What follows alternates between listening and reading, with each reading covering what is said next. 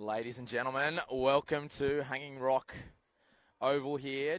Day 3, the final day. Apologies about the delay.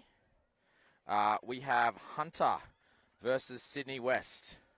The might of the Hunter versus Sydney West. It was a great game yesterday between these two teams. So I'm looking forward to another exciting contest. We've got a player down, hoping he's all right. Just waiting to see what's happening. Just going to stop play for a moment. Allow us all to take a breath. It's been a great carnival so far. 2 days of amazing action here in Batemans Bay, beautiful Batemans Bay.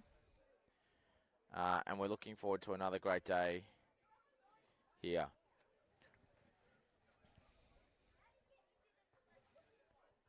Hanging Rock Oval.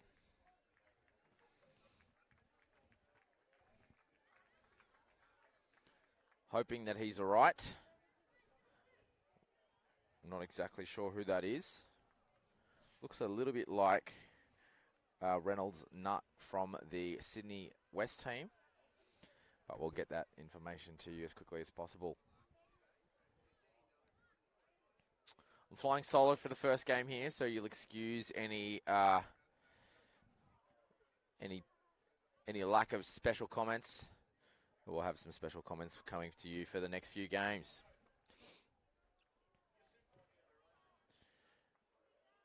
I think it is Reynolds Nutt, and he's going to be replaced by number 5, Charlie Lynn for Sydney West, who's going to go down forward.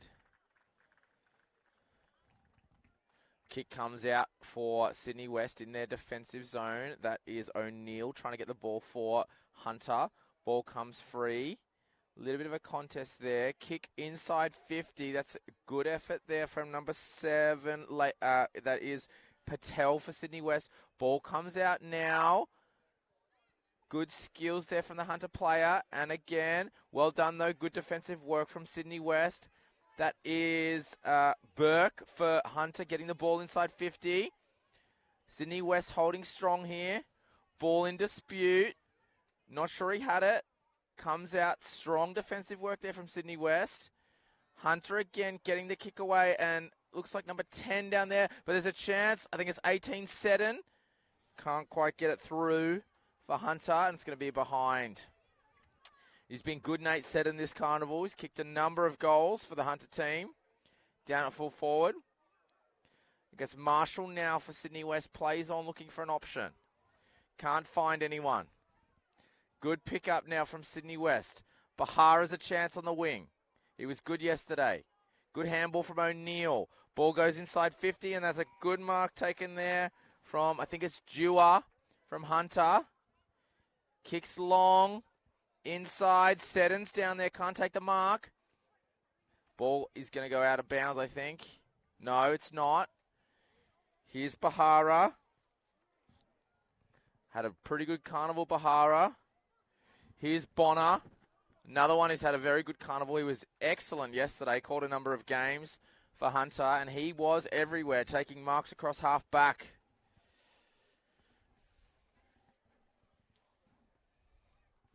It's going to be a free kick to Sydney West. Ball's out on the full. All the game being played on the far side at the moment. Hard to kind of get a read on what's happening. Very even contest to open. Sydney West have this ability to rebound. They showed it yesterday. Here is Bolt.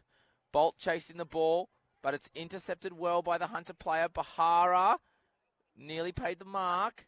Ball in dispute. No one can get it. It's going to be a free kick, I think, going the way of Hunter. Can't quite see who that player is on the far side.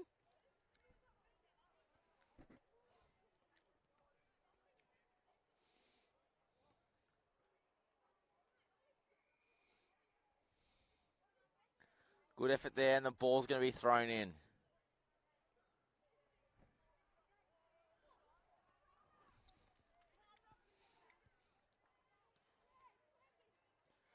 And we're going to have another repeat throw in there. I think that is Map going up against, I think it's Owen for Sydney West. Ball goes in now. Chance for Dewar. Ball in dispute. We're gonna have another ball up. So 7 minutes into the game. No goals as yet. Hunter down there. That is Map again. Ball comes out. In dispute there. And he's going to get a high tackle across half back. That is Laken Campbell for the Hunter team. Looking for an option. No one can take the mark.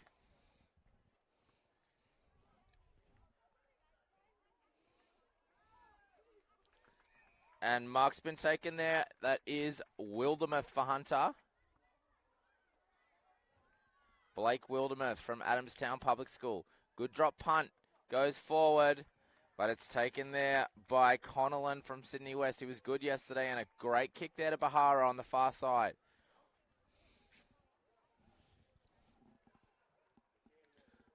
Bahara, good kick. Finds, I think it's Bolt. Bolt kicks, maps there, couldn't take the mark. And Bonner for Hunter gets the mark. Looking for some options. Goes wide, not his best.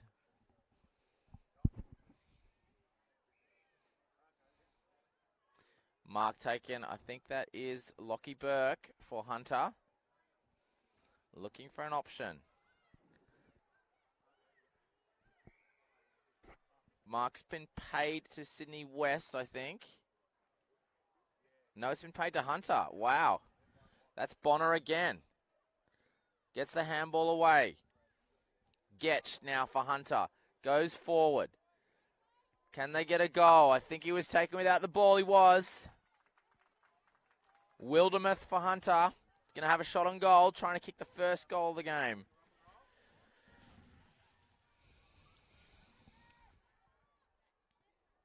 Here is Wildermuth. Lines it up. Beautiful kick of the footy. Great kick there. Blake Wildermuth from Adamstown Public School has kicked Hunters first. They're on the board. They're on the board, the Hunter team.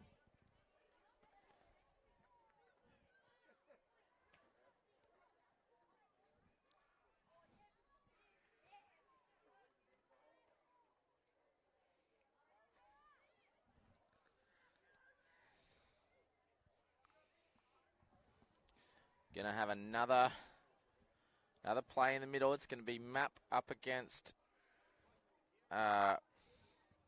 Owen. Sorry, not Owen. It's Farrant from Sydney West in the ruck. It's going to be a free kick going the way of Sydney West.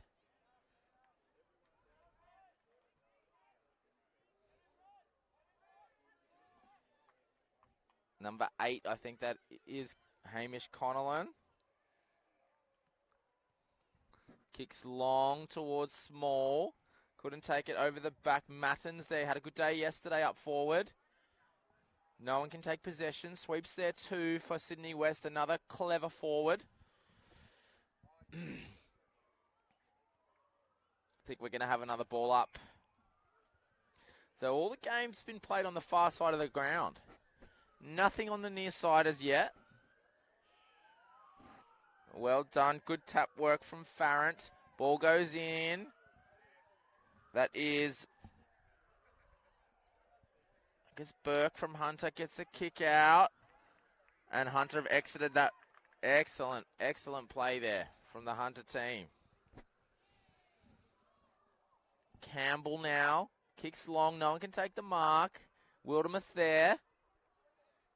Well done from the Sydney West player, but it's marked by Spencer Toole. Toole plays on, looking for an option. Can't take a mark. Wildermuth again. He's been really lively, Wildermuth, up forward for the Hunter team. 50 seconds left in the quarter. They're going to try and get a late one. I'm not sure they're going to be able to here. Sydney West locked down very, very well. They've got a good slingshot. Clever play here from Sydney West this carnival. They really know how to counter-attack out of defence. Ball's in dispute. No one can get it. Campbell's in there for Hunter. He's had a good quarter, Laken Campbell. Bonner. Here they go. Going forward. Chance for Wildermuth again. Getch is in there. It was good play from Sydney West being able to release there. Toole with another kick goes forward towards Charlie Booby. Can't take it. Good work. Getch inside. There a chance here, Hunter. There's about 3 seconds left. They need to get the kick away. And Siren beats everybody. Hunter leading Sydney West. 7 points to nothing. We'll be back in a moment for the second quarter.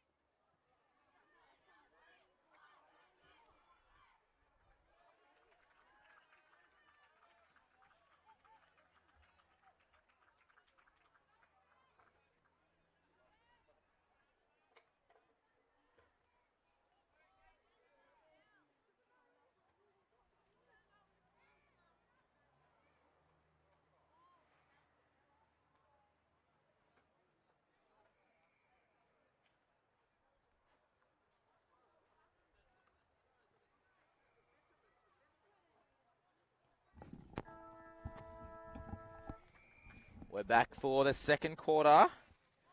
We've got Bolt in the ruck for Sydney West. Hunter going forward, though. They get the first clearance. Sweep for Sydney West is back there. I think he's going to get a free kick. He is Jensen Sweep. He's been good in attack, but he's been moved down back. Kick towards Small. That's Bonner again. G can play.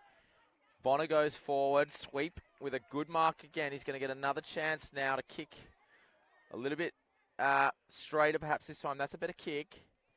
Although Bonner's there for Hunter. Marshall for Sydney West competing hard. Marshall gets another bite of the cherry, kicks it forward. Down towards Fogo. Bolt's in there as well for Sydney West. No one can take clean possession. Oh, sorry, it's been a free kick actually. It's going the way of the Hunter team. I think that's Lenny Getch. Lenny Getch kicking it forward towards Kelman for Hunter. No one can take possession. That's Muntz for Sydney West working hard in there. Wildermuth there. Map as well is in there. Ball to come out. Possibly could have been a push in the back there for the Hunter team. They got numbers here though, Hunter. Handball comes out. Kick around the corner. Wildermuth there. Couldn't quite take it. Seddon's there as well for Hunter. Wildermuth the chance. Someone's got a high tackle. Not sure who it is. It's going the way of Sydney West. And Callum Smith, who was excellent yesterday. Callum Smith looking for options. He goes wide. Marshall's there as well. Marshall with a clearing kick. Only as far as only as far as Anworth. Anworth inside. Getch is there. No one can take clean possession. It's going to be a free kick. Sydney West again. Hunter just letting him out a little bit too easily here. Letting him off the hook. That is Sweep with a good kick, and Marshall's going to get another kick here. Knows how to find the footy, does Xavier Marshall. Kick wide, and no one can take it. Sorry, Luke Marshall, not Xavier Marshall. Don't know who Xavier Marshall is. He's somebody, but it's not him. Hunter team now looking to enter inside the forward 50 once again. Bonner's there, probably got a shove in the back. He did, and they've paid it. Odin Bonner from the Junction Public School. He's going to look to kick forward, probably looking for Wildermuth. He is. Wildermuth couldn't quite take it. Possibly got a push in the back. He did. For a month there. Wildermuth's going to get the ball. He's going to look probably for Seddon. He's got a good kick, though. He's had a crack himself. That's a brilliant kick from Wildermuth. Blake Wildermuth has got 2 goals for the Hunter team, and they are on fire. That was a fantastic kick. Probably opened up the angle a little bit and slotted it from the sideline. It was a fantastic effort. On the other field, Barrier are up against Western, which is a real upset at the moment if that gets up. But Barrier are leading by 2 goals early on against Western, which would be a huge upset if they could get over the line there. The ruck work is done by Bolt for Sydney West. Bolt's in there again. Good follow-up play from the big fella. Bolt is going up against Map. Yeah, fair call there from the umpire. Can't do that. Bolt's going to get a free kick. Oh, sorry, no, he's not. It's going the way of Map. Thought he was a bit unlucky there, Bolt. Map's looking for options. He's looking out, and he's looking for Nathan. Nathan goes again. Ball comes out. That's sweep for Sydney West. Here's Fogo for Hunter. Well intercepted there. That was Bell. Had a good day yesterday, Patrick Bell. Bonner in. Bonner trying to get the footy. Bell with the tackle. Sweep in there again. Bolt's in there too. Number 18, Seddon for Hunter. He's a good kick of the footy. Has a crack on goal. Just offline. Wildermuth was there in the square. Ball just ran out a little bit too far for the Hunter team. But Sydney West probably got to get going here. Hunter are all over Sydney West at the moment. Ball comes out towards Bell. Bolt takes possession. He's dropped the footy, though. Map's going to get a free kick. This is Cooper Map. There's two Maps. You've got Cooper and Cruz looking to handball. Elects not to his brother Cruz. That's a very strong mark there. Reynolds Nuts back on the field. Had a good day yesterday, Reynolds Nuts. Got a good kick of the football. Comes down and Map again. That's Cooper Map from Singleton Public Schools taking the mark. About 55 out, looking for options. Good kick towards Wildermuth again. Reynolds Nuts there, though. That was well done. And clearing kick towards Bodie Bolt. Can't take it. Looking to handball. Bell's in there. Bell kick only goes as far as Damon O'Neill. Damon O'Neill for Hunter. Really came into it yesterday. Damon O'Neill goes forward, but only as far as number 14, Callum Smith. Callum Smith looking for options. Not his best, but he finds Bell. Well done there from Bell. Bell's got Smith short. Elects to go longer towards Bolts, but there's Map again. He's taken 3 Kentuckys in the first bit of this quarter. Map goes long. Reynolds Nuts there. Number 5 is Charlie Lynn. Gets a long kick away towards, that's for the Hunter team, is Spencer Toole. Comes back in. Reynolds Nut probably didn't have to play at that one, but anyway, he recovers well and kicks out towards Fogo. Sorry, it's Pagan. Has there been a whistle? I think there's been a whistle. Ball's going to go back. It's going to be a Hunter free kick that is Laken Campbell. Campbell goes wide and he's found Lenny Getch. Lenny Getch has got some great skills. Getch inbound, looking for O'Neill. No one can take the mark. Ball in dispute. Strong tackle there. Bell's got it now for Sydney West. Another strong tackle there, but he's going to get a free kick. It was a little bit late. Carried on with it a bit too much. And Bell's going to get the ball here. From Emu Plains Public School, they'll be watching out there today. Patrick Bell looking for options. Goes out wide. You don't want to kick it near Odin Bonner because he seems to just get everything that goes his way. And it's going to be a ball up, and he's tackled well there by Luke Marshall from Sydney West. Ball comes out. Reynolds Nut with a kick. Well taken there from the Hunter player. I think it's Elvis Nathan. Ball comes in. Here's Months. Looking to get the footy. Can't quite take a clean possession. Goes again. Reynolds Nuts in there for the Sydney West side.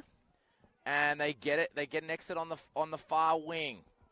Lucky now to be joined by the New South Wales PSSA convener, Travis Irvin, as O'Neill kicks inbound. That's Map now. Map with a chance. Looking for options. Going forward. Wildermuth's got 2 already. Oh, here's Odin Bonner. Looking dangerous up forward for Hunter. Ball in dispute. Tackled by Sweep from Sydney West. Wildermuth's looking for 3. But Reynolds Nut very strong in defence there, Travis. Yeah, thanks, Hamish. A bright opening by the boys from the Hunter region. They've really stamped their authority this one early as they go forward again. Oh, he's kicked a goal there. That is number 14 from Hunter. I think it's 14. I think it's Cooper Map for the... No, it's not 14. Sorry, Travis. We'll have to get the number on that one. But, yeah, great start to the game by Hunter. Sydney West have been resolute in defence, but the Hunter team looking really, really strong at the moment. Yeah, just the ball efficiency by the Wolves is something to behold at this stage. And look, a 20-point lead in the shadows of half-time is a very useful one.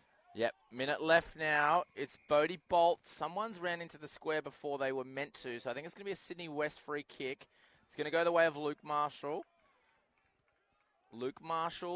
Reynolds Nut's going to take the ball. Going to look long and direct, I think, Travis, would be the option here. Bell's calling for the handball. He does go long and direct up forward. Good effort there. Gets the kick away. It's Carlson who got the kick. Well done, but it's marked by Small. Small is going to go, I'm not sure why it wasn't paid, but good second effort there. Small now. Difficult to pick up who that is. I think it's number 20 from Hunter, Spencer Toole, with a clearance on the far side. Marshall shows a lot of pace to get to the footy first. Marshall again, looking for options. Goes inside. Don't kick it near Odin Bonner. He marks everything. Ball comes out, though. Possible push in the back. Ball in dispute. I think we're going to have a ball up. No, we're not. We're going to have a push in the back to the Hunter team. I think it's Lenny Getch out there. Got a lot of the footy early. O'Neill calling for the football. We got 10 seconds left. Finds an option. But that's going to be all she wrote for the second quarter. Travis, what do you think Sydney West have got to do to get back into this one? Oh, look, I think that's been the hallmark of Sydney West play throughout the week. The contested footy's been really, really good, and you can't question their application. It's just that ball use. If they can just tidy up their ball use and string together a few clean possessions and get some deep inside 50 entries, will enhance their opportunities in terms of getting scoreboard pressure. But a really good first half there from Hunter. They've pretty much done exactly what we described they needed to do, and that was to get some of those deep entries, some good looks on goal. And as we've said, it makes a massive difference when you convert. Yeah, good call. All right, well, that is the first half. We'll be back shortly for the second half.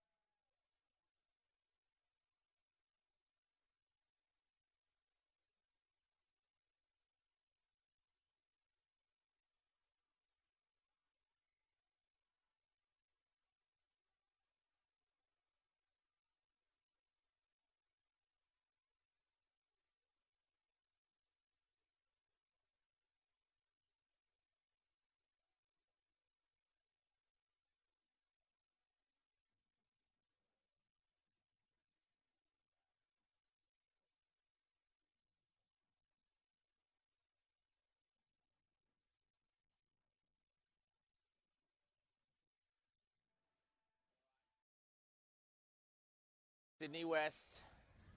Sydney West. There's a whistle already. Hunter and Sydney West. Travis, looking forward to the second half here. Yeah, thank you, the artist formerly known as Joey. They will look for a bright start, and this is just what they need, an early clearance, a freebie, if you will. Good work there. Bodie Bolt goes forward. That's a very good mark there. I think it's Connellan. Connellan looking forward inside.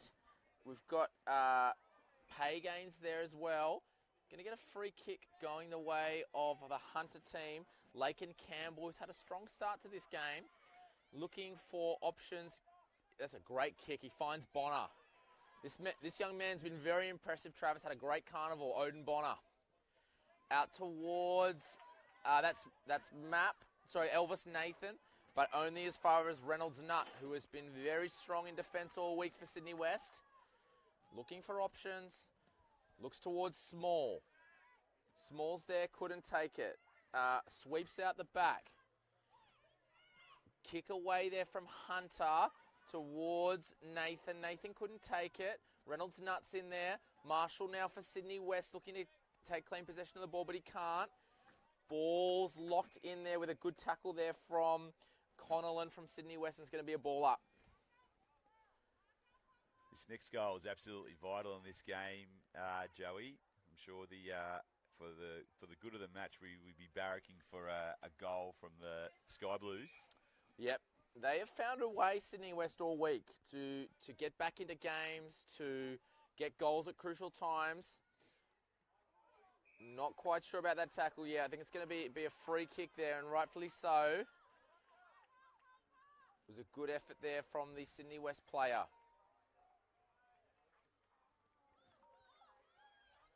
Sydney West, number 4 is Alistair Matten. Matten goes inside, and he's found Jensen Sweep. Jensen Sweep looking for options. Goes long and direct. Can Sydney West find a way? McMahon's in there. Well done, though, from Kelman. Kelman with the clearance. Comes out there. Goes again. Now that's Elvis Nathan. Elvis Nathan kicks it inboard. Looking for an option. Well done, though, from Smith. Smith got it out well, and it's got the kick away, but only as far as O'Neill. O'Neill takes a bounce for Hunter. Takes another one. Looking for options up forward. Can't quite find one there. And number 3, Jet Smith kicks it away, but it's been marked by Lockie Burke.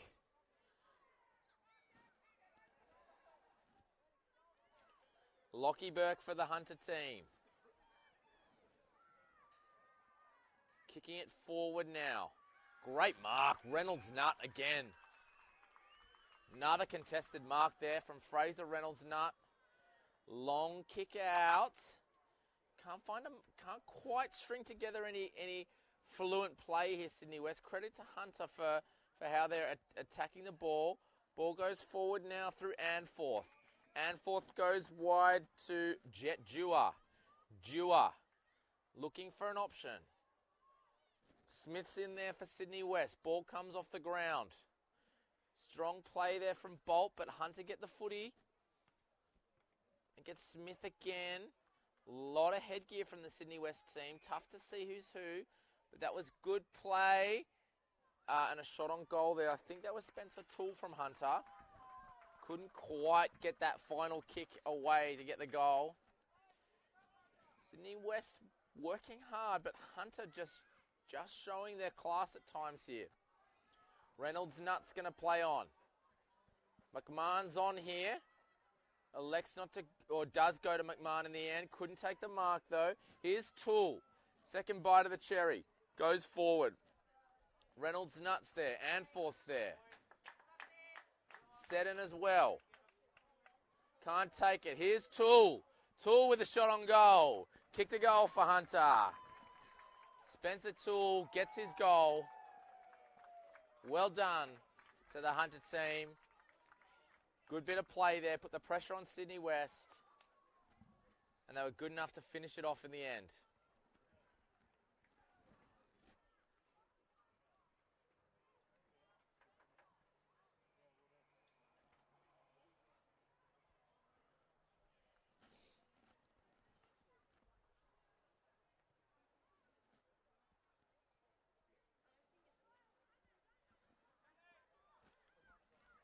It's going to be Bolt and Map to do battle in the ruck again. Well done there from Bolt. Good tap. Good play as well from Lynn. Getch gets the kick out towards Dewar. Dewar snaps around the body. Gets it back again. Kicks it forward now. Looking for options. Back to Dewar. Dewar goes forward. Seddon's there. Smith did well from Sydney West, but they're going to get another chance here. Snap around the body. Mark's been taken there by Elvis Nathan from Hunter. Elvis Nathan probably had a bit more time than that. Maybe rushed the kick a little bit and he's hit the post for a behind. Reynolds Nutt is going to take the kick in. Reynolds Nutt with the kick in. Kicks it long towards number 8, Connellan. Couldn't take the mark.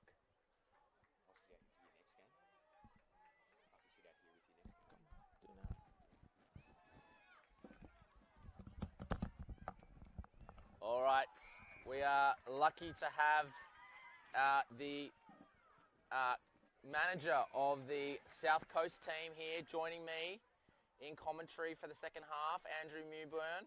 Andrew, what have you made of this game so far? I've only seen little bits of it, but it looks like Hunter have really starting to show what they can do from previous in the carnival here. They're just looking a little bit quicker, a bit more fresh on the toes than Sydney West at the moment, Joey. Yeah, good call. Spencer Toole kicked it forward. He's already kicked one. Ball's gone out of play on the far side. Looking forward to this next little passage here. Sydney West, as Andrew Mewburn said, just struggling to kind of get into this one. Hunter have been really strong defensively. Map picks it up brilliantly off the ground.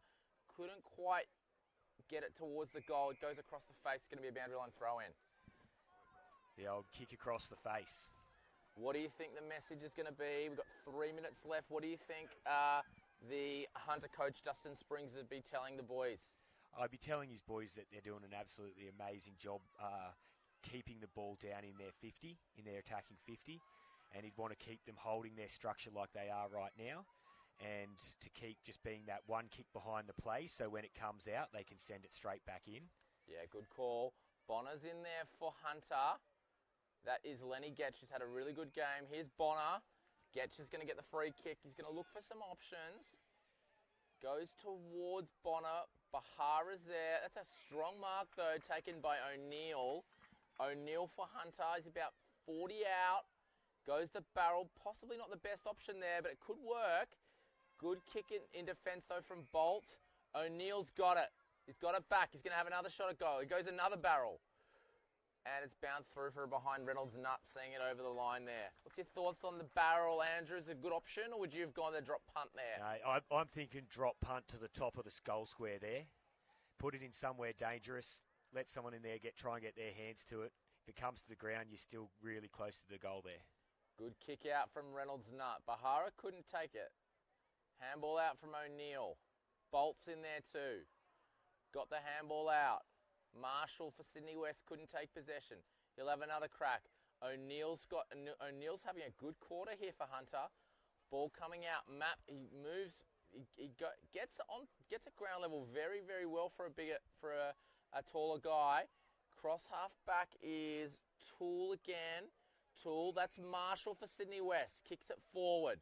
It's going to be a free kick though off the ball for the Hunter team. Can't quite see the number. I think it is Thomas Burns from Hunter. Very crowded forward line, Andrew Mewburn. Very crowded. It's probably what Dustin might say at three-quarter time is to just make sure his midfield don't get sucked in there too deep, because they just take 12 extra players in there to clog it up. Good call, and that was a good mark there from Hamish Connellan from Sydney West. He's looking for options. It goes long and direct. A possible push in the back there, not seen by the umpire. Bahara, who we know has a soccer background, kicks it off the ground. Number 9, Pagan did well. Couldn't take possession. Here's Bahara again. Another free kick to Hunter. Sydney West have probably got to address this. Lots of free kicks being given away. Andrew? Yeah, just lots of silly free kicks for just the trying to be physical to get into the game, but just got to be a bit more careful. Yeah, good call. That's Burns with the handball. Comes out. I think it's Smith got the kick away. Hunter had two there, couldn't take the mark. Sweep kicks it forward. Bonner's there. He's had a really good carnival, Odin Bonner. Did well, though, from Bahara. Good effort there. Ooh, not quite sure about that one. Can't do that, Andrew. They cannot do that at all, mate. Cannot do that at all. You got your head near the ball. Can't take a swing in it. It's probably one thing I don't like to see in the game is the kicking the ball on the ground. As a coach, you're telling your players, pick the ball up. Yeah, good call. Got a ball up just before three-quarter time. Three-quarter time here, and we've got the Hunter team, 4 goals, 5-29, leading Sydney West 0-0-0. Mate,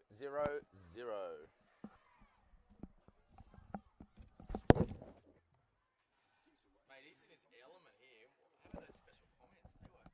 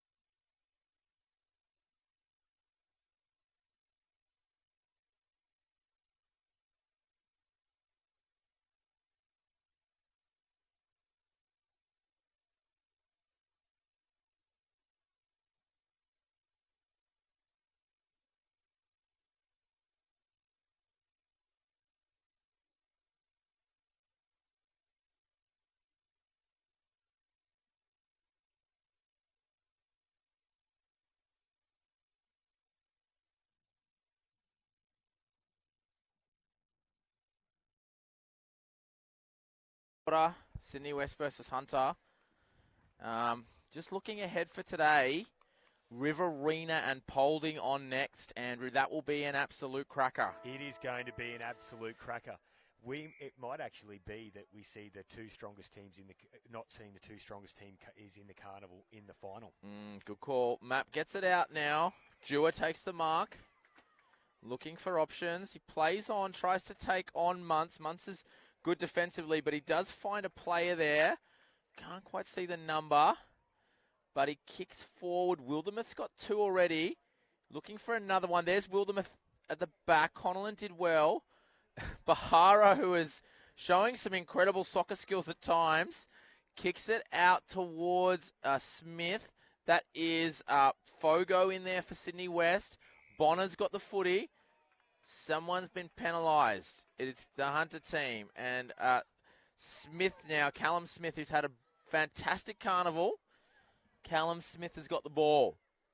He plays on Callum Smith. Looking for options. Goes wide.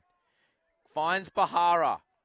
Bahara's kicked it out to Owen. Owen kicks it forward. Well intercepted there, but also a good tackle there from Alistair Matten from Sydney West. And he's going to be rewarded. They're looking for their first goal, Andrew. They are. I think they need to just make sure they take front and centre here and really try and get their hands on that ball first. Good call. Bethany Small there. Tries to get the footy. Picks it up. Marshall's there. Kicks across the body. That was good play there from Hunter. I think it's O'Neill. O'Neill kicks it out. Maps there. Reynolds nut off the ground. Odin Bonner is there for Hunter. Bonner goes again. Good second effort there. Comes out towards Burns. Burns can't get it. Ball's locked in pretty tight here. Marshall attempts to get the handball away. Does well. Bolt off the ground. Couldn't get a clearing kick. Zahara found a free kick in there. And it's going to go to Hunter. Shame there because Bahara was away there, Andrew. Had a chance to have a run and a shot at goal. I think so. And he's got some speed to burn too. He does. Good work there from Map, who's very mobile for a ruckman. Mentioned that before. Got very down nice and low. Very good below his feet. Takes on Smith. Can't get round him, but kicks it longer. Strong mark taken there from Muntz. Leighton Muntz was strong yesterday in defence. Be a little bit off the side of the boot towards Marshall. Marshall can't take it. Smith kicks it forward. Possible trip, yep, and it is a trip there. See, they're just they've got had the Sydney West forward behind his defender, and it's just easy out. Got to be in front. Good call. Marshall's been really good today in a team that's. Oh, that's a great mark. Who is that? I thought he was unlucky there, Alistair Matten. I thought he took a great mark there. Jewett goes up for it, taken by, I think it's Connellan on the far side. Actually, it might be Bell. Bell's kicking forward. Bonner's there. Bonner with a great pick up and run and carry. Looking for options. They're out over the back here, Hunter. They're out. Smith, Dewar. Good hands from Dewar. Looking for, that's Kelman. Kelman trying to get it out. Good pick up there from Bell. Bell bangs it forward. Bonner is in there. So is Smith from Sydney West. Kick comes forward. It's going to go out of bounds. I think Sydney West coach Tristan's got to be really pleased with their defensive effort this half. They've really shut down most opportunities that Hunter have had to come forward. Definitely. Map took it out of the ruck, got it forward. That's Marshall again. He's getting a lot of the footy. Absolutely. Ball comes towards Smith. Smith with a good little handball. And that's Rowan Lawson got the kick, but only as far as Map. Map kicks it forward. Looking for an option. That's well done there by Kelman. Kelman, ball in dispute. Smith kicks it off the ground. We've got a free kick here, though. It's going back to Rowan Lawson. Tell you what, Marshall's done. Coming to this fat side here would be really nice for them. Good call all the footy on the far side of the ground, being played on the far side of the ground. Luke Marshall's had a lot of footy for Sydney West in the opening to the final quarter. Ball comes out in dispute. Dewar's there, can't pick it up. Ball on the ground. No one can take clean possession. A lot of soccering happening here, Andrew. You wouldn't be a fan. No. I want the ball in the hand. Luke Marshall with a great pick-up and handball, though. Kicks it forward. Chance for Small. Can't get it. Nice kick there, and that finds, I think it's O'Neill. I think actually Elvis Nathan in dispute. Good body work there from Sydney West. Can they pick the footy up? They can't. Gets it back to Matten. Matten knows how to find a goal. He found a few yesterday. Ball's gone out of bounds, though, for a boundary line throw-in. A bit of talk there from his two other teammates there. Let him know he had a bit of space and time. Could have meant that he gets a bit of a straighter kick there. Good call. Good throw-in. Smith's got it.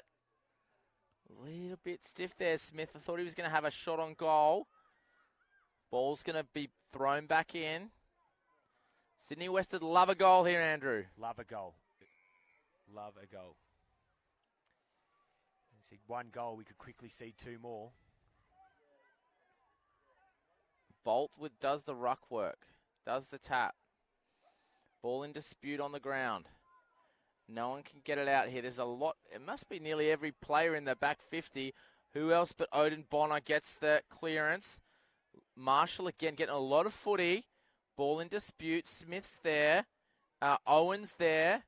Bonner again. A snap there. Number 6, Rowan Lawson gets the goal for Sydney West. And well-deserved, Andrew. Well-deserved. They've played really well this quarter. They've clearly dominated most of the play. And that's through good defensive work in the back and getting it forward there. Yeah, good call. Well done there from Sydney West. Getting the reward for continuous pressure up forward. They did an excellent job. Just good work as well to just be persistent. Persistent, yeah. That's what it is. They've kept going, kept running. I mean, it can be very easy coming into the fourth quarter, four goals down. But they've kept their heads up. They've kept trying. They've kept pushing, and they've got the reward of a goal there. They'd love to get another one too. Mapp's done some great work in the ruck. Marshall's probably had 10 possessions this quarter. Kicks it out towards Anforth, who did well. That is Lynn, who couldn't take clean possession. That's Cruz, Map getting it forward. Tool with a handball off. Back to Cruz, Map. Forward now. Number 8, Connellan's back there for Sydney West. There's Kelman now. Axel Kelman with a snap-on goal. Not going to bounce through. I've got a boundary line throw in deep in the Hunter forward line. Yes, good play by Hunter there. A nice little hand pass off to a player running through, getting a bit of space, able to get that penetrating kick into the forward 50 there. Was indeed. Reynolds Nutt's going to go in the ruck against Seddon. Reynolds Nutt tries to tap it forward. Burns is there for Hunter. Ball in dispute. Kelman's there. Oh, free kick for in the back. Free kick. Not so sure about that one. Looked like just a contest to me, but we'll respect the umpire's decision. I'm sure he saw something that we can't see from up here. And we've got, I think it's Seddon. It is Seddon. Nate Seddon from from Valentine Public School. Gonna have it. No, it is Singleton Public School. So had a shot on goal, but it's been well marked there by Axel Kelman. Talk us through this one, Andrew. He just come back here, take his time, pick a target behind the goal and kick through it. Good call.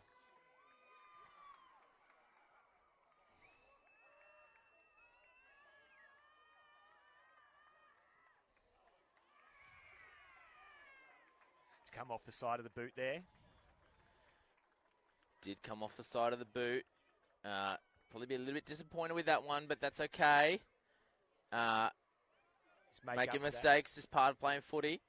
Reynolds Nutt is going to play on. It's got a long boot. Kicks it wide towards Marshall again. He is racking up the numbers. Absolutely. Luke Marshall. He's everywhere. You have a bit of leather burn on the hands. He takes on the man on the mark, which was Burke, and did a good job. Kicks it to Bahara. Oh, it's gone out. But the ball's gone out of bounds on the full. Handball across now. That's O'Neill. O'Neill's looking for options. Goes forward. Contested by Connellan. Couldn't take the mark. It's a free kick now to Sydney West. 45 seconds left. Andrew Mewburn. Guess who's got the footy? Sydney West, I'd love to see them in the last 45 seconds string a nice few kicks and marks together and get down the other end and put another goal through to finish their carnival on a real positive. Good call. Bahara's got the footy. Ball's in dispute. Tapped forward there towards Dewar. Another soccer kick from Sydney West. Ball now goes back. They love a bit of soccer, Sydney West. Lawson can't get his hands on the footy. Bonner's there. So's Bodie Bolt.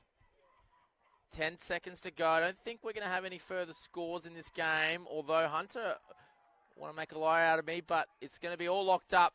That is the end of the game. Hunter prevailing over Sydney West.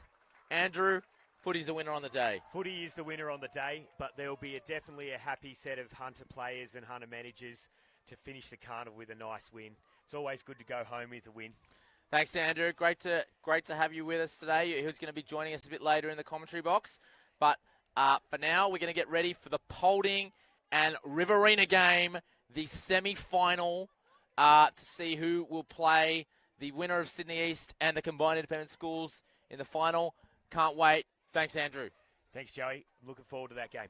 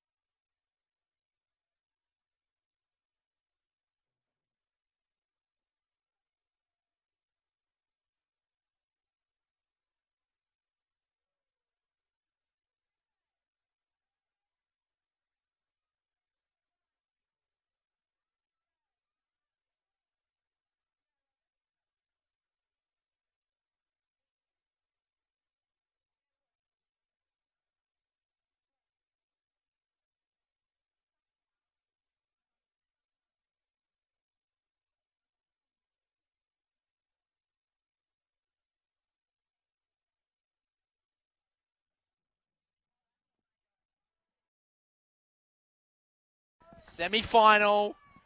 We have got the Riverina up against Polding. So I'm joined here in commentary by Laura Alsop, the coach of the Sydney Southwest team. Laura, looking forward to this game. Who's your tip? This is going to be a great game. Southwest Sydney have played against Polding and they saw the damage that they can do. I haven't been able to watch Riverina very closely, so I'm interested to see, but I think if Polding get a hold of the ball, particularly with their number 3, they might be able to take this away. Good call. Eli Strang with a kick forward for Riverina. There's Potters down there for Riverina. Can't get it through for a goal. It's going to be a point. It's going to be a kick out for Polding. Strong start by Riverina there, Laura. Yeah, it is a strong start by the Riverina. We'll see how it goes and see who ends up getting their hands on the ball first. Coulter with the kick out. Runs a long way. Good kick forward. Looking for Van Husted. Van Husted gets the ball forward. In dispute there. That's Franceschi, who's had a really good carnival for Polding. Goes forward now for Riverina. That is Gallagher with a footy. Gallagher towards Norris. Norris with a really strong tackle, but it's going to be a push in the back. And Riverina are going to get the free kick. Can't quite see who that is. Looking for an option now to go inside 50. Finds Sheether. Sheether from Albury Public School. Looking for an option. Goes toward Eli Strang. Eli Strang can't take the mark. Ball's in possession. Unlucky not to get a push there, Riverina. Ball comes out. That's Eli Strang again. Has a shot on goal. Just across the face. Polding have got to really get their heads into this one, Laura. They're under pressure early. Looking wide towards Potter. Possible high tackle. Isaac Dean in there for Polding. Dean gets it out to Caleb Isaac. Caleb Isaac intercepted by Harvey Pound. Harvey Pound shows a lot of pace there. Takes them on. Great running carry, but that's a great tackle there from Harrison Wilson. From Caden Norris. Caden Norris did that very, very well from the Polding side. Norris gets it out. And number 3 there. Good mark taken there from Trickley. Trickley looks inside, but Chat O'Mara. And there's going to be a free kick to Polding. I think it's Logan Elfeck looking forward. A little bit happening off the ball here. Footy intercepted there. Elphick goes again, and he's going to get a free kick there. Logan Elphick from St. Michael's at Deniliquin. They're going to get their first chance to go inside 50 here. He goes forward. Ball comes out towards Jordan Swan. Jordan Swan goes wide. Can't quite see who that is, but that's great play there from the Hunter player. I think it's Lincoln Greentree. Greentree goes... from the Polding player. Lincoln Greentree goes wide. Ball in dispute. No one can get their hands on it. Ball, again, that's Greentree. Looking forward. I think it's going to be taken, though. No, Mark wasn't taken. Polding's a chance for their first here, putting pressure on Riverina. Good tackle, and it's going to be a ball up. Laura, can Polding get their first here? I think so. This has been a cracking start to the game. It's the first time they've had the opportunity down there, and I know these boys can kick straight, so we're looking for a 6-pointer. Good work. Good call, but Riverina do get the out there. That was good play. Comes towards Miles Potter. Miles Potter kicks it out towards Greentree again, but it's going to be a boundary line throw. This is frantic, Laura. High intensity, isn't it? Yeah, these boys are showing a lot of promise. I think in 8 years' time they can feature on an Only AFL Sydney page. Oh, that'll be good. Ball comes out.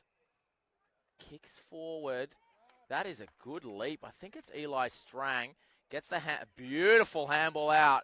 And there's a run and carry now for Riverina. Chance to go inside 50. Kicks forward, but a good mark taken from Isaac Dean from Polding. It's been lively early, Isaac Dean. Isaac Dean looks wide, and he's found Caden Norris. Caden Norris has got another short option here. Elects to go longer. Ball in dispute. Hacked out of the air by Harper Gallagher. Harper Gallagher, good mark taken there from Mitch Sheether from Albury Public School. Started well. Sheether looks inboard. But Xavier Matt's there. Number 9 is Potter again for Polding, who's been good in defence. Number 15 is Jacob Flynn, gets the handball out. Flynn goes again. Potter's there. Great tackle. Is rewarded with holding the ball there. Xavier Matt, couple of really good efforts there from Polding. Got a 50-metre penalty as well. Polding are really in this early. Tell you what, that 25 metres is not a long 25 metres, but regardless, Matt's going to go long. It's a great kick, great vision towards Caleb Isaac. Caleb Isaac, 35 out. He's going to look for an option, or is he going to look to have a shot here? What do you think, Laura? I think he's going to look to have a shot, but he's going to end up finding someone in the top of the square. He's a long way out. He is a long way out. It'd take a huge kick. He must be 35, 40 metres out. Caleb Isaac plays on, runs and carries. Great call there, Laura Alsop. You're exactly right. Ball comes out from Riverina. And I think on the far side, Xavier Matt again. He's getting a lot of footy for Polding. Polding are a chance here. Pressure's on. Good play. Strong tackle. Unlucky not to get rewarded holding the ball there for Polding. Number 9 is Miles Potter.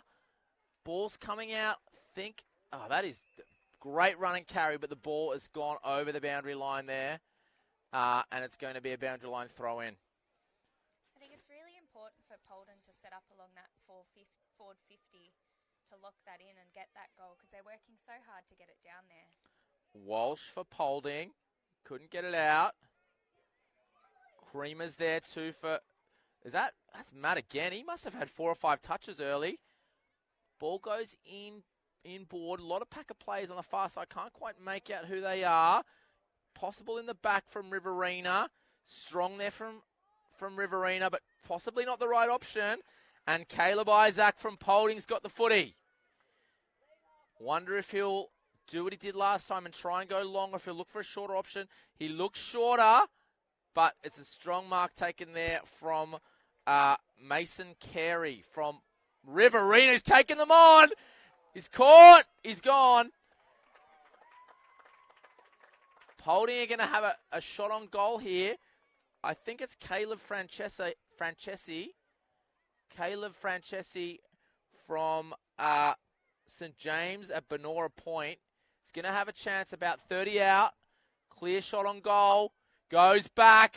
It's a chance. He's kicked it. Polding are the first to score here, and that's a great start from them. What a fantastic goal. Big kick, wasn't it? That was a huge kick. I don't think I could kick that far. I certainly couldn't. 35 out, slight angle. That was a really, really good kick.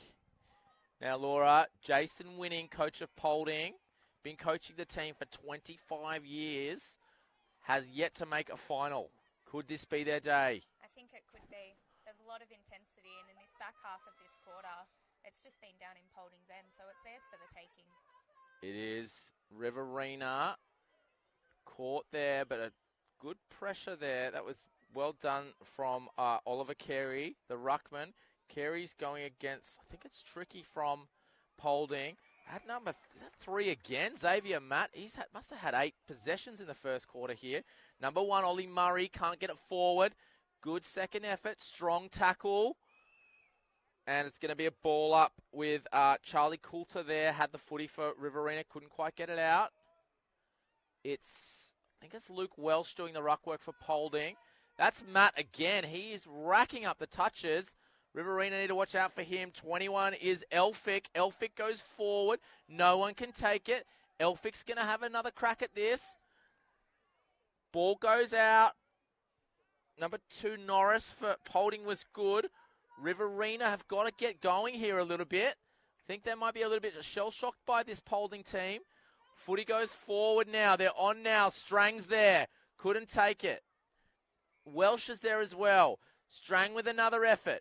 Comes out towards, I think it's Harvey Pound, who's very, very well tackled by the Polding team.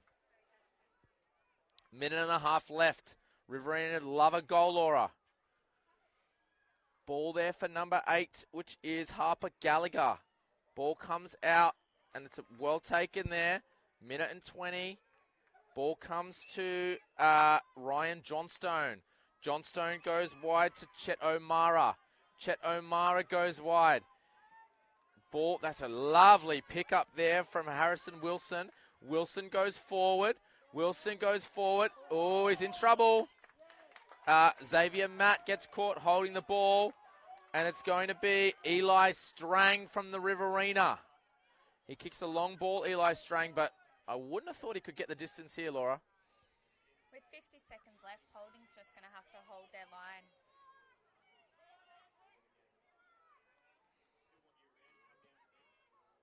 Big kick. Long kick forward. Chance for Oliver Ryan, not taken. Chance now. It's Jordan Swan with a snap. Jordan Swan with a snap. It's just offline. That was a fantastic effort.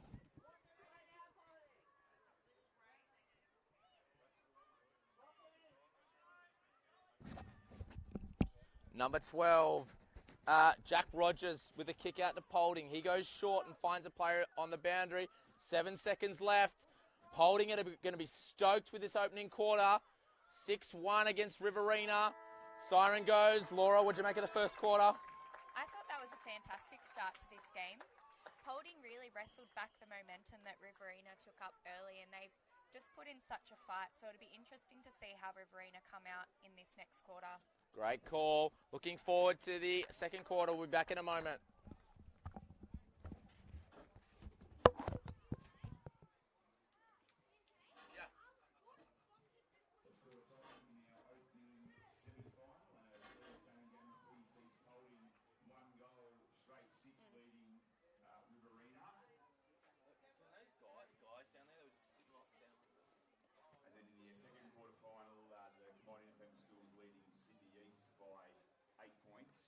We've drawn our PSSA major raffle this morning, and it's congratulations to the following patrons. Again, we've asked everybody who supported our raffle in 2023. So the first prize of an AFL jumper of your choice is going to be at the Target. Second prize, which is the New South Wales PSSA apparel pack, that's going to Amy Gallagher. And third prize, the leather sharing game balls of Bob Wilson. So we have your phone numbers, and we'll be in touch with all of our winners so that we can arrange the delivery of your prizes. Congratulations to everybody.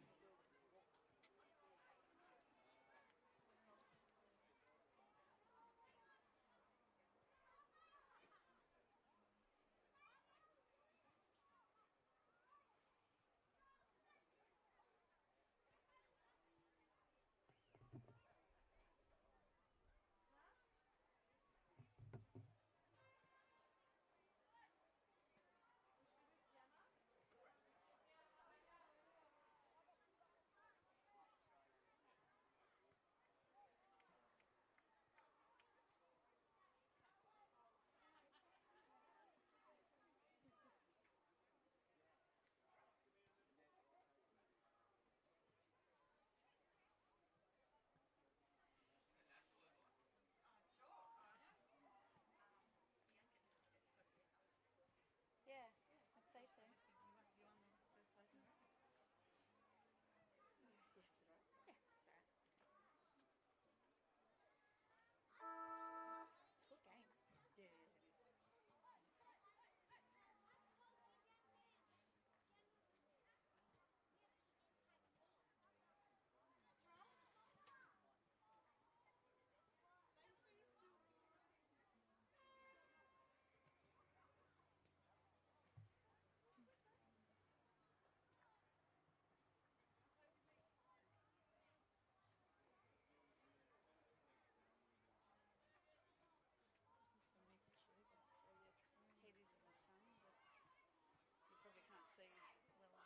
Yeah, I'm too short otherwise.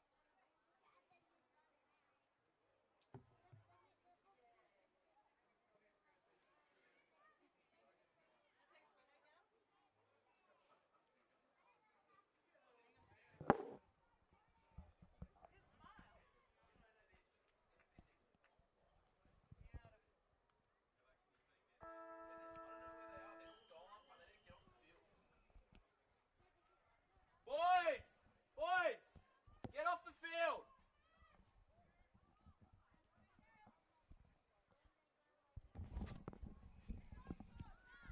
All right, we're back here. Interesting, just was down at ground level, hearing what the coaches had to say. Jason Winning from Polding was very happy. Stuart Beveridge from Riverina was getting the troops going, marshalling them together. Here's number 6 from Riverina. Couldn't get it out. That's a great mark there. Number 13 is Ryan Johnstone. Johnstone goes forward. No one can take the footy. Good handball there from Matt. Only as far as Eli Strang. Eli Strang kicks it forward. Logan Elphick's a chance. Elphick. Sorry, it's, Jesman. Jesman has run a long way. He's kicked a brilliant goal. Rocky, how would you pronounce that, Laura? Stedman? I think it's Stedman. It was, regardless, brilliant play. It's been called a point, though. Must have been touched. Not sure what happened there. But anyway, it was an interesting bit of play. Chet O'Mara's got the footy now. O'Mara kicks it forward, but it's been intercepted and ball goes over for another point for Riverina. No idea what happened there. I thought he kicked it straight through the middle. I thought he did too. That was a fantastic run and carry. Polding's really going to have to look out for him. He's quick. He is really fast. Good run and carry there, also from Polding. Number 8 going up for the mark is Harper Gallagher. Couldn't take it. Ball in dispute. It's going to be a ball up. This is a high-quality game. We've got the state coach, Kate Stevens, over there watching. He'd be watching carefully at what's going on. Look to be holding the man, but Harvey Pound's got the footy, looks inside. Eli Strang has had a big opening to this second quarter. Goes forward towards Ryan, and Oliver Ryan's taken the mark for Riverina. Talk us through this one, Laura. 20 metres out, 25. I think he can make this distance. Think he can too. He looks like he's got a long kick of the footy. Aim for a spot behind the goals, do you reckon? Yeah, look past the goal umpire. He's kicked. Oh, Oh, he's hit the post. Oliver Ryan's hit the post. And it's another behind for Riverina. Polding a 1-goal, 0-6. Riverina 0 goals, 5-5. Polding kicking the ball in. It's a good kick. Now, they're across their half-back line. I love the way they're looking inboard. Great option there. That's good play. Calls for the handball. Elects to go longer. Really good play from Polding. Stringing together a few kicks there. I think that is Declan Tricky with the footy now. But I wouldn't be kicking it near Oliver Ryan, Laura. Looks like he's got a great set of hands. yeah, he's got a great grab on him, and he's so tall. He's really tall. Kicks it wide now. I think that's Mitch Sheether now from Riverina with the footy. Looking inboard. Good smother, though, from Polding. Goes again, though, Sheether. Kicking it forward. Ball in dispute. Good second effort from Riverina. Chance now. He flies. And takes the mark. Just trying to see the number. I think it's Jake Creamer. Just have to make sure.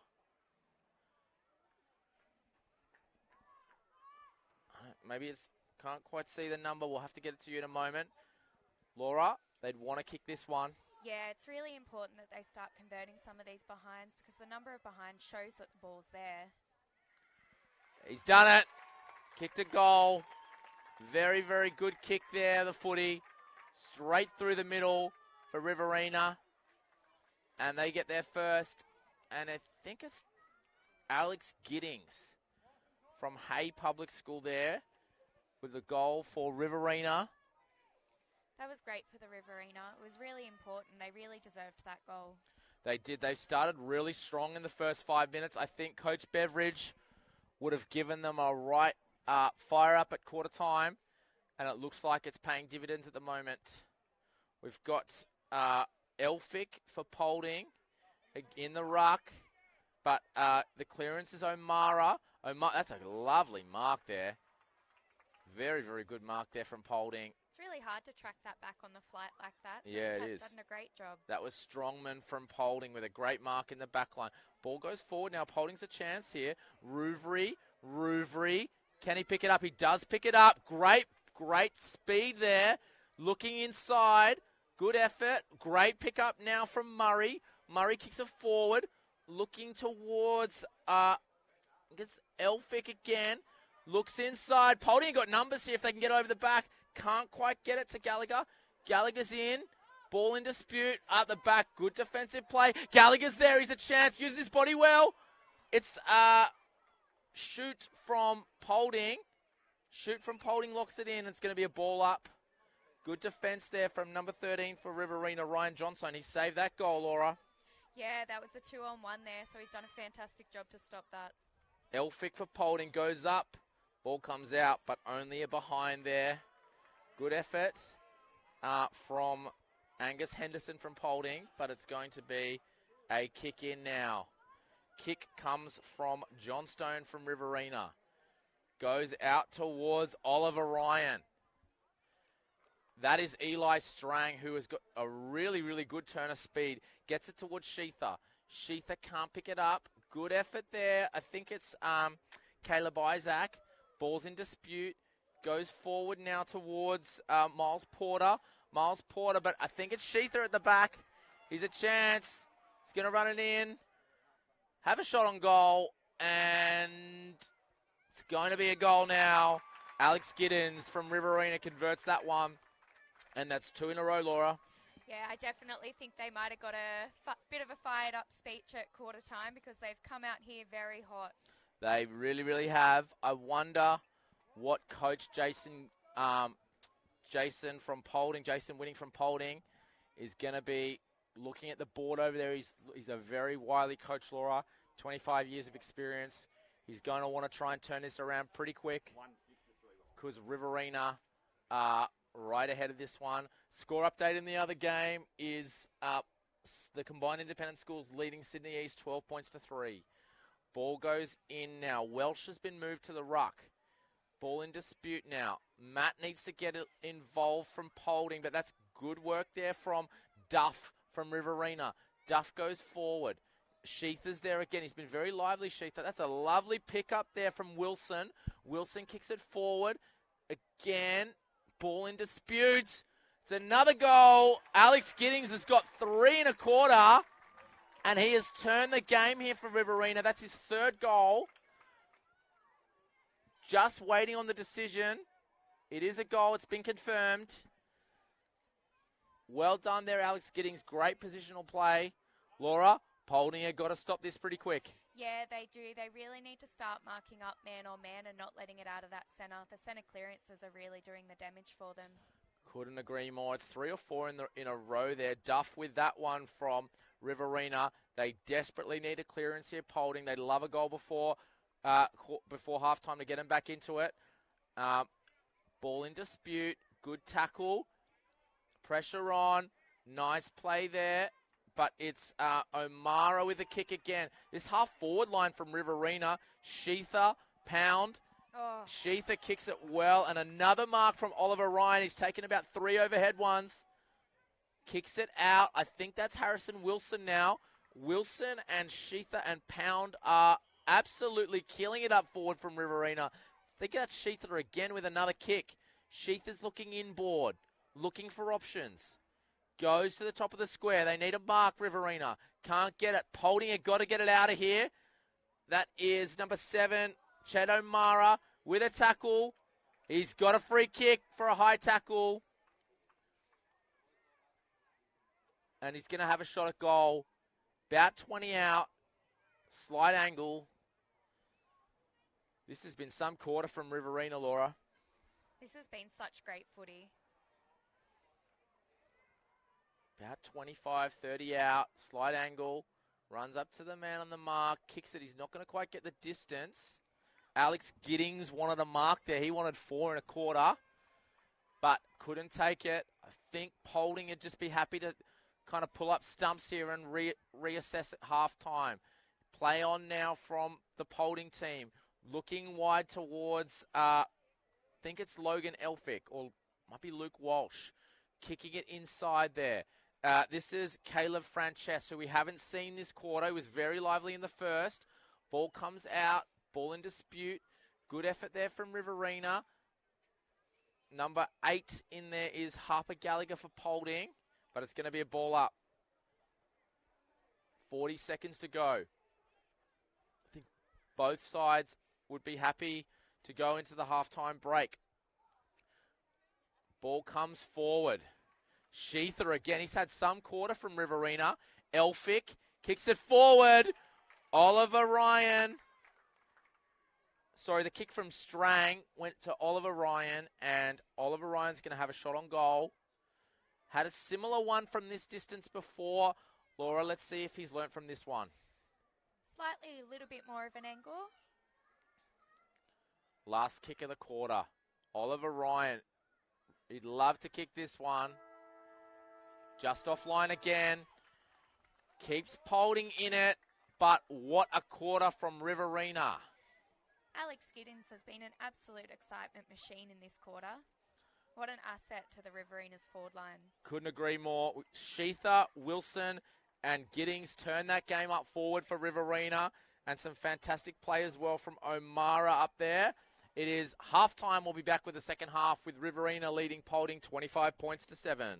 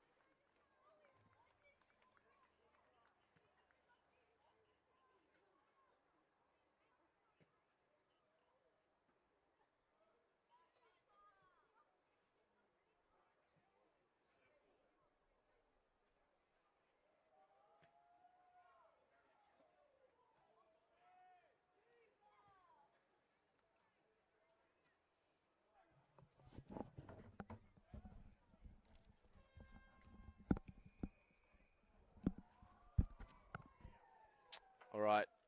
Stuart Beveridge, coach of Riverina, former state coach, would be really wanting more of the same from Riverina. What's your message if you're Jason winning from Polding here, Laura? Well, I think I'd be getting them just to mark up man on man. There's a lot of easy marks. They're getting them just cheaply. They are great marks overhead, but they're not contested. So I think they need to get man on man, particularly in that centre. Yeah, good call.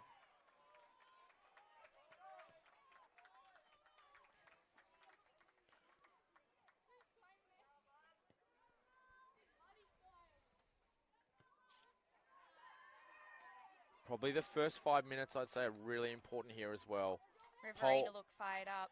They do. Polding do not want to concede the first goal here. They would love the first goal to just get them back in the game. Thanks. Quarter number 3 is known as the Premiership quarter, so we'll see what Polding can do in this quarter. That's right.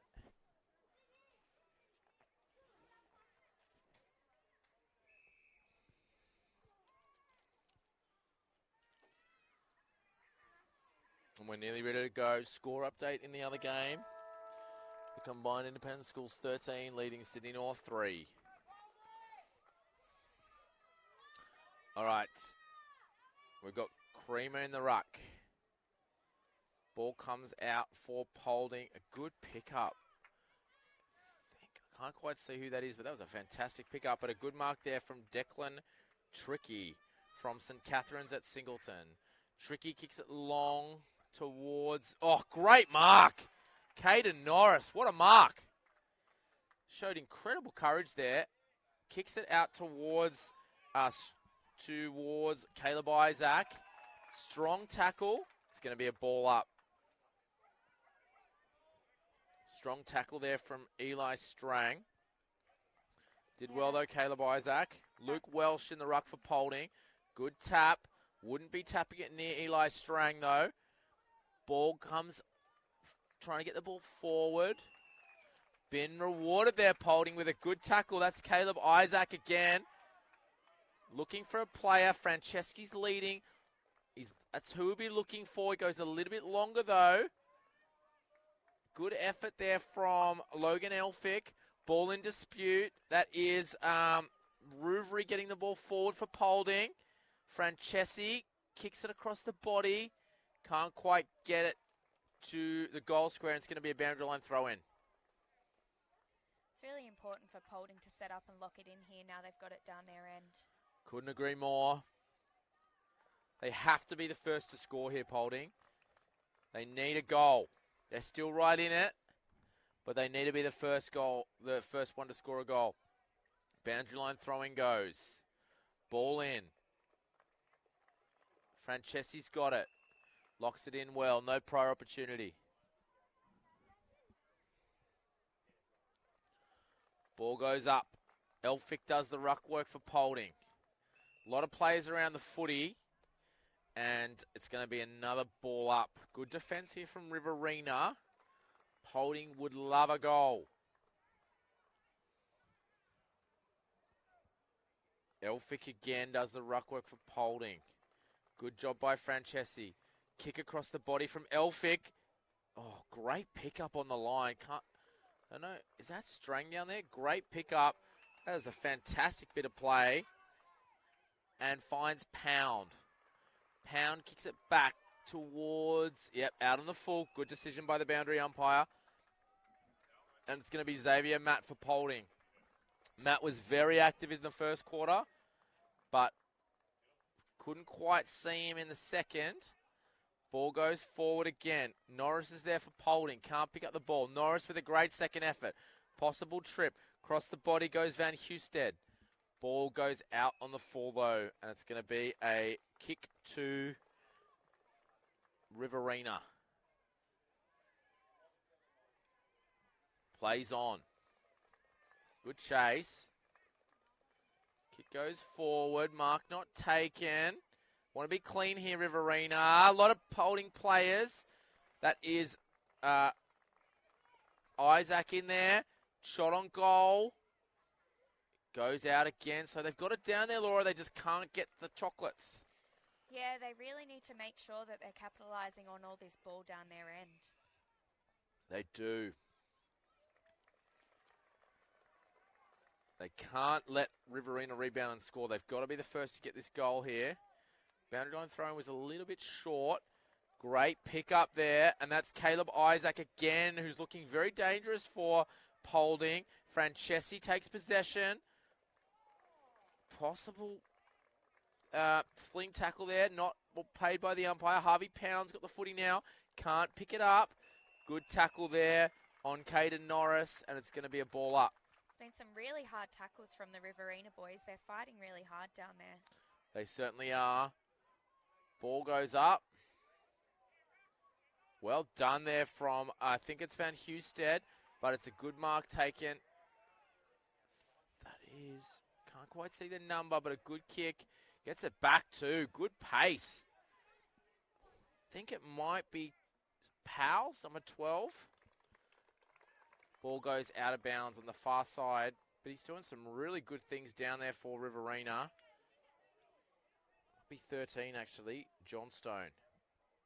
Throw in on the far side. Good ruck work there from the Riverina team. It's going to go out again though. It's going to be a repeat boundary line throw in. They're definitely using their width in this game. Good defense again there from Riverina. Ball comes in. It's Matt. Matt goes forward, but well taken there from Creamer. Creamer looking for an option. Goes long towards Oliver Ryan, who loves an overhead mark. Strang couldn't get it forward. Strang goes again. Beautiful pick up and run and carry. Great handball there. I think that's Sheether. Gets it out towards Pound. Pound can't pick it up. Someone's gone down off the ball. Not sure what happened there. Ball in dispute. Sheether again gets the ball forward. Chance now for Charlie Coulter. Charlie Coulter from the Riverina. He's 35 out. Kicks just across the face. Thought Alex Giddens was going to get another one there and get his fourth. But it's going to be a kick in and chance for everyone to take a breath.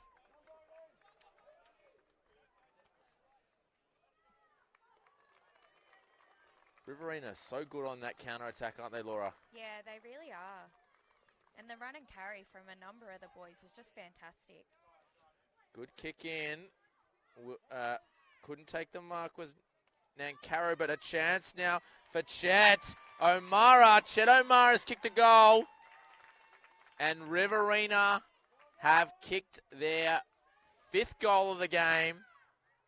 Sorry, their fourth goal of the game. 4 goals, 8. 32. Nice finish there from O'Mara.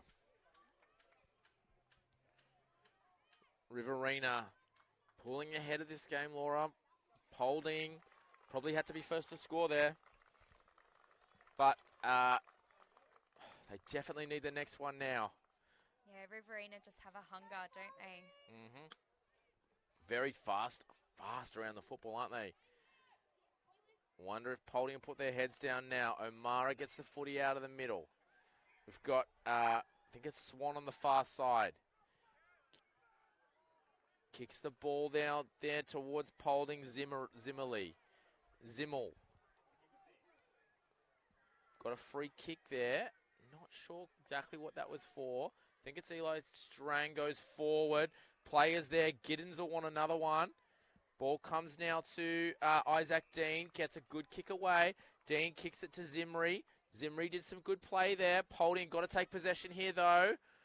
Chance now. Ball in dispute. Well done there from the Polding player. Kicks it forward.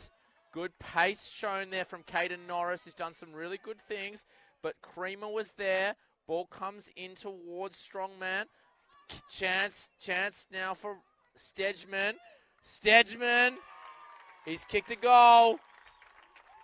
Rocky Stedman from Deniliquin North Public School. We thought he had one in the first quarter, but he's kicked that one. Lovely goal there, Laura. Yeah, that was fantastic. He's having a great quarter. He certainly is. And Riverina pulling away here from Polding, 38 points to 7. Polding got to keep their heads up, got to keep working. But making it very, very difficult now. 31-point margin into the 2 minutes left in the third quarter. Sorry, just some noise happening around the grounds here. Ball comes in again for Riverina. That's Stedman again. Tricky's there for Polding. Gets the ball out. That is Oliver Ryan. Kicks the ball a long way. Alex Giddings has already got 3. Great pickup from Alex Giddings. Good effort, but he's well tackled. There's still a chance, though, for Riverina. Great tackle from the Polding player. Gets it out, though. That's O'Mara. He's already got one this quarter. Nearly kicks his second. Louis Johnston is going to take the kick in from Mount St. Patrick's at Murwillumbah. He's going to play on. Look for an option. There's Riverina players everywhere, but well done there. I think it's tricky there. Now it's Welsh. Good handball to Francesi. Francesi gets it over the far side. Kicks it towards, I think that is Elphick out there. He's chasing the ball now. Gallagher does a great move there from Polding. Gallagher gets it forward. Caden Norris is there. He's a dangerous player, Caden Norris. Can he get possession? Strong work from the Riverina defense. Ball comes out. Can they take a mark? That is some fly there from Eli Strang. His vertical leap is unbelievable. Strang kicks it forward. Stedman's there. Couldn't take the mark. Great pickup on ground level. Got Welsh from Polding, gets the footy. I think that is Coulter, Charlie Coulter, who showed a good turn of pace this quarter. Great pickup there. Well done. Good run and carry. Good chase as well from the Polding player. Ball goes forward towards Giddens again. Giddens has kicked 3. Looking for an option now. Good work, though, in defence there from Declan Tricky. Declan Tricky kicks the ball forward. Isaac couldn't take the mark. It was taken instead by O'Mara, who's having some quarter the left footer. Kicks it forward now. A lot of players fly for the footy. Duff's there. This is Kobe Duff with a shot on goal. He's kicked a behind. 3-quarter time. Laura, what'd you make of the quarter? I think it was really good. As you mentioned, Polding really needed to score that first goal, or a goal in that quarter. Riverina showed a real hunger for defence and wanting to not let any points in. Polding had it down there for the first 5 minutes. They just couldn't get it in the big sticks. Yeah, and after I said that they'd been using their width, Riverina got it down the other end, and when Polding were kicking out from the goal square, they were just going straight up the middle, and it was getting cut off by the Riverina boys. Yeah, good call. Great call. I'll be back with the last quarter in just a moment.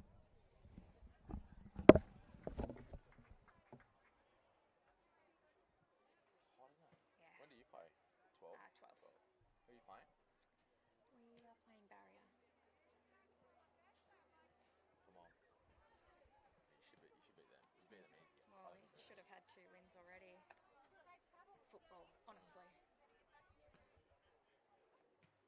It's 2 games by 2 points, eh? Definitely. Yeah, that's Sydney West team. You're definitely stronger. Well, we kicked more times, and then same in the other one.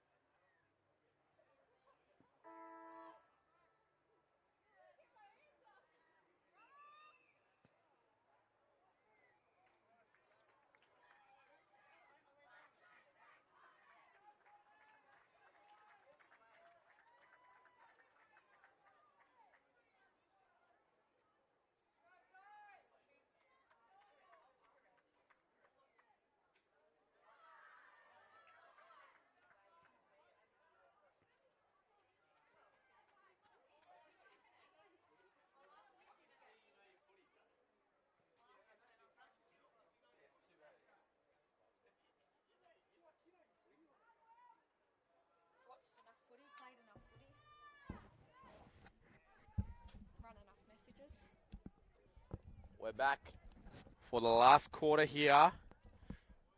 It's Riverina versus Polding. Semi-final, 33 points up at Riverina. It's going to be tough for Polding from here. Let's see what they can produce. Creamers in the ruck for Riverina.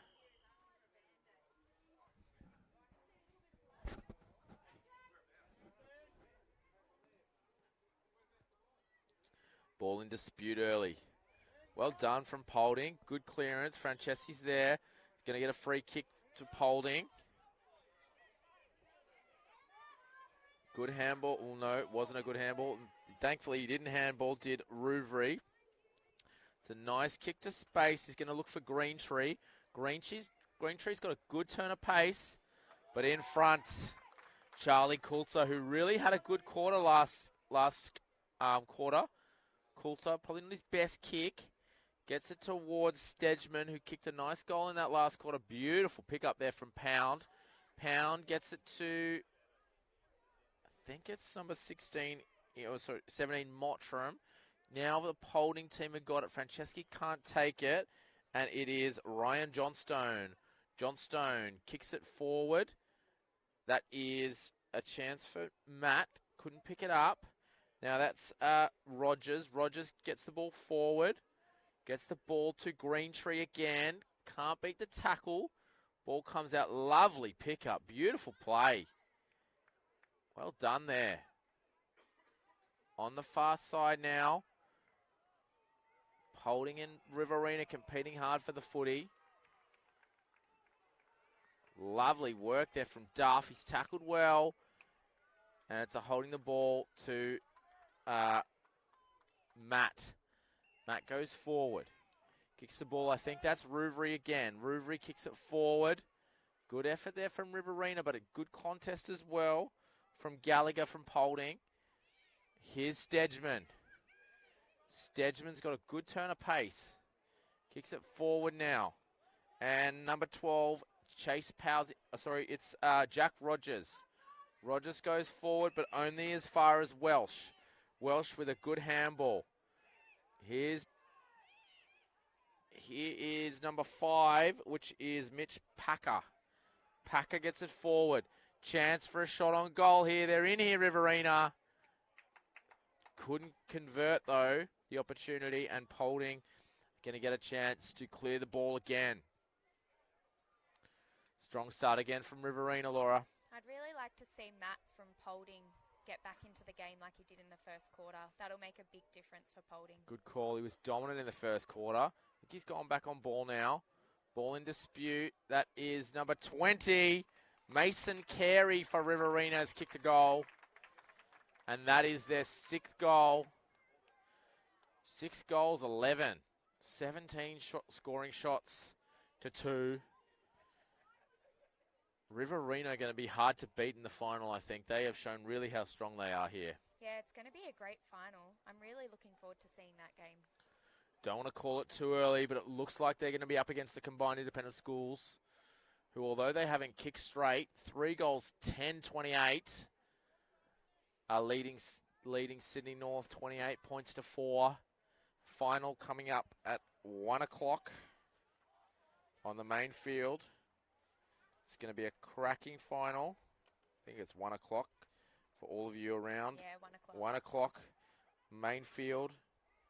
Going to be a very, very exciting final. Ball comes out. Polding with another clearance. They've got a couple of clearances here early, but Riverina just too strong, too quick. Here's Caleb Isaac. He's had a good game. That is number 8 is Kobe Duff in pursuit of the ball. Lovely handball. Did a good job. He's got caught holding the ball there. Good tackle there from Jacob Flynn. Jacob Flynn with the tackle. Jacob Flynn looking for an option. Franceschi's done a good lead. Great effort there from Ollie Cardall. Ollie Cardall. And he's been rewarded with a free kick. Looks inboard. Lovely leap there. That is number 18, Jordan Swan.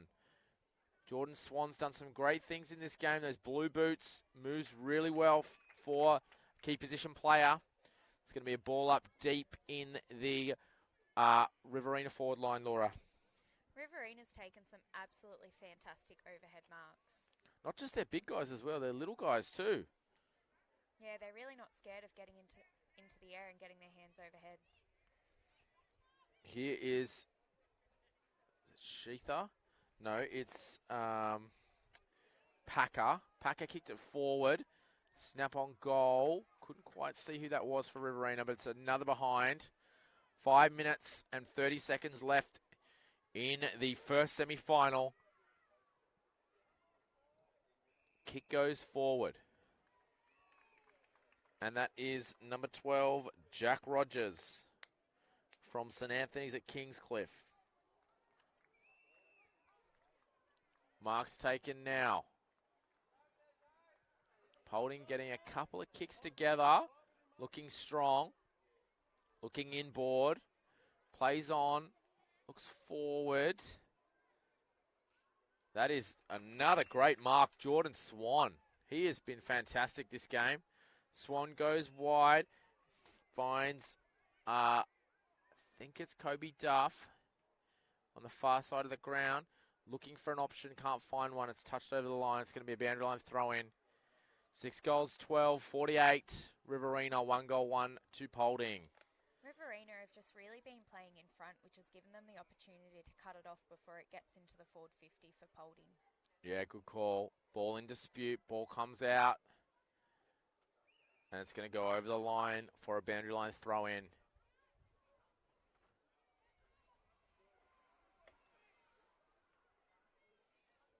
It's just having a look ahead for the next few games.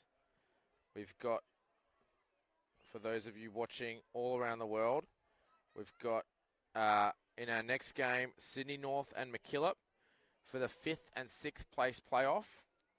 And then we've got South Coast and North Coast for the 7th and 8th place playoff, which is the Surfboard Cup they're playing for today.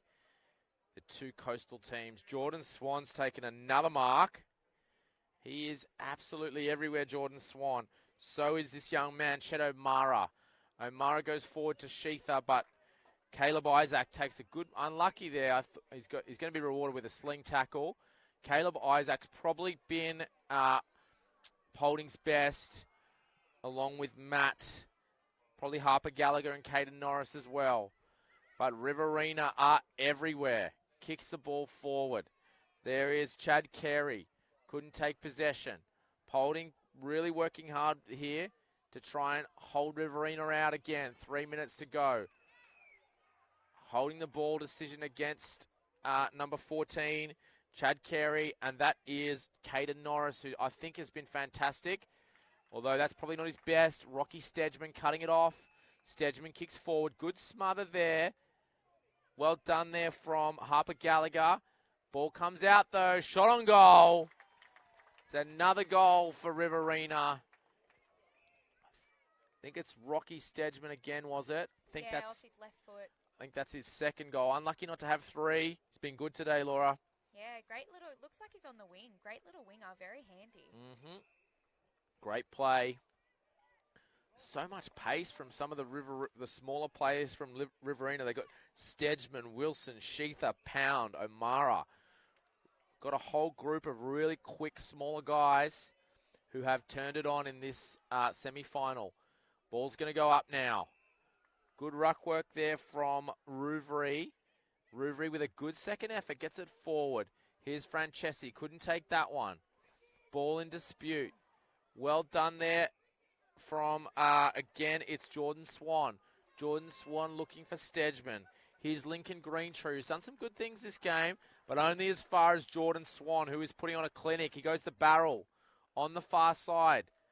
Can anyone take clean possession? That's Sheetha there. Beautiful pickup from Sheetha. Gets the ball forward to another Riverina player. Getting the ball inside 50, but cut off well by Polding. Going wide. Great kick there. And he's going to find Jack Rogers for Polding. Been good in defence today, Jack Rogers. Short kick. Doesn't find its mark, though. That's Carey for Riverina working hard. It's going to be another ball up. The Riverina backline are just having an absolute field day picking cherries out of the air. They are. Have you seen this one overall, Laura? What's your take on the game?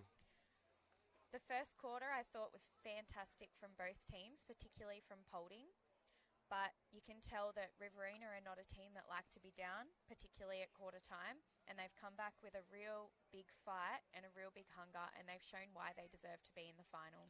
Great call. That was really good play from Francesi. Polding would love a late goal here. Think that's Rouvary going forward. He's looking for Jacob Schutt. Schutt's taking the mark. And then looking for Xavier Hicks from behind. Hicks has got the footy. Can he get a goal? Good defense there from Riverina. Hicks again. Gets the ball out. Chance. Snap on goal. It's a late goal. Great goal there from Harper Gallagher. Second goal, well-deserved from Polding. They fought hard all game. And Harper Gallagher's been one of their best. That was a nice goal there, Laura. Nice finish. Yeah, Riverina did a really good job of keeping that in front. However, well done to Polding for coming through and picking that up. They really deserved that goal probably last quarter, so it's nice that they got one this quarter. Fantastic. That is the end of the game. Riverina 7-12-54 defeated Polding. 2 goals, 1-13. The result in the other game remained 3 goals, 10-28 to the combined independent schools. 0 goals, 5 to Sydney East. That means the final at 1 o'clock for all you tuning in Zambia and all around the world, all parts of the globe. The final is going to be at 1 o'clock between Riverina and the combined independent schools. Coming up next is the 7th place playoff between McKillop and Sydney North. Look forward to seeing you in just a moment. Thanks, Laura.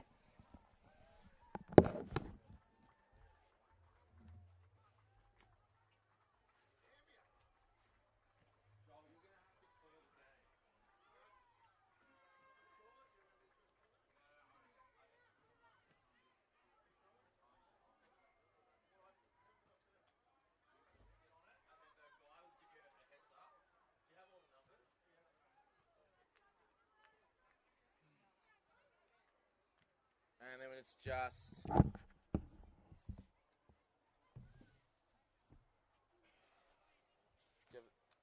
have you got a program? You kind of need, so you need both. Yeah. So it's McKillip. Yeah, you can have that one. McKillip and Sydney North. And then calling, take like the headset, and then when they give you a thumbs up, it's a thumbs up. So I don't have to turn the mic on or off here? No. The guy will come back and give you a thumbs up. Yep, no worries.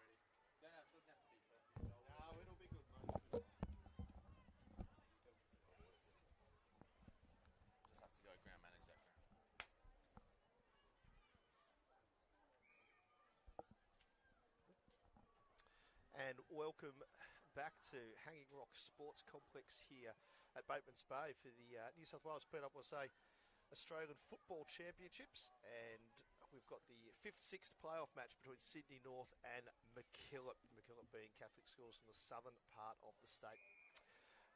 Still a very important game here. Players looking for state selection. And the selectors are out having a look to see how these boys go. So a lot of pride on the line here. The ball's currently sitting at halfback there for McKillop. Umpire paying it for legged. And that ball is with Bill Janke. Bill Janke from St Anne's, North Albury. Kicks it up towards the wing. Non-controlling umpire finds another free kick there, and he's paid it to McKillip. And that's going to be taken by Charles Clancy from Lockhart, to St Joseph's at Lockhart. Looks inboard, and he finds number 12 there, Bill Janke again. And he's kicked it wide as well. McKillip just holding that ball at halfback here, just trying to make a little bit of play as they spread it wide again through Leo Davis. Looking now to get into the forward line. He's got a man up front. That possibly was Israel. Passes it wide again. A little bit of scrappy play. A lot of bodies around the ball there. Looking for a hand pass to get it out. Umpire says he's going to take it. And he'll have a ball up on the right half forward flank for McKillop.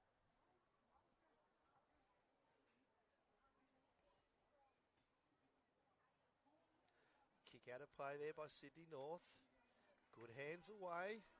Kicks to space. Although it's McKillop there that's managed to get the rebound. Coming through, that might be Witherden there, who's kicked it long into the forward line. It's on the far side of the ground here at Hanging Rock Sports Complex. Sydney North with the ball. Long kick towards centre wing.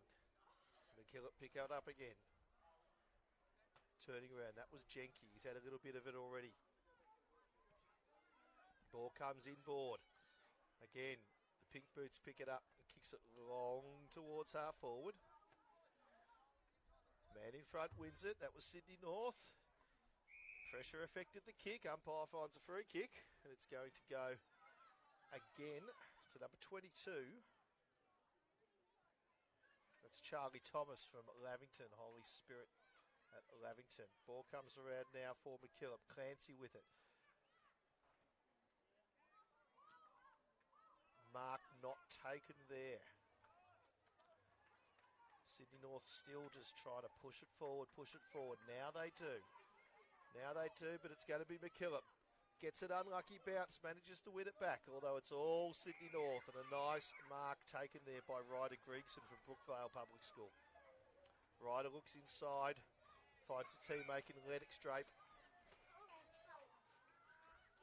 Drape looks up. This is the first little bit of play that Sydney North have had. Off hands. Goes to the back. Clayton with for McKillop.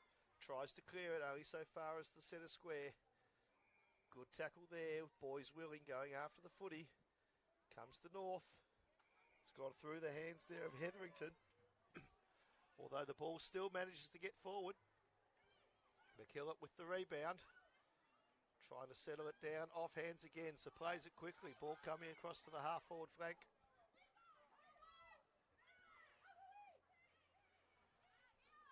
And hopefully it looks to be cleaned up there by Hodden, although he's only managed to get it to the defensive 50.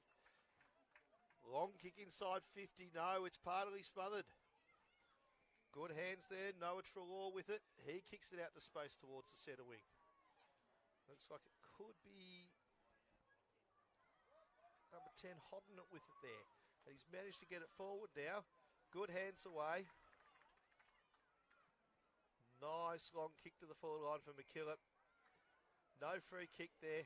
Competing after it. Oh, well done by the Sydney North defender. Managed to win that one-on-one. And now they've managed to get it just in front of full back with a breather and a mark.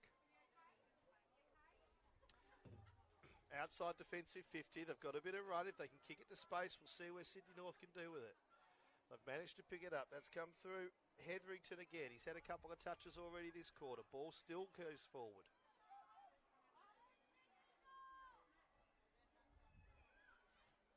Charlie Thomas is down there trying to do something for McKillop.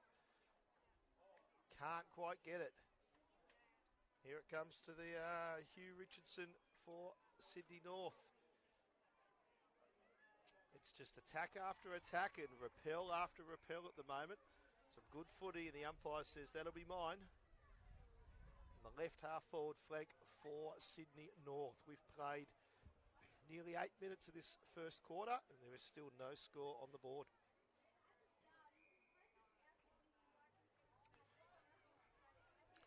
Free kick for high contact goes to Sydney North.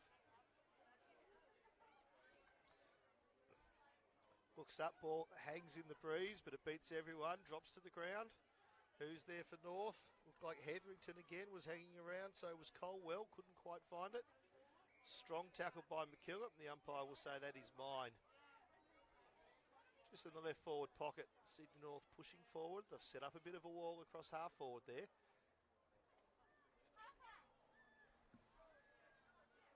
Here's the shot now. That shot's come from Colwell, the boy from Manlyvale Public School, but it has trickled off to the side and out of bounds for a throw-in.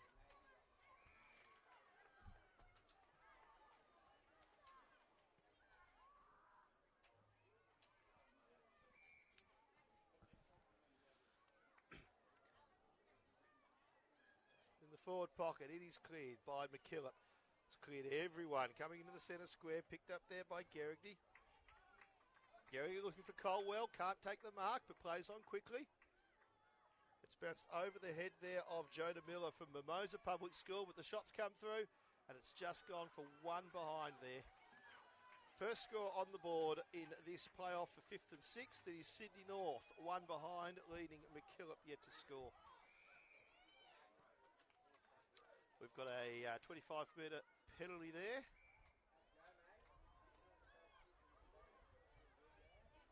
think the man might have been just over the mark.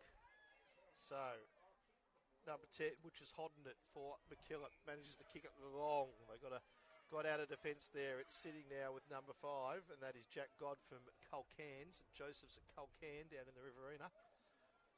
He's kicked to a congested area around half-back, but the umpire's found a push. He's going to go to 17, which is Lennox O'Dwyer from St Thomas More in Bradbury Public School. Sorry, St Thomas More School in Bradbury. My apologies, down in the Campbelltown region.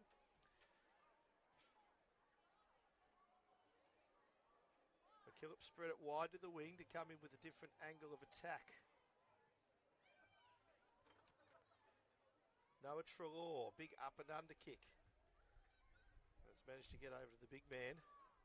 He's going to play on, takes a bounce, has a kick, slots it through, and it looks like that could be the opening goal of the game, and it was. A fantastic run and kick by the big ruckman there. We'll just grab his number. But that has certainly put McKillip on the board now with a minute 40 remaining in this first quarter. McKillip 1 goal, 6, leads Sydney North 1 behind.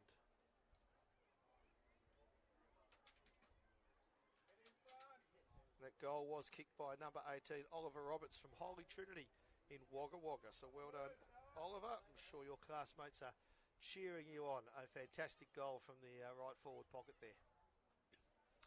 Umpire balls it up. Picked up by McKillip. Long kick to half forward, but a strong mark there in defence. May have been Mar, and he's kicked wide.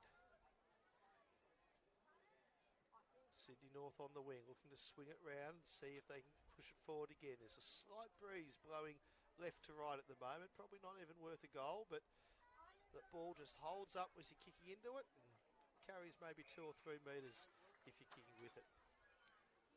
Ball is with Charlie Dunn from St Joseph's Lockhart. He's kicked it short and has found Ryland Schneider from Joey's in Culcairn. Schneider plays on, runs around the man on the mark, gets to the 50 and kicks it long to the forward line. It's off hands there. Kick partially smothered. McKillip looking to pick it up again. That could have been 18 again. That was Oliver Roberts, and he's kicked it through for 1 behind. McKillip 1-1-7 to Sydney North, 1 behind here. We have got 5 seconds to go. The siren will go here for quarter time. And And what has been an entertaining first quarter. McKillop up by a goal. Sydney North with a little bit of work to do, but certainly a very close and even game. We'll be back shortly here to Hanging Rock Sports Complex in Batemans Bay for the second quarter.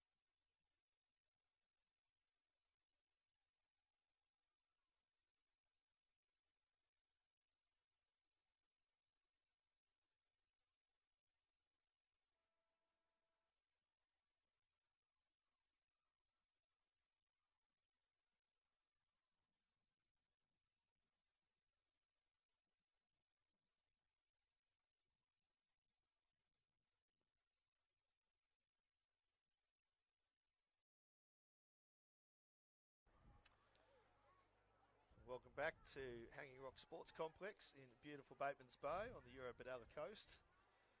As we look at this 5th versus 6th match in the New South Wales PSSA Championships between Sydney North and McKillop. McKillop leading 1-1-7 to Sydney North, one behind.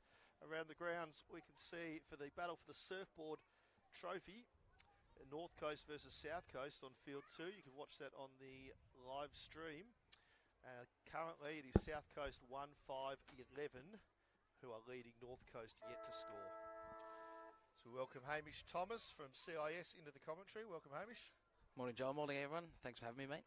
A really close game already in this first quarter. What would you say to that? Yeah, it certainly has been a really nice tight battle between Sydney North and McKillop so far.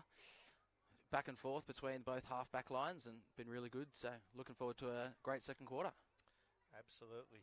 Oliver Thomas got the tap again. He's already kicked a goal and he's starting to dominate in the ruck there. Sydney North might need to do something about that as the ball is pushed wide to centre wing. No real advantage for either side there. A lot of bodies around the ball. Umpire says he will take it and ball it up.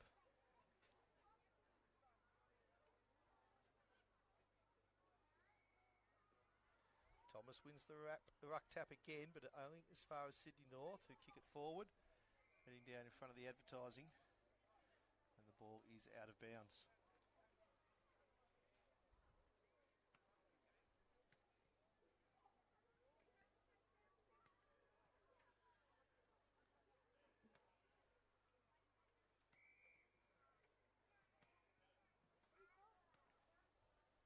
Ball to be thrown in again. Just as we've played a minute in this second quarter.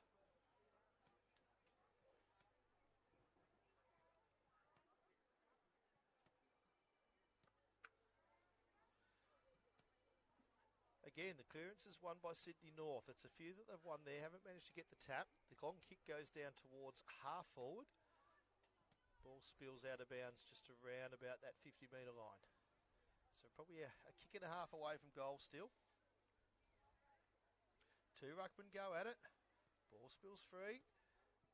Little kick off the ground was effective, but only as far as McKillip. Quick hands and they're away. They're out here. Number 6 there, which is Leo Davis. Couldn't quite get the ball. Comes back in for Sydney North. Lennox Drape trying valiantly to get the ball there and manages to lay an effective tackle, and we'll have another stoppage.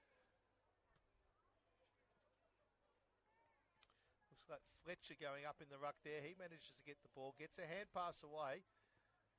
Comes back to Gergi. Gergi from the Coleroy Plateau Public School. His kick goes to the pocket. Sydney North pushing really, really hard here, just trying to find that little bit of space.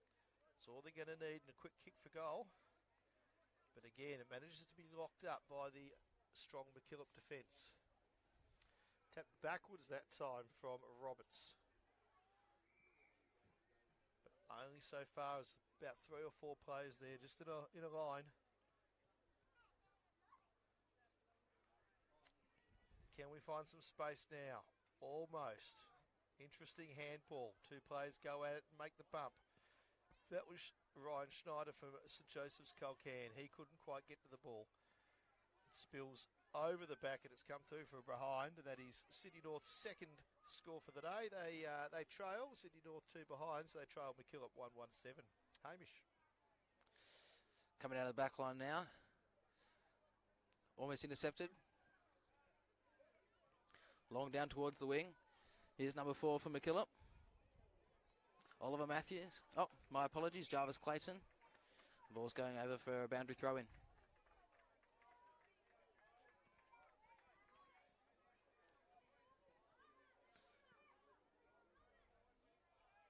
Players now set up. The ruckman nominate. Again, the tap goes to McKillop. And this time they get the clearance. It looked like that might have been Davis that got it there. Halliday was in looking for the ball there. Couldn't quite get it. Israel as well. Pops out the side. Sydney North trying to clean up. Gerrigi's in there again. He had a bit of it there. Kick goes forward by number 9. Oscar Halliday. Oscar Halliday again. He managed to get it, but Sydney North managed to get that mark in defence. The kick forward by Roberts. But once again, Sydney North take it through Harry Luff from Mimosa Public School. Repelling it from half-back. That was Kim from Beecroft. Pushed it forward. Gerrigi with another ball. Short to Kim.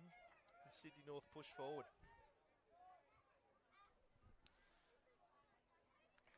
Sydney North going forward now through Lennox Drape. Turnover on the half-back line. And the mark taken by Ryder Snyder. Moves it on forward. Up towards the wing. Here's the big ruckman again. And it's intercepted by Matthew Caleb of Sydney North. Caleb from Curl North Public School. I'm sure all of his classmates are there cheering him on as he battles in this 5th and 6th place championship decider. Back and forth, and here he is again. Couple of marks in the last 2 minutes. That was a good spoil there. The ball's come down to McKillop. Looks like that's Israel there. Takes a bounce, gets it again, kicks it forward. He's looking for his man there in number 20. And the ball's come wide.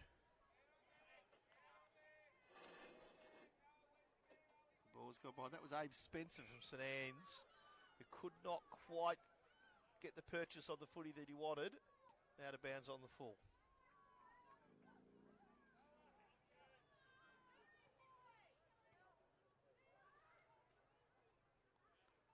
Kick to halfback for Sydney North.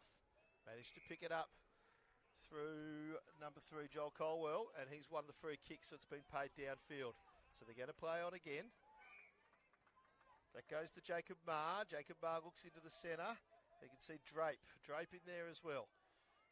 Ball goes over his head. McKillip going to pick it up, although great tackle by Drape. He's nearly affected of holding the ball, but what he has done is managed to hold McKillip up. They could have been away on the burst there. The umpire says, no, I'll have that. Just in front of the true centre half forward position. Sydney North pushing ahead again.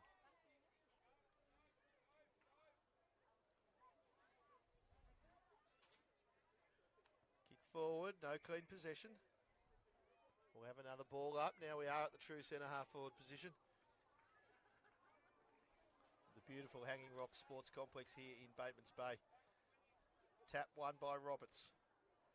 Only as far as the half forward line. North kick it long, deep. There's a man who's been held. And that McKillip will breathe a sigh of relief with that as they bring it out of defence. Plays on now, goes around the mark. Sidesteps his opponent. Takes a bounce as well. Kicks it up towards the middle, towards number 11. That's Max Israel with the headgear on. Umpires found a hold in the ball. There's Max Israel again. Good, strong tackle it was. He looks to kick wide. Kick forward by Trelaw with the pink boots. He's gone to half forward. They're looking to get it through now. There's 3 minutes to go in this second quarter. Bit of an arm wrestle. This has been played between the arcs at the moment.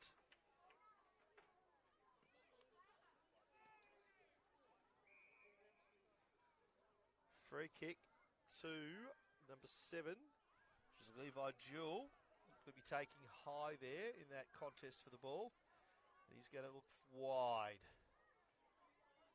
Dangerous kick. Looks like it might have come off, and it has. That was Schneider again, kicking it forward. Here's Israel. Just corralling that ball. Bobbing around. It's gone through his legs. It's like a slippery fish at the moment, but he's managed to pick it up and get it forward for McKillip. Here they go with a kick. It's a very open forward line, but the ball is going to spill over at the half-forward flank with 2 minutes to play.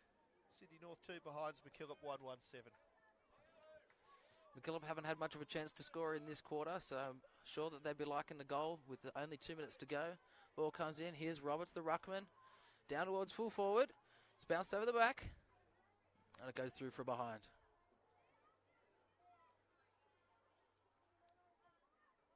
Just a bit unlucky there with the McKillip boys. Didn't really have the numbers to clean that up. It was a good kick towards goal. Maybe if you put it towards the hot spot, they might have had a little bit more success. But he had the shot. Certainly entitled to. He could see the goals and unfortunately just dragged it to the left.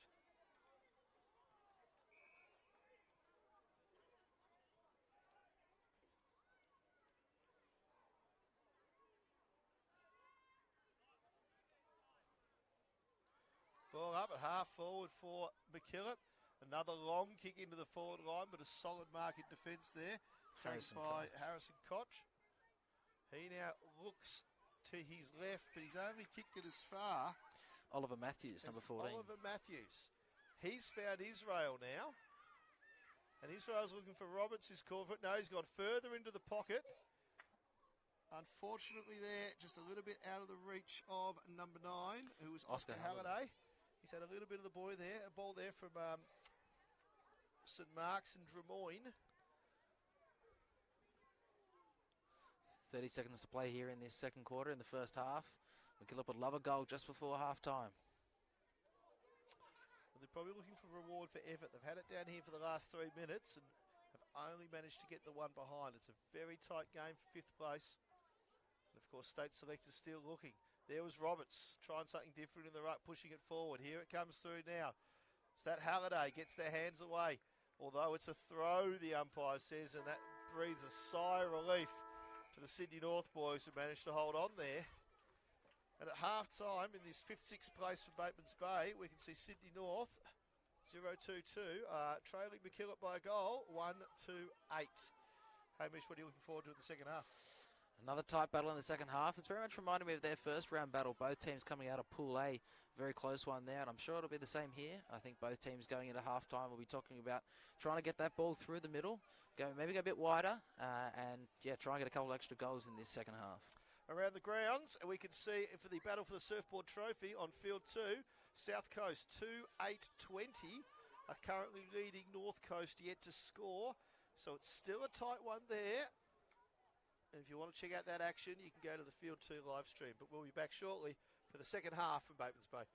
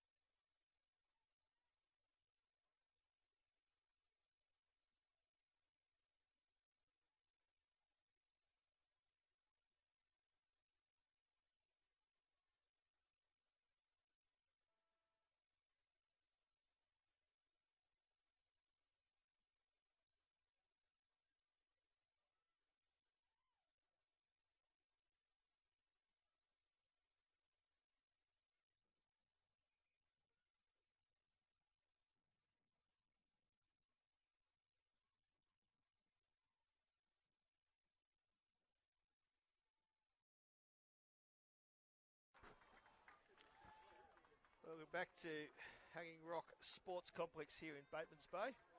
The clash of 5th and 6th, Sydney North versus McKillop. On field 2, the second half has just got underway. 2 quick goals to South Coast sees them leading. 5-8. 5-8-38, I believe it is, to yet to score. So South Coast look like they might take home the surfboard trophy again.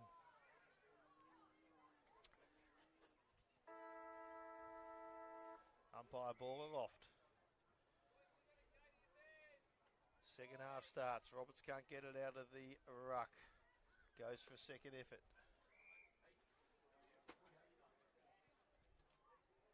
Umpire says, I'll have it. Ball up again.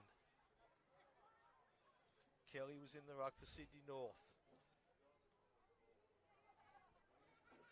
We've got a big pack of players around. You can throw a blanket over half of the team at the moment, as they're just clogging it up in the centre of the field. Someone needs to get it to the outside.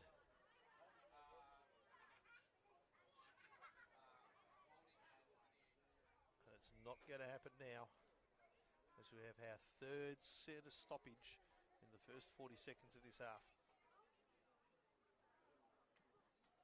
Kick forward by McKillop. Strong mark there by number 14, Oliver Matthews. Kicks it wide towards half forward. North clean up, intercept mark nearly affected there for McKillop. A few more strong tackles. It's only a goal in this game, still anybody's game. Kick off the ground, not effective. Rarely are they. There we go. Someone with the hands gets the hand pass back and looking wide towards Koch from Willoughby Public School. He now kicks wide. Looks like it was the loping Kelly there trying to get it forward. Have managed to bash it forward to half forward here, have Sydney North. Another man comes in, says it's going to be mine, but doesn't get the ball forward at all. It's dropped to McKillop. Looking up the wing, but again, it's been an intercept mark by Sydney North. Heading in towards the forward 50 now. Bit of back and forth in that far outside of the oval.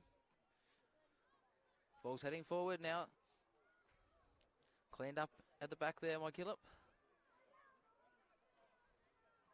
Turnover in the forward 50, that might be costly. Here's the number 19. Boots it long. Sydney North are there.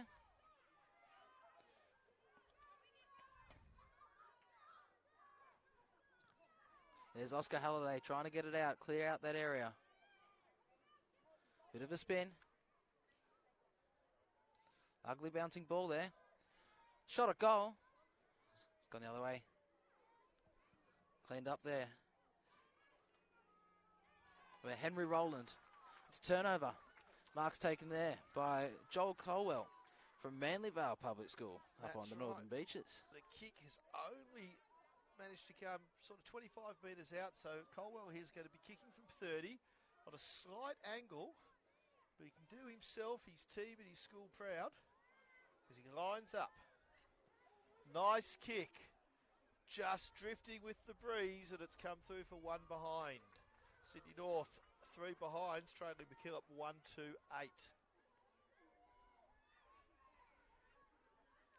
Long kick by McKillop, the back 50. Charlie Clancy's got it now. Clancy looks up, down the wing. Great pack mark there on the wing. Man with the sit was Finn Finn Garrity Garrity from the Coleroy Plateau Public School. He wastes no time pushing it forward to the pocket. He can see a man there.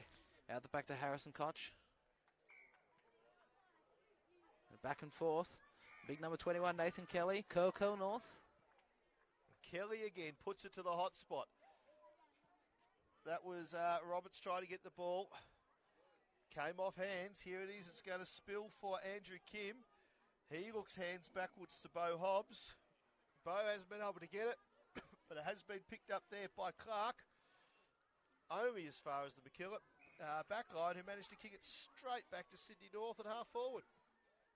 Harry Luff going into the forwards now. Intercept mark on McKillop by their number 1. Ryland Schneider. He's had a bit of the footy already. But his kick is not effective and he's turned it over. Sydney North now pushing forward to the forward 50 line. Here it is at half forward. There's a little bit of space.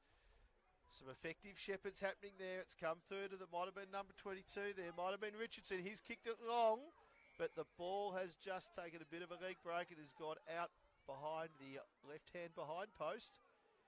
Very dangerous position here for Sydney North.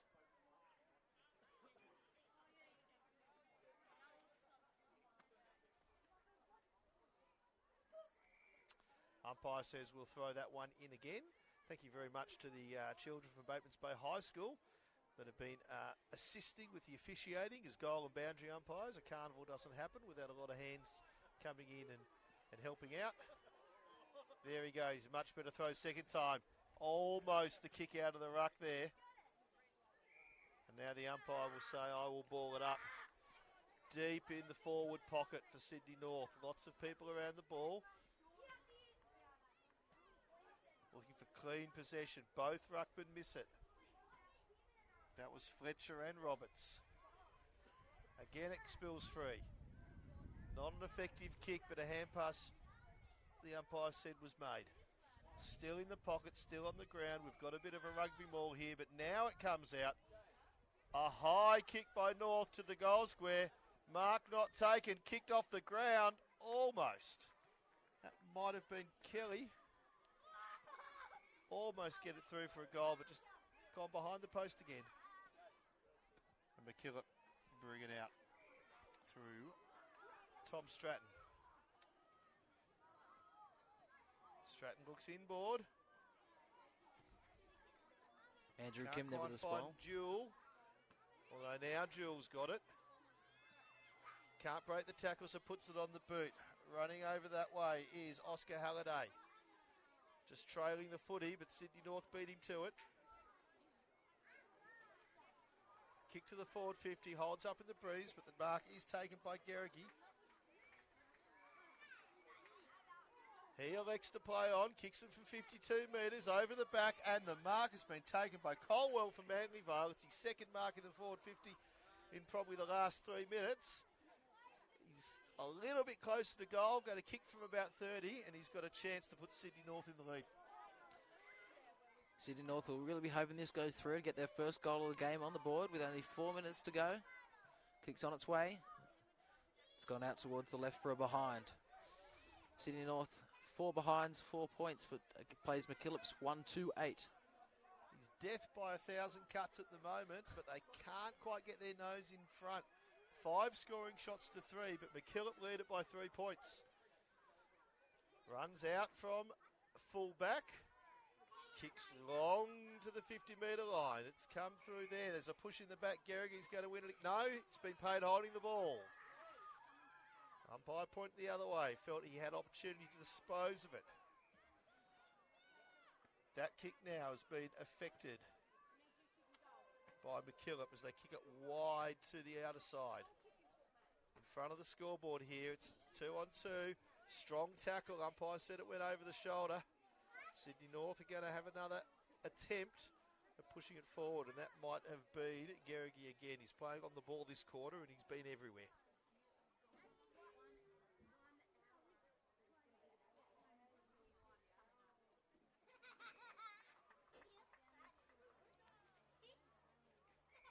Intercept mark taken there. Oliver Matthews for McKillop. Out on the outer side wing. Long ball down the line. Intercept mark dropped. It was a strong lead by Roberts there, but just couldn't quite get to it. Kick off the ground. Headed forward. That might work. McKillop haven't been down this end in a little while.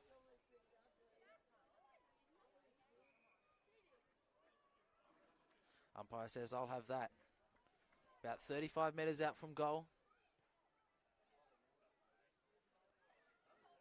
Here's Gerrity out of the defensive line for Sydney North. Not too far, though.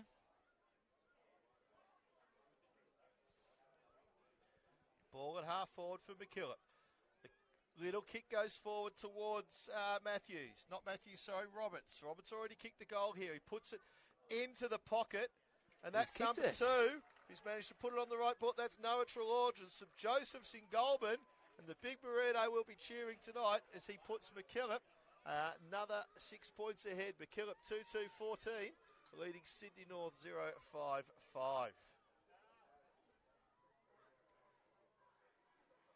1 minute to go here in the third quarter. And after all of that forward pressure that Sydney North had, they got beaten on the breakaway.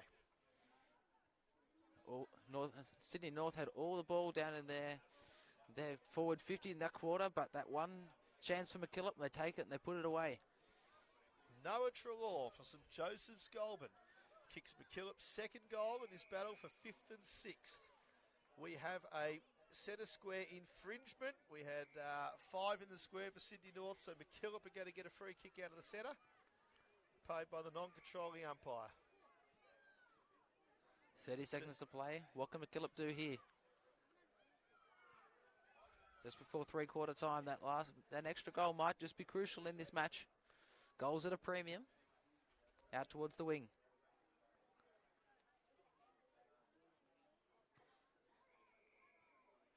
Umpire's called a throw.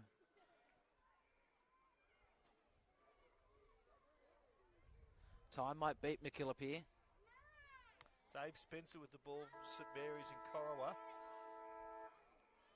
was a sensible kick wide with not long to go, and that just meant that Sydney North couldn't get it forward. So 5 scoring shots to 4, but here at three-quarter time in the battle for 5th and 6th place, Sydney North 5, McKillip 2-2-14 at three-quarter time on the other ground.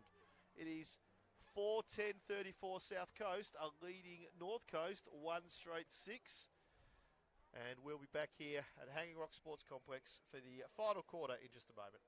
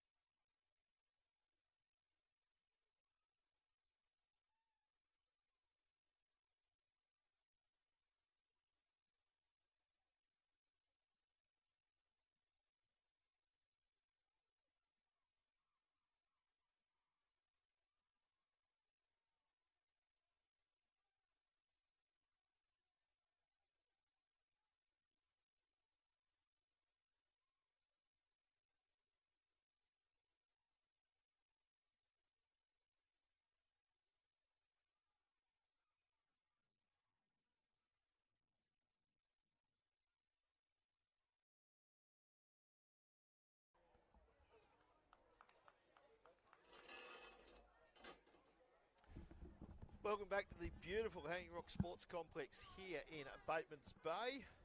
Joel Wilson joined here by Hamish Thomas. Hello to everyone out there in school land who's watching, whether you're watching from Sydney North, perhaps Drummoyne, whether you're watching from the McKillip area, perhaps St Joseph's, Culcairn, or whether you're out at the Broken Hill. And I know we've got plenty of viewers out there at Morgan Street Public School.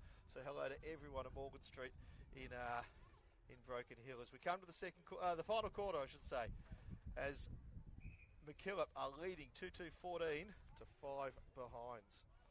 Interesting stat here is McKillip have not won a game at the Batemans Bay Hanging Rock Sports Complex in 2 carnivals. So this could be a bit of history here, Hamish. Certainly could be. They've been a bit unlucky earlier in the tournament. In Pool A, they played Sydney North, went down by only 3 points, I believe. And same again against Riverina, who are in the final later. So they've been very competitive, just been a bit unlucky. Sydney North now deep inside their forward pocket. Maxi's rail in there for McKillop. Ball spills out. Out the back here. First goal for Sydney North upcoming, potentially. Umpires found a high tackle. High tackle, and Sydney North are going to get the free kick here.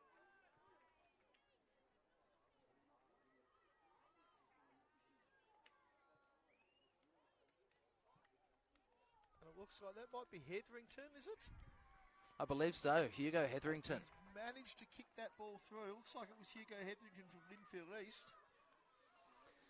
Sydney North have their first goal of the game coming up straight at the beginning of the last quarter.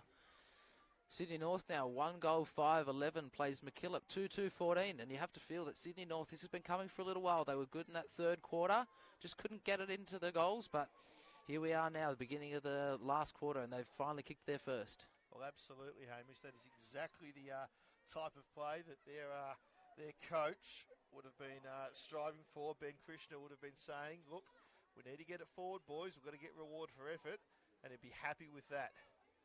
The tap won by McKillip, and it looks like the clearance nearly went that way, but Sydney North managed to get it forward. They're not saying die in the centre there. We've got 9 minutes to play.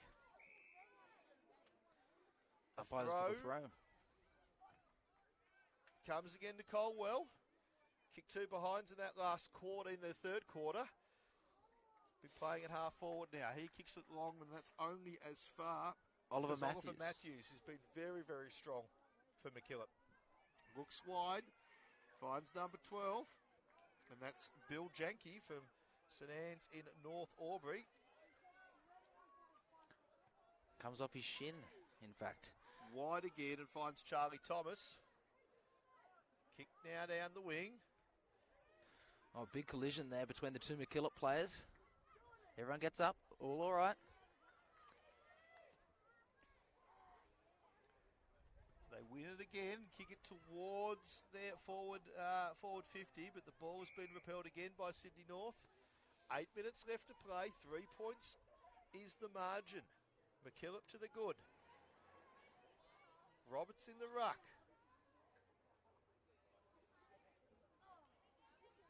Manages to get the ball forward.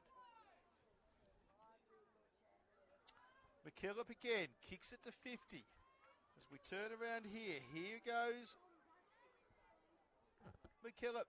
Levi Jewell again, kicks it long over the top, couldn't get to Schneider. Tries again. Oh, he's got to pick it up here. It's 3-on-1, but that is held up fantastically by Sydney North.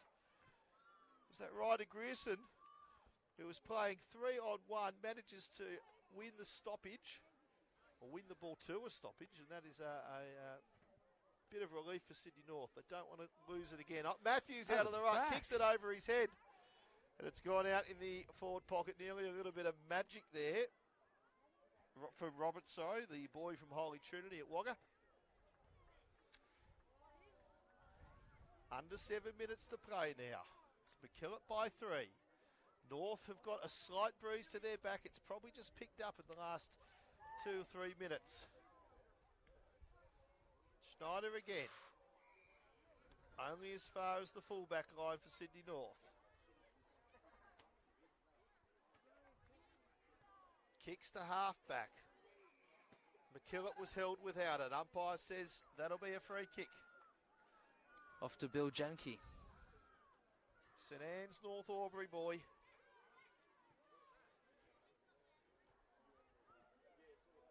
Kicks it to the hot spot. Top of the square. Off hands. Little kick away there by Schneider. It's come out wide. That was Levi Jewell. Back to the forward 50. No one can take the mark. It spills free. The big men have to do their own roving here. Outside of the boot. An effective kick came from Miller, and he's found Kim. Kim's kicked it wide again. Good contest for the ball there. North have it again. Now they're away. Get it to open space on the wing. Here it is again. That could be Kim as well. He's taken a bounce. It's gone over his head. That's unlucky. It was the right thing to do. He had Sparsters in front of him. Ball spills free. Kick forward again. A very open forward line as the North and McKillip boys go for it. McKillip hold their feet, but North win the free kick. He's 40 metres out. Looking inboard. McKillip no one on the mark. Their tall timber down there now. Kicks it to the teeth of goal and through for one behind. It is Sydney North, 1 goal, 6-12. Trailing McKillop, 2-2-14 by 2 points, Hamish. McKillip now coming out of their back half. They wanted to steady the ship a little bit. It's been all Sydney North, especially in this third quarter and the start of the fourth. Set out of the full. No, the umpire signals for a boundary throw in. Around the grounds, and North Coast have another one. North Coast 2 straight 12 are still trailing South Coast 5-12-42. The surfboard is staying in Batemans Bay. Sydney North win the tap, but only as far as McKillop, who managed to boot it towards their half-back line. It's locked up again. There is 4 minutes and 10 seconds on the clock. North are pushing forward. They've come across a very, very close game in the quarterfinal. Unlucky to lose that. The kick forward by Richardson. Trying to find something. He was looking for Fletcher, but the mark is affected there by McKillop. Witherden was around the ball. He couldn't pick it up. Now it's fallen to 21. That was Tom Stratton from Henschke and Wagga. Off the ball, free kick has here. been found off the ball. Flynn Shackleton. All the way from Chittaway Bay. Chittaway Bay up there towards the Central Coast. Hello to everyone on the Central Coast watching, cheering for your classmates today. The ball comes wide to the wing. Mark was dropped there by Jewell. Umpire finds a throw. He's going to pay it to Sydney North. They've got 3 minutes on the clock to make up this 2-point deficit. Kicking towards the wing. That is a strong mark in the pack, taken there by Drape. Drape looks inboard and he's managed to find Kim. Kim wastes no time. Big mongrel punt towards the forward 50. It's sitting at centre half forward. Ball in dispute.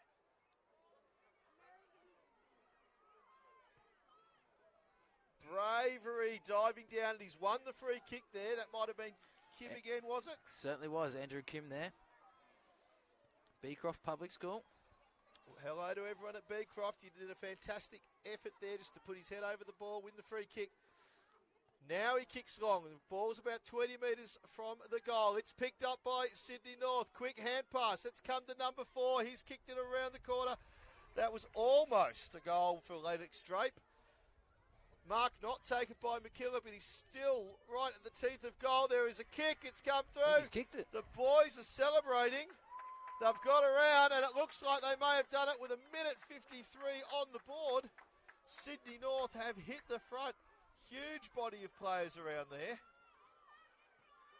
We'll see if we can get that goal kicker for you in a moment.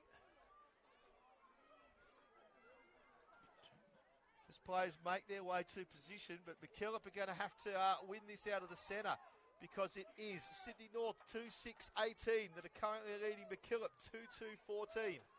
4 points in it. Still enough time for McKillop. They can get it clean out of their midfield.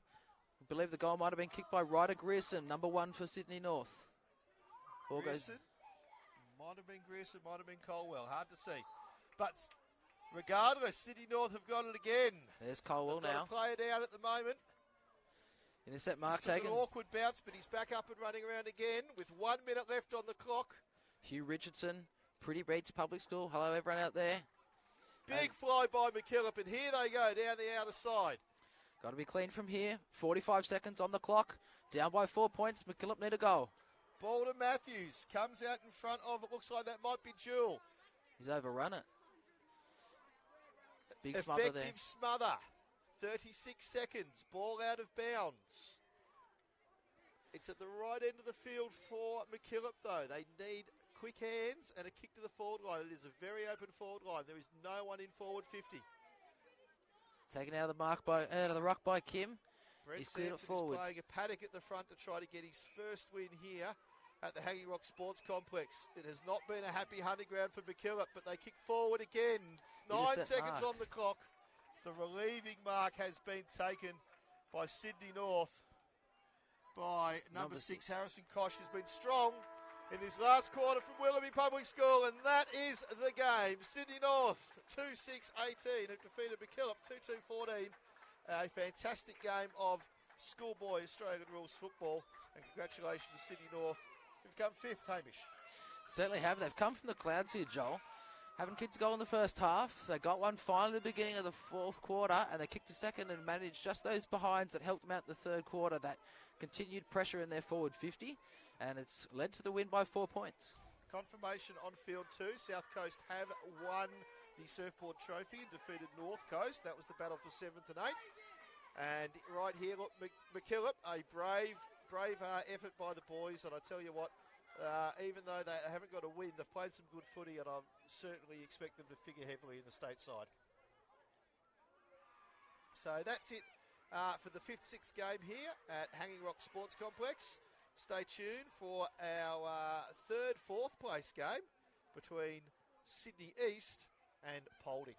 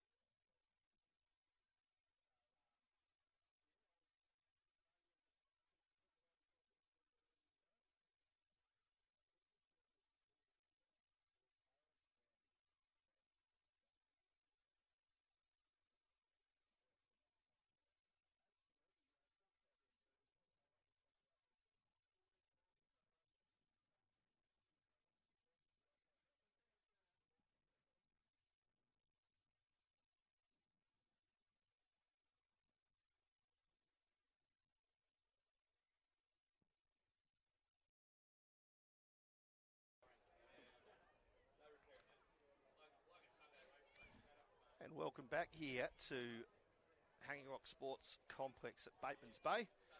We've got the 3rd versus 4th game of the New South Wales PSSA Australian Football Championships, which will be between Polding and Sydney East, two sides that have had a very successful carnival.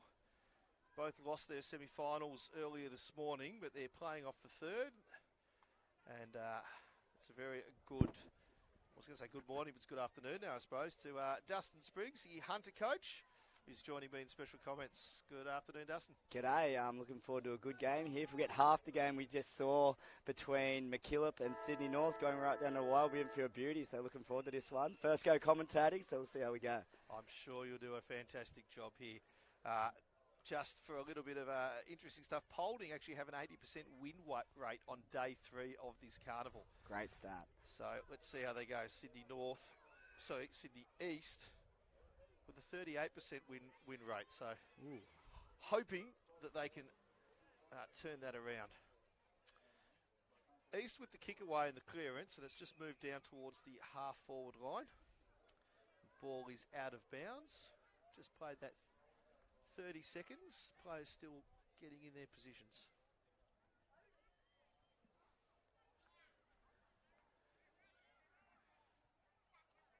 Big ruckman there, Luke Finlay from Oatley managed to get the tap, but ball's pushed into the forward line again. Sydney East pushing forward, seeing what they can muster. Umpire around this pack looking closely, says that they've managed to get it out, and they have through, and this is Polding. Polding running away through. That could be Strongman from Deniliquin, who's kicked it wide to the half-back flank. Ball in dispute. Hand pass not effective, still on the ground. The umpire will say, I'll have that. Very congested opening, Dustin. Yeah, definitely. Definitely with this age of footy, you want to see that opening the ground up, not getting too many numbers around the footy, but defending hard. The boys are in there, and it's been a good start for both teams so far. Polding wrapped up in a tackle, and now Sydney East wrapped up in a tackle. That was Cooper Willis from Petersham Public School. The umpire balls it up. Quick kick away. Competing for that was Jacob Schutt from St Ambrose in Pottsville. East get the ball forward. Very congested. It's a 3-on-1. Picked up there by Jonty Chan. Still congested. Van Hoostertude finds Gallagher. And now Polding kick it away. That is a strong mark taken there by Xavier Hicks. He's into some open space. Kicks long to the forward line. Under the ball there was Logan Elphick from St Michael's and Deniliquin. The ball spills, and rolls over the goals. Great bit of work through the middle there by Van Hoostertude. He's from St Joseph's in Merriweather, which is just up the road from my school, and he's a Newcastle City product. I'm not sure. I have to check. I think he may be a relation to a Van Hoostertude that come through City and was a Swans Academy product. Just what I saw then, it wouldn't surprise me. Great work through the middle, and helped get that ball going into the forward line, and the forwards were able to put the icing on the cake there. Nice goal from Polding. It was. Polding just got that ball on the outside and managed to get it through. Very strong footballing culture up there around the Newcastle region. We saw that with the Girls Carnival, the Mid-North Coast Girls winning their championships earlier this week down here in Batemans Bay. Okay, kicked away by Finlay, the ruckman for Sydney East. As the ball in the centre, they kick forward again. Picked up by Polding, trying to repel it, but only as far as number 21. And that'll be Aidan Donovan from Sutherland North Public School. He kicks long to the forward line again. Cleaned up there. Could have been Van Hoostertude again. Green Tree bounces over his head. Strong tackle by Caden Norris. Caden Norris, he's a Maitland Saint boy from my club. Strong tackles all weekend. He's a tackle on the footy. The bigger they get, the harder they go. He goes. He's a good little player, Caden, so great to see. There's Gallagher again. He's kicked it forward. Ball with Polding. Trying to pick it up is Hicks. He does now. He swings onto the left. He's just dragged it a little bit too far. Great start from Polding here. They've had an awesome competition so far. I believe, Joey probably backed me up. You're the stat man. The first time they've beaten McKillip, their Catholic school rivals. Is that true? I've sort of trophy in there before. It's the first time they've had their name engraved. I think it absolutely was. The Catholic Cup Polding beat McKillip. They've been really impressive. A lot of good wins. Cleaned out our division and... we had a good game against Riverina last start. And they're on the attack again here. And that's through Gallagher again. He's had a lot of the footy and he's hit up Jacob Schutt from St Ambrose, Pottsville. He's going to kick from probably about 30 metres out. Directly in front. And that's been the footy we've seen from Polding throughout this carnival. We've got the jack in the box on the mark here by the looks of it. He's put it, just to the left for the behind. Good start from Polding. They're moving the ball well, quickly through the middle. And they've good pressure on Sydney East when they have had the footy. So Sydney East are going to have to go up another level here, but they look keen. They're still leading hard at the footy. 6 minutes to play in the first quarter here, and it is Polding 1-2-8 leading Sydney East yet to score. No mark taken on the wing, but that has been picked up by number 10, Johnny Chan from Croydon Park. Sorry, it was number 16. My apologies. It's a good grab on the outer side here. He's got plenty of options leading into the middle. He's had a good look into the middle. That's great. He's going to go forward with it now. Beats the man on the mark. Short kick. It's fallen short. Picked up there. I think that's Van Hoostertude again. He brushes the tackle. This would be some goal. He slotted it through. That is amazing. Great start from Polding. That's number 8. Have you got that? Harper Gallagher. Apologies for that. Fantastic step there. Well done. He's had a lot of the footy already, and so now he manages to get one close into goal. It was a beautiful little step just off the left there. Swings around onto the right foot and puts the goal through. So we've got Polding 2-2-14, who are leading Sydney East 0-0. Around the grounds, and we have got Sydney Southwest 3-5-23 are currently leading Barrier yet to score in the battle for 12th and 13th place. Southwest have had a rough carnival so far. Haven't got a win on the board yet, so... They've been competitive in every game, though. They've come from my pool there playing against Hunter. They've been every game, so it'll be good to see them finish with a win here. Absolutely, they've been competitive, and I think they've set themselves for this 12 o'clock game, so good luck to all the teams playing at the moment. Been really impressed from what I've seen from the number 3, Xavier Matt, so far from Polding. He's been a real in and under, attacking the footy all week, so it's good to see him start this game well. It was Lever from Wilkins Public School. Kicked it forward for Sydney East, but it was only as far as the McKillip halfback line, and through some good hands, they've managed to get it back to their half forward. Ball being played between the arcs at the moment. Number 1, Sebastian Cleveland, again from Wilkins Public School, his teammate, kicks it wide. Finds Aidan Donovan from Sutherland North. Ball off hands. That's a nice handball into Ollie Murray from Deniliquin, St Michael's at Deniliquin, but he just caught with the ball there. And this might actually be a Chonti Chan from Croydon Park. Kicks to the forward line. Long kick inside 50. 3 minutes still to play in this first quarter. Across the teeth of goal, Polding want to run it out to the near side. Unlucky bounce, it spills to number 2 there. He's put it on the left boot. It's come short and has been a rush behind.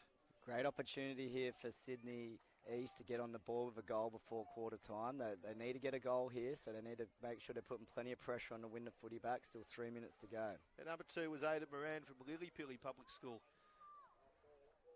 representing Sydney East, and he's had a great carnival. Hicks has started well. Long kick out to the defensive 50. Partially smothered, so a pack forms around it. Umpire lets it go for the time being. Then he says, no, boys, I'll have that. It's mine. With 2 minutes 25 on the clock, we've got Polding 2-2-14 leading Sydney East. And I would dare say that Jason Winning, the coach of Polding, will be very, very happy with his boys opening to this game. Been impressed with the forward line structure of Polding so far. Jace has obviously got them set up well drilled. They've got good spacing forward of the footy for this again, this ball up coming up here. They've pushed a couple up to the back of the contest. As I say that, they're dropping back. Centre half forward, number 16 there, Caleb Franceschi. He's had a great carnival. And here he comes here over his head. Coming towards a couple of Sydney East defenders getting back. They send it back to where that came from. That was Maxim Koss who kicked that one from Malabar. Umpire's paid a free here. The big pack formed. They've got 90 seconds to see if they can get it forward and get a score. Falls there to Cooper Willis from Petersham. Again, they're going contest to contest. They've won it there again. That was Donovan again.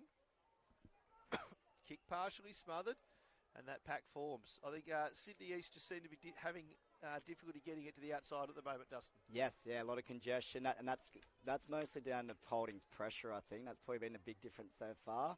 Lots of pressure on the foot. He has another good tackle that may have been judged a dangerous one. No, he's going to throw it up.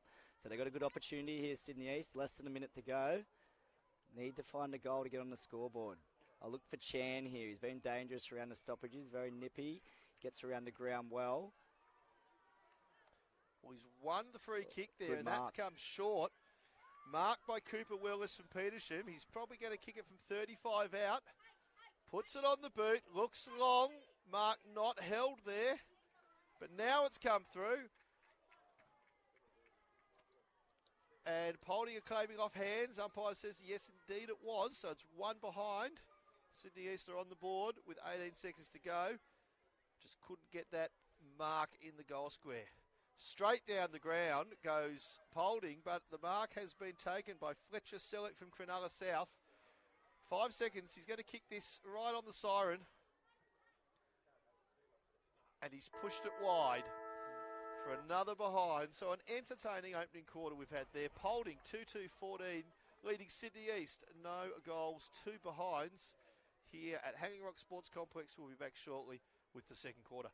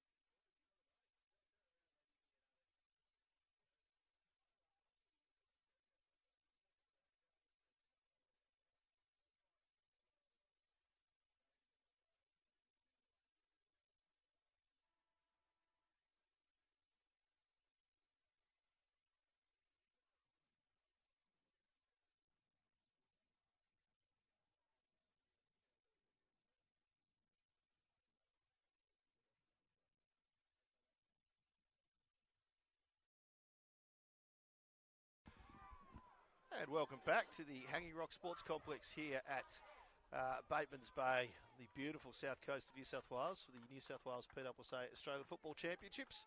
We're currently at quarter time in the third versus fourth playoff between Polding and Sydney East. Polding 2-2-14, Sydney East 0-3-3. Joel Wilson in commentary, and with me is Dustin Spriggs.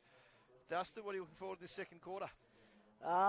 I noticed Sydney East were working their way back into the game there those last 3 or 4 minutes. They're going to need to. I noticed they've shown Chan on the ball here, made a couple of changes. They need to start winning it out of the middle, but I'm looking forward to the contest still going. They're holding a good side. I like what I've seen from them.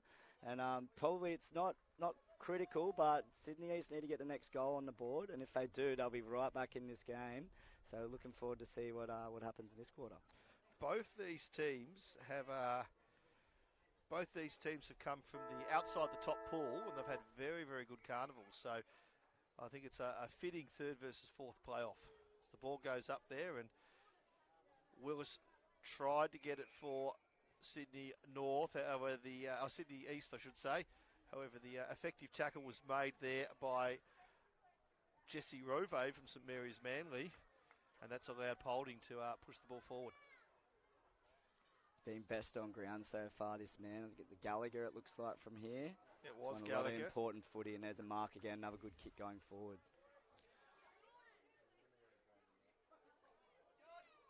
So that ball has been marked again by Logan Elphick. He's already got one goal. Looking for his second. Kicks with the right foot. To the square.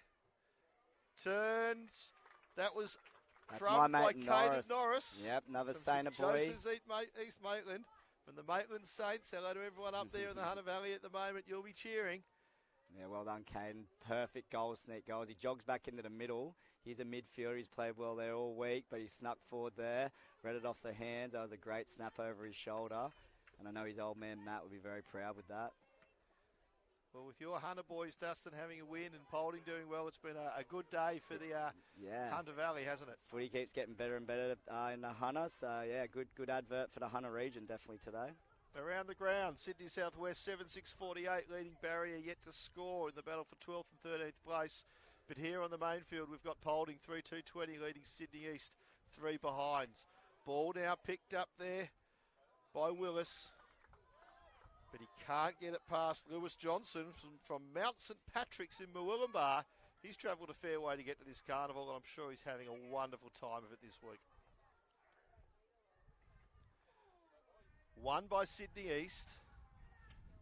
Having trouble getting it past half forward. That might have been Zimmerly from Benora Point. He's come a long way too. Ball holds up in the wind. We've probably got about a 1-goal breeze going right, left to screen. Holding the ball being paid there. Jacob Flynn from Merriweather. Free kick now to Polding. Tackled without the ball. Angus Henderson there. He's come from Deniliquin. It's Polding boys coming from right across the state. Merriweather, Deniliquin, Benora Point. Impressive. I wouldn't think they have many opportunities to train together. So they've obviously come from good footy clubs and schools and whatnot, because their structure ahead of the ball and in the stoppage is really impressive. Well, there's some fantastic innovation this carnival. I know the Western team are using some sort of Zoom calls and have a website set up for training. Fantastic. Just to try to combat that tyranny of distance. So it's some innovation happening here at the PSSA Australian Football Championships. Through the middle they go here, Sydney East. This is the best opportunity they've had. That was number 2, Aidan Moran, that pushed that ball forward. There's that man again. Repelled it. It's come to Gallagher. And at the moment, he's playing very, very well. Kicks to the forward line. Off hands. Ball to the ground. Still in dispute. Little kick away. Mark not taken. Now here's a chance for Sydney East. They keep it low, kicking into the wind. Mark not drop. They've got numbers around the ball. That hand pass comes forward. And the mark has been taken. The kick came forward there by Sonny Wolf from Heathcote. Smart kick. Looks inboard. off the side of the boot. Unfortunate. Right idea. He had a man in a better position. But this is the run and carry of Polding. Great tackle. Manages to get the ball away. That was Van Husitude. Umpire said play on. Caleb Franceschi now from Benora Point. Players over the ball. Polding have run it from defensive 50 to attacking 50. And they've now got a good chance here in their forward line.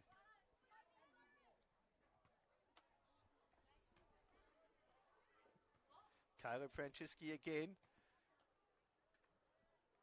Received the tap, put it quickly onto the boot, hooked it slightly to the left. Can see, must have been a message at quarter time. Sydney used to come out, they're looking to use the corridor when they get the half back. So interesting to see what they'll do here from the kick in. East now kicking it long to the contest. Bodies fall over. Who can hold their feet? Chan has it. A little kick. Hasn't gone far for a mark. Play on it was. Numbers come around the ball. Umpire says, I'll have it. With 5 minutes and 49 seconds on the scoreboard. Polding 3-3-21, leading Sydney East 3 behinds.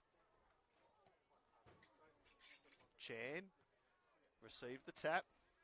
Puts it to space. They're away here. They got numbers 2-on-1. Just runs over the top of the football there. Butters up. Good pressure from Polding. They got numbers back well there. Sydney East has still got 2 boys ahead of the contest here, but the umpire calls for a ball up. Yeah, they just couldn't take advantage of that numerical supremacy they had. So now the ball goes to the outside. Again, that looks like it might be Gallagher. Yeah, look at him push forward here. That's a fantastic run. Good running. He might get it again. That's Francesca. Kicks it a long kick. It's probably gone 40 metres. Best part of 40 metres to the forward 50. Looks inboard. Polding have the numbers. Managing to lock it up is Sydney East. Umpire says I'll have it at the true centre half forward position. Great spacing from the Polding forwards here. You can see they've got 5 guys forward of the ball from the 50 here. They've all got plenty of space around them. They're starting to move now. Aidan Donovan trying to get that ball out there for Sydney East. But it's only gone as far as the Polding number 4 in Zane Zimmerly from Benora Point. Here go East now. Can they make something from this? But it looks like all Polding at the back. Good hands to the back to the fullback. That's Ari Strongman now from Deniliquin. Looking, kicking wide. Bounce doesn't favour Polding, but they managed to make it work. Miles Porter from John Baptist in Maitland. But he's turned it over. Here go East now. The wind's against them, but they kick it long. Moving back is Miles Porter again. And he takes the saving mark at fullback. Kicks out wide towards the boundary. That's going to work for Polding. Steps inside. Lovely work there from Isaac Dean from Katara South from St James. He looks towards the wing, trying to find Francesca. Can't find him. Ball in dispute. Overrun by Norris. Sydney East getting it out there, hacking it away. That's gone to number 2, which was Aidan Moran. He's had a little bit of the footy. Well done from Tricky. He's been good the last couple of minutes there. Got on the boot, got it going forward, but it's turned over. It seems to be Sydney East's opportunity to score here as they push forward. Good hands away, quick hands, looking for the man at half forward, and they've found him. In Finlay Kitching from Haberfield Public School. He kicks it long to the forward line. Mark can't be taken. Tackle effective, but he got the kick away. Falls to Van Hustitude. He gets the hand pass away. Comes to Dean. Dean looks to the outer side. Contested possession. 2 minutes 22 on the clock. Sydney East still trying to repel this attack. And get their ball forward. A sling tackle the umpire has seen. I believe that'll go East's way, and it does. Polding just trying to soak up some of this pressure. The strong mark in defence. But again, might have been Ari Great Strongman. lead. Great lead. Yeah, I think every coach would love to have a big fullback named Strongman in their team. He's doing very well, and I'm sure everyone at St Michael's and Deniliquin, and probably all of Deniliquin, are cheering him on at the moment. So hello to everyone down there. Of course, he's from in the Deniliquin Riverina. too. They're away here up the wing. If they can just win this footy, it was a good pick up by Franceschi. Gets a rush kick on the boot. That looks like Norris running it through. Overruns the ball. Sydney East have an opportunity now. Big marking contest, well held. What can they do here? They need to get one on board before half time. They've got an open man in the forward line. He's marked it at 50. Hands off. Kick forward. Strongman can't take the mark. Ball comes to ground. Here they go. Through the number 5. He wants to swing onto his right. Give the hands away. It's unselfish football, but someone needs to kick the goal. And the ball in that forward pocket. Pushing forward. They've got 55 seconds to get a goal. They need to get numbers on the move here. I'm looking for Chan. He looks like he's setting up the wall. He's part of the midfield now. They need someone to step up and put one through here, Sydney East. Polding are just defending so well. They've had a good period of play here, just like the end of the last quarter, Sydney East, but they really would want a goal here before half-time. Winfield lurking. He's wrapped up in the tackle. But the ball goes out to the back. Saving mark there. Biles Porter again. He's been handy this quarter. Just playing a kick behind the play. Looks to come across the face of goal. Changes his mind. Although that kick has gone to a 2-on-1, it might work out for Polding. 13 seconds on the clock. Free kick to Polding. Tackled without the ball. Catered Norris again from East Maitland, and that will just about do us here. At half-time in the third versus fourth playoff, we've got Polding 3-3-21 leading Sydney East. 3 behinds. East had their chances, and Polding have managed to withstand the pressure. We'll be back here shortly for the second half.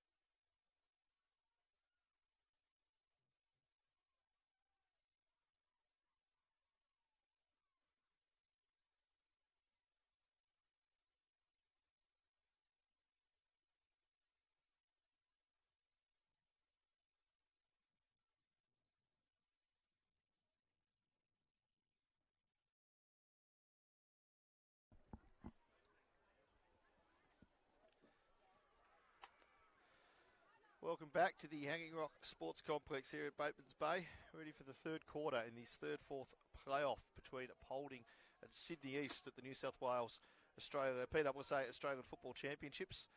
Around the grounds, we can see that Sydney Southwest 11-9-70 leading Barrier, yet to score. Barrier played a fantastic game in their last Red Dirt Cup, and unfortunately look like they just run out of legs just at the end of this carnival. But here on the main ground, we've got an entertaining contest. Polding in control, 3-3-21. Leading Sydney East 3 behinds.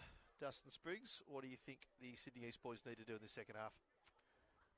Finish off in front of goals. They're getting enough inside 50s. They've finished both quarters well, but again, looks like Polding getting off to a great start. Always helps to start the quarters well, but Sydney East, they're doing enough things right. They just need a bit of polish in front of goals, and probably just one or two times they just need that final mark to hit the target going forward, but they're definitely right in this game.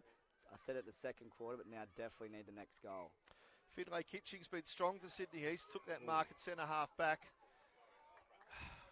but his teammates haven't been able to capitalise on it. Although here we go now with a nice little intercept mark there by Oscar Derry from Darlington Public School. He's looked inside and found Luke Finlay from Oatley. The 1-2 comes back to Finlay. Kicks forward, umpire pays that mark. And that's Rudolph from Coogee Public School. He's looked to square it up. Unfortunately, the intercept mark has been taken. Unfortunate, I say, for Sydney East, but very fortunate for Polding, who now kick wide to the outer side. Leading his man there might have been Elphig, or was it Welsh? Tackled by about 3 or 4 Polding boys there, and that's pretty much been the story today. Polding boys willing to put a lot of pressure on Sydney East every time they get the footy. It's made it hard for them this part of the ground.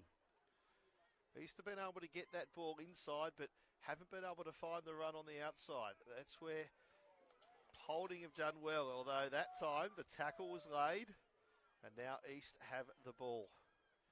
From centre wing, kicking up towards half forward. The pack flies, off hands. Drops to Dean from Kantara South. St James is at Kantara South. Ball now comes into the centre. Off hands again. Shout out to Chris Tanchevsky, teacher at Kantara South there, St James. I'm sure he'll be watching at school. Always take an opportunity to watch his boys representing sport at state level. So shout out to Tanch there. Oh, fantastic. And a big shout out to everyone who's watching right around the state, because that's what school sport's about. We are cheering on our classmates. While the kids are out here playing a tough game of footy, this is their classroom for the week. And there's a lot to learn about life, about resilience, and about doing your best, isn't there? 100%. Well said. Yep. Lots of growth in all areas, not just the sporting field. Resilience, things like this, because it doesn't get any tougher than this for these boys. Best kids in the state they're playing against. They probably get kicks for fun on the weekend, but there's no easy kicks out here, as we can see at the moment, as Polding just rebound again, but turns the ball over. There's a chance for Sydney East to make something happen soon. That was Finlay again. He's got a bit of the footy, although couldn't get it past the centre line. Greentree hand passed it inboard. Looked like that might have been Norris. Again, scrappy play as it comes forward. I say scrappy with the hands, but tough with the body. 100%. Of course, this being the largest high-performance and gifted education pathway that New South Wales Education run, is actually the school sports unit. It's fantastic that all of these children are given an opportunity to excel in the area that they do excel in. 100%. Lots of gifted and talented students here. And as I pointed out earlier, the four-line structure of Polding's great. You can see that's kicked to a 2-on-2 and it's marked. But that's the worst you get for Polding. 2-on-2 forward. It's either 1-on-1. And he's going to look to roost this forward here. I'm not sure who that is, number 13. That was Jacob Schutt from yep. St Ambrose at Pottsville. The ball didn't quite get over the line. Strong tackle affected. Sydney East don't rush it. And we're going to have a ball up 2 metres from the behind post. They're up and go up. It's tapped through for one behind. And that'll be Polding 3-4-22 are going to lead Sydney East 3 behinds. Kick wide to the 50-metre line. Kick smothered again. East go in there hard. It's a 3-on-1, but Polding nearly win it here. Ball looks like it's going to go to the boundary line. No, manages to stay in. That's great work. They're no surprise to see. Is that Norris at the bottom of the pack? Looks like he's kicked the goal. He's done a lot of great things, young Caden Norris. And he's, I think, as I say, he's going to go in the ruck here. So smallest guy on the field goes on the ruck, wins it, wins his own footy, gets it forward, dribbles at the pocket and goes out of bounds. Looks like Schutt just fell over there. Aidan Donovan just managed to let that get over there. I think Eden Mackenzie Fitzsimmons from Erskineville Public School was a bit unlucky not to win a free kick in that previous passage of play, but hello to everyone there at Erskineville as well. Boundary throw in. Right forward pocket for Polding. Off hands again. East have got the run. It's come through Kitching again. Picked up and a big kick away by Lachlan Lever from Wilkins Public School. Effective bump there, laid by Sydney East. That was Joseph Rudolph from Coogee. Polding managed to lock it up. Ball on centre wing. Sydney East have had a very successful carnival so far, but today still just trying to get it forward and trying to find that goal against Polding. 4.5 minutes remaining in the third quarter.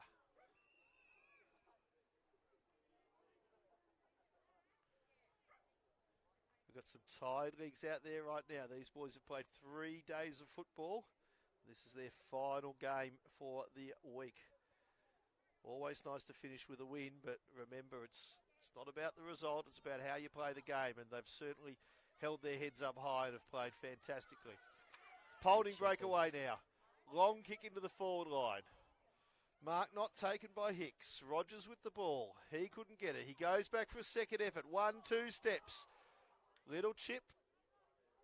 It's gone to left. One behind.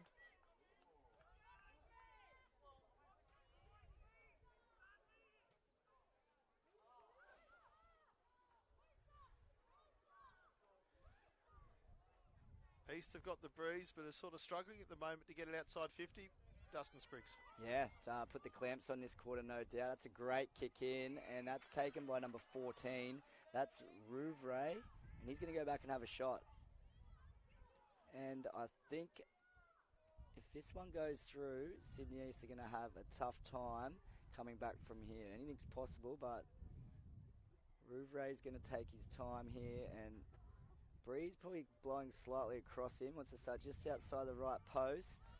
He does that. The breeze pushes it. The boy from St Mary's at Manly just kept it to the right. Another behind. But he soaked up a good 30 seconds there as well and done the right thing for his team. Oh, great mark. Is that Gallagher again? I think it is. He's been fantastic. It was a strong mark. It was a 2-on-1, and the breeze just held up there in the breeze. Or was that Hicks? It might be Hicks. I can't see his jersey from here. Either way, that was a fantastic mark, wherever it was. And again, he's going to soak up the time. Smart boy at play from these Polding boys. Soak up a bit of time here. Set up defensively. See the Jack in the Box on the mark here. It is Harper Gallagher, and he's come through and he's kicked the goal for Polding. That's his second. And Polding lead 4-5-29 to Sydney East, 3 behinds here, playing off the third place.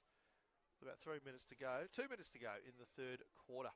Very rare that we'd have two teams from outside the top pool, Pool A, compete for third versus fourth. Joel, we're very experienced in this carnival. It wouldn't be a common thing to happen. Absolutely, it was the first time in the carnival that a team from Pool X and a team from Pool Y both made the semi-finals. Wow, yeah. Okay. And that was probably, with all due respect to these boys out here, that was probably the pinnacle for them, and that was absolutely fantastic. So today's game's a bit of a consolation. Certainly still playing for state selection, though, so you still want to make sure you do your best out there, because you never know, you might get a ticket to head down to Albury to be playing for New South Wales at the School Sport Australia Championships in August. It shows the footy's getting stronger in the state too. If we can have more of these other regions that typically don't finish in the top four, doesn't mean at all that the top regions are getting weaker. I think it just shows all the other regions are getting stronger. As you'd expect, footy's a great game and more people are adopting it in New South Wales as they should be. And Polding, that's a great kick in the middle there. Number 5 marks that. That's Lincoln Greentree. He's going back. He's taking his time. He's taking his time doing the right thing, finding the right option. Sprayed off his boot a little bit, but still it's going to be front on contact, I believe. Umpire's just waved his arm. Is that Isaac Dean there with the headband on? Again, sideways kick, get an uncontested mark. This is smart from the Polding boys. That's Greentree with it. Sells the candy, sells the dummy. Nice bit of candy. Comes through now with his right foot, kicking to about 40 metres from goal. Ball on the ground, no mark taken. Trying to run out, a little bit of a sling. That's okay, because it's Sydney East who managed to get it away through nicely to Rudolph from Coogee. He's there in the centre of the ground. He puts it into space. There's 18 seconds left on the clock.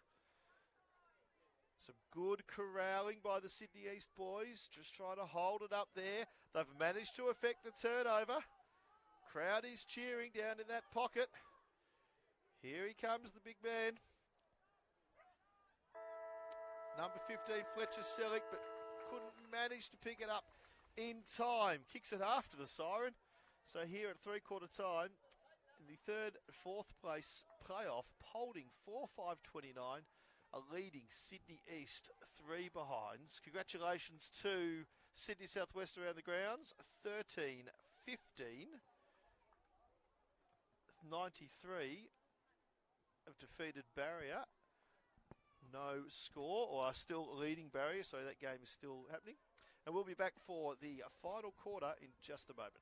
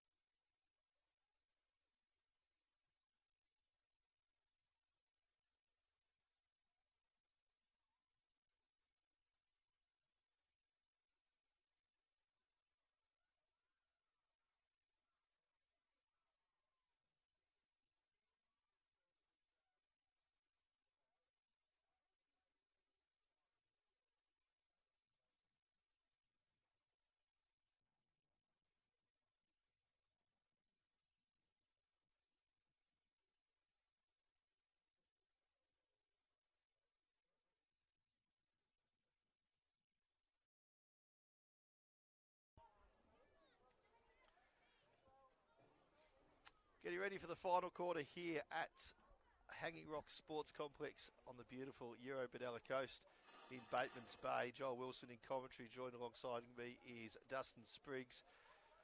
Polding 4-6-30, Sydney East 3 behinds. What would you like to see from both teams in this final quarter, Dustin? Polding, if I'm their coach, Jason Winning, I'm just saying keep doing what you're doing. Just keep attacking the footy, applying that tackle pressure.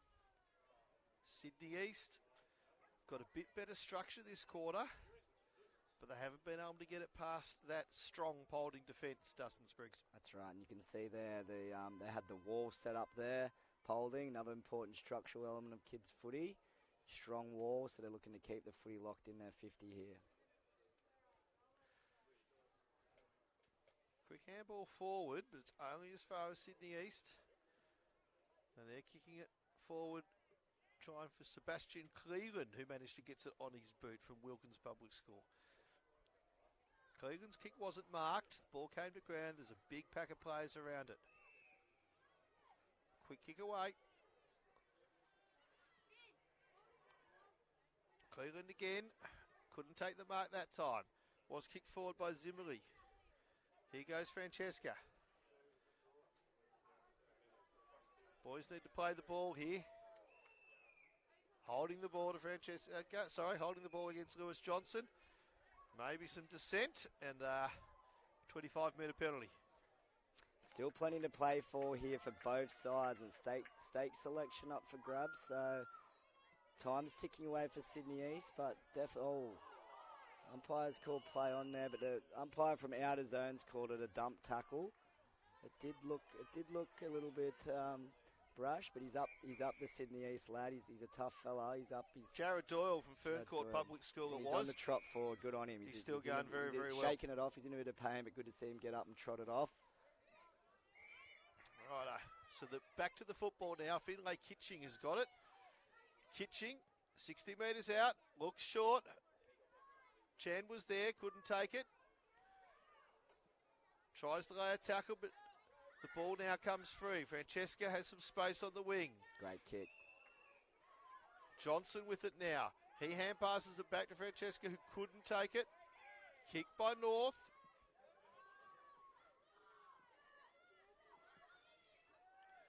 Chan was there, but Francesca again manages to come through and cut it off. Been good the last few minutes, Francesca, working his way up the ground. He's centre-half forward, but he's helping his team defensively. Big footy to be won here in the middle. Good bump. Fantastic bump there to win the footy. It's tough footy here in Batemans Bay. That was Aidan Donovan from Sutherland North. But Polding still managed to win the ball and get it towards half forward.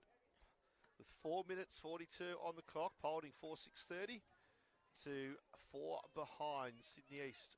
This is where Polding have shut down Sydney East a bit. They've had a few stoppages at half forward, and again they repelled there by Polding, so that was an important passage there. Just taking their time now, smart footy from the Polding boys, find an uncontested mark, and they've got one here. They can probably go quick, and he does. He plays on it. Looks like it's number 1. Ollie Murray from St gets Michael's it to going forward. Well intercepted there by the player from Sydney East. Kicking it away is another lead. That's happening again. That looked like it was Luke Finlay calling for the ball. Comes in short. Here's Kitching again. Playing very well at centre-half forward. Manages to get the kick away into space. It's a foot race and Polding win out. Bouncing through the centre is Zane Zimmerly from Benora Point again. Big punch forward. Lewis Johnson from Mount St Patrick's in Murwillumbah. That kick goes to Jack Rogers, St Anthony's Kingscliff, and he has found the man. Murray? Number 1, Ollie Murray. Yes, Murray. From St Michael's to Dilligan. Waste no time to kick it forward to the teeth of goal. Holding the man, and Sydney East get the relieving free kick with 3 minutes on the clock.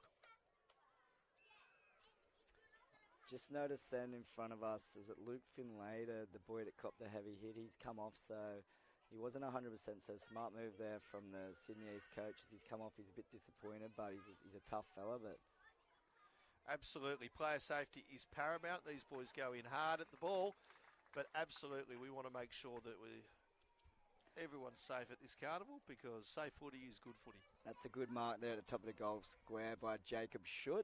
He's from St Ambrose at Pottsville. He's got a good opportunity to kick what you'd think is definitely the match-sealing goal, and his teammates get around him. Great to see. Polding boys happy. Well-deserved third place it's going to be for Polding. They've had a fantastic carnival. They cleaned out Pool X. Some big score lines there. And I watched the start of their Riverina game. They were definitely taking it up to Riverina. Riverina slipped away on them a bit, but those boys will take a lot of confidence away from and go back to all their schools all over the northern part of New South Wales. Is it the Harbour Bridge and up? Is that it, Joel? Yeah, but pretty much you sort of draw a line between Sydney and out towards Broken Hill, and then you take it a little bit further south there, but that's definitely the area that the Polding boys come from, a big, wide part of the state. So Shook gets his first. That's Polding's fifth, 5-6-36, leading Sydney East 4 behinds. And it's been a comfortable match here, but certainly Sydney East have not lied down at all, and they should be very proud of the way that they're playing. Battling it out to the end. Minute 38 left on the clock. Ball spills over to Francesca. He's been lively in this last quarter. Great tackle. Unfortunately, slipped a little bit high. So Francesca will get that free kick. Sydney East have had a magnificent carnival. They defeated Western by 100 points. They defeated Barrier by 80 points. They defeated North Coast by about 80 points as well. So they were certainly very, very successful and have been up and about. And it's awesome to be able to test yourself against some other quality footballers around the state. And that's what they found in this final game. But certainly the coaching staff of Tom Hughes and Tim Bellamy will be very, very happy with the way the boys have played, and they can hold their heads high. So they kick forward, looking for that goal. Can't quite get it because the ball has been taken by Miles Porter. He's been lively again in this quarter. Looks to kick wide. Oh, magnificent intercept there. The support isn't around him. But unfortunately, Sydney East, Zimmerley manages to get the ball out. Now the support comes for Sydney East. Here they go. Kicking it forward, looking for a mark. That is a good mark there. Big mark by Oscar Derry from Darlington Public School. He's kicked it forward now. And unfortunately, off the boot, a bit of good pressure there. That was number 18, Jack Cameron from Drummoyne. Had an opportunity for a goal, and unfortunately the ball was just dribbled out next to the goalpost. We've got 10 seconds on the clock. We might get time for one boundary throw in, and that will be just about it. All she wrote here in the third versus fourth place. Siren goes. Jason Winnings, winning coach. Polding 5-6-36. Have defeated Sydney East 4 behinds. Stick around shortly. Congratulations, boys, but stick around shortly for the final. Riverina versus the combined independent schools here on ground 1. And we'll have a fantastic finish to the 2023 New South Wales PSSA Australian Football Championships.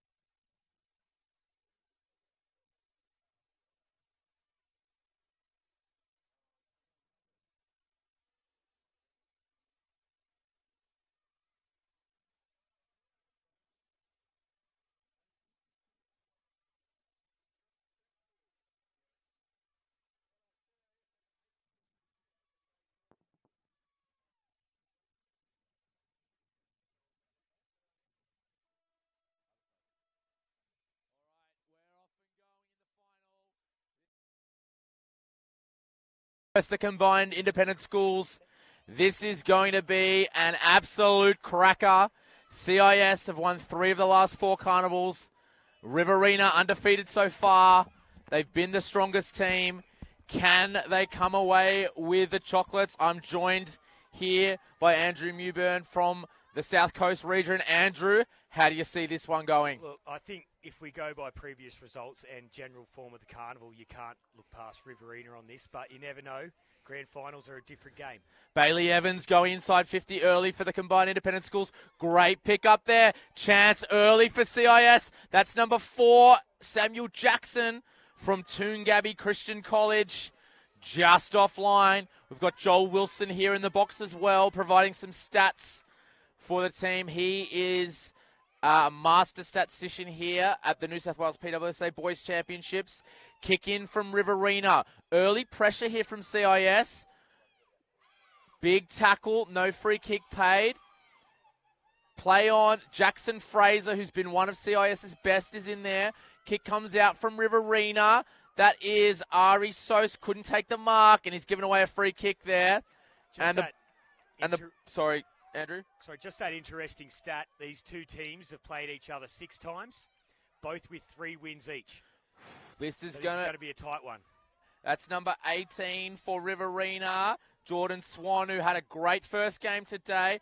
And there's Leo Barnett, gets the kick away towards Fraser. McDonald's chasing the ball as well. Good pressure from Fraser. Gets the kick away for Riverina to number 11, Angus Potter. He's going to look for an option up forward. Watch out for Oliver Ryan, who's been taking a lot of overhead marks. There's Rocky Stedgman, who had a really good start to the first game. Here's a chance for Riverina. Over the back to get the first. Good pressure there. They should rush it through. And they do rush it through for a point. Well done there from Patrick Butler. Rushing it through. Smart move there. Let it get them set. Find something to kick to. Fast start, Andrew. Very fast start. End to end. Kick in comes. He's looking for Caleb Anderson. Couldn't take the mark. There's number 7, Chet O'Mara. Ball goes out, and it's going to be a boundary line throw in on the near side. I think this is going to be used with who hits their targets and who moves the ball around the ground into the open spaces best here. Good call, Mewey. Boundary line throw in comes. Butler's in front. Did really well, Butler. Got the kick away. Chance now for Ottaviano. Missed it, and the ball goes to Packer. Packer goes inside 50. Duff's there. Duff, he's going to be tackled. He's going to be caught holding the ball.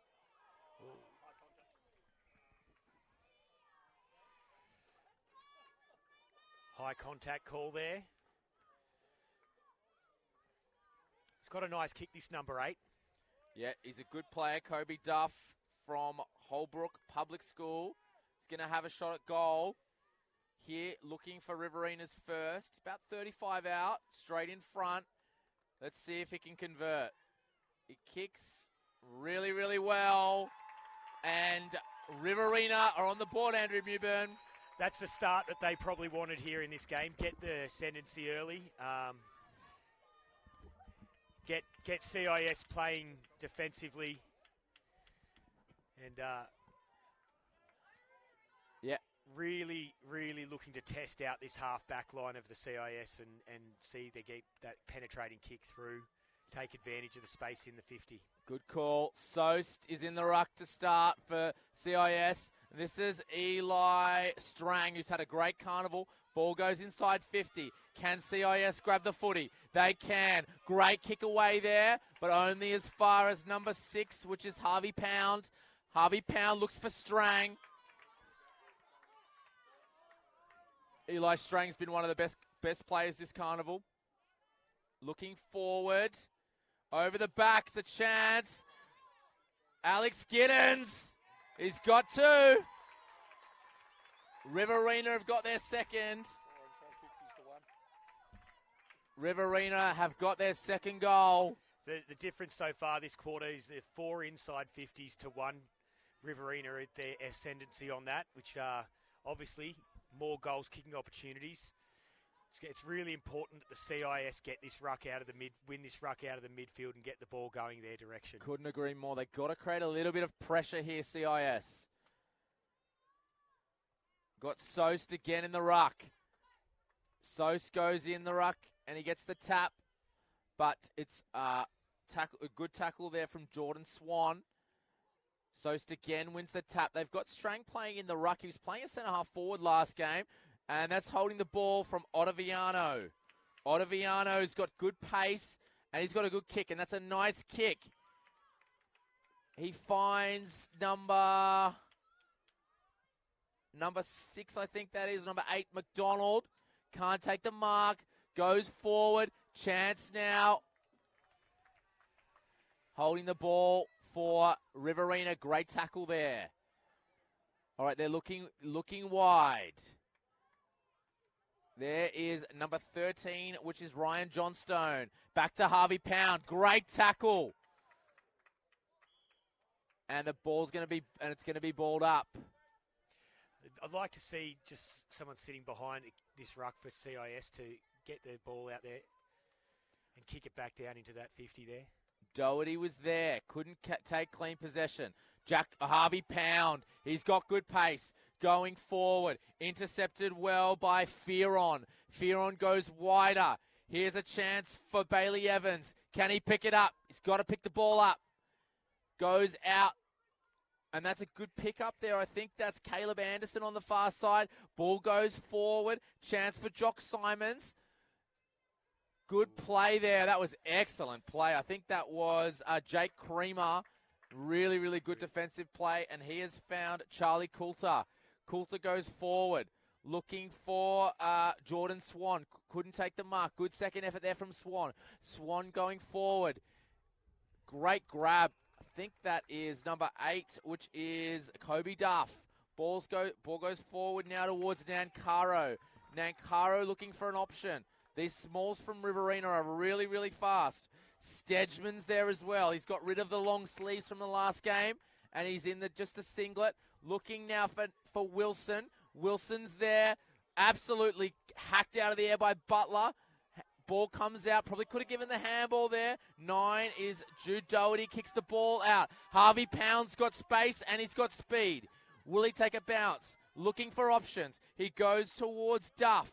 Duff can take a good mark, and off he goes. Duff looking inside 50. He's looking for Giddings. Giddings couldn't mark it. Good defensive work there from Butler. Here's O'Mara. O'Mara around the body. He's kicked another one. Beautiful play there by the number 6, Harvey Pound, onto Duff with a good mark there, and a nice kick into a danger zone at that top of the square. Got 1 goal to O'Mara, 1 to Duff, and I think 1 to Giddens as well. Really, really good start from the Riverina side. CIS have got to come now. Andrew, they cannot be the next to score. They've got to score the next goal. Absolutely. This is really important here, especially with the dying stage of this quarter. A goal at the end of this quarter would just really help the confidence coming into the Harvey Pound is everywhere. He handballs to Packer. Packer just really, really good there. And that is Oliver Ryan gives the handball off. And it's been taken now by Mottram. Swan's calling for it inboard. He elects to go longer. He looking for Stedman. Good defense there from the combined independent schools.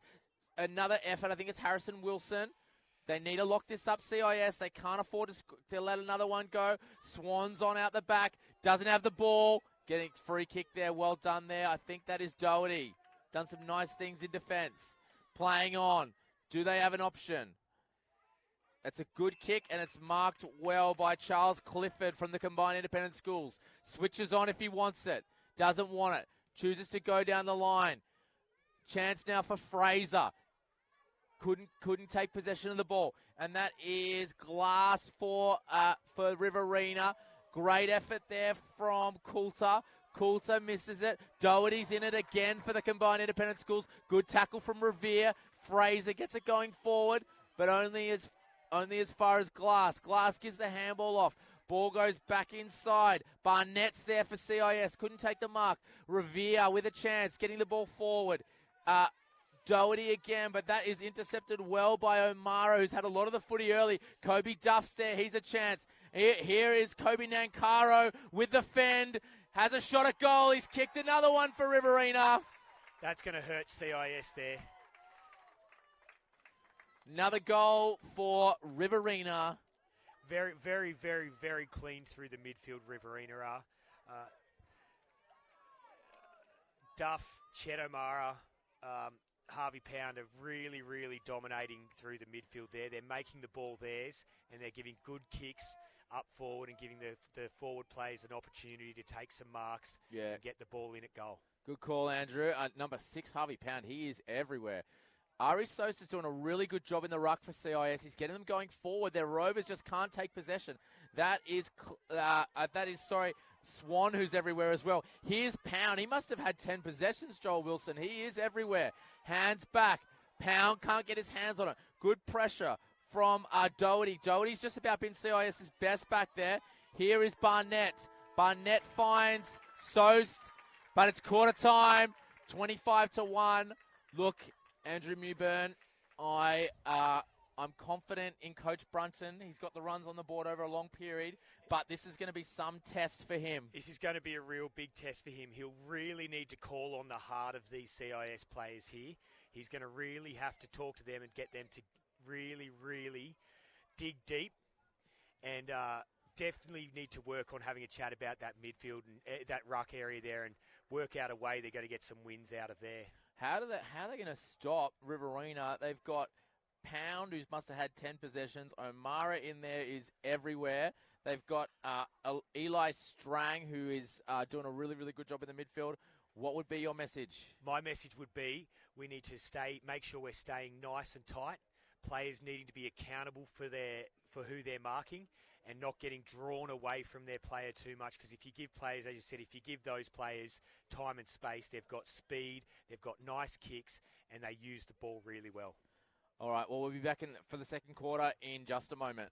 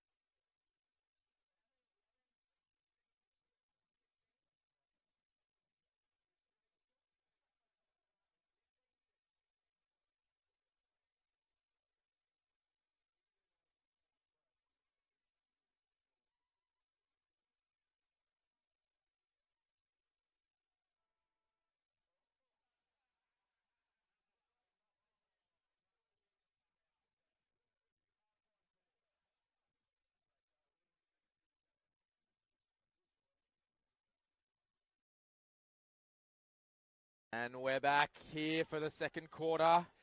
Just a few stats Andrew Moonburn's just a little bit of information from the last quarter.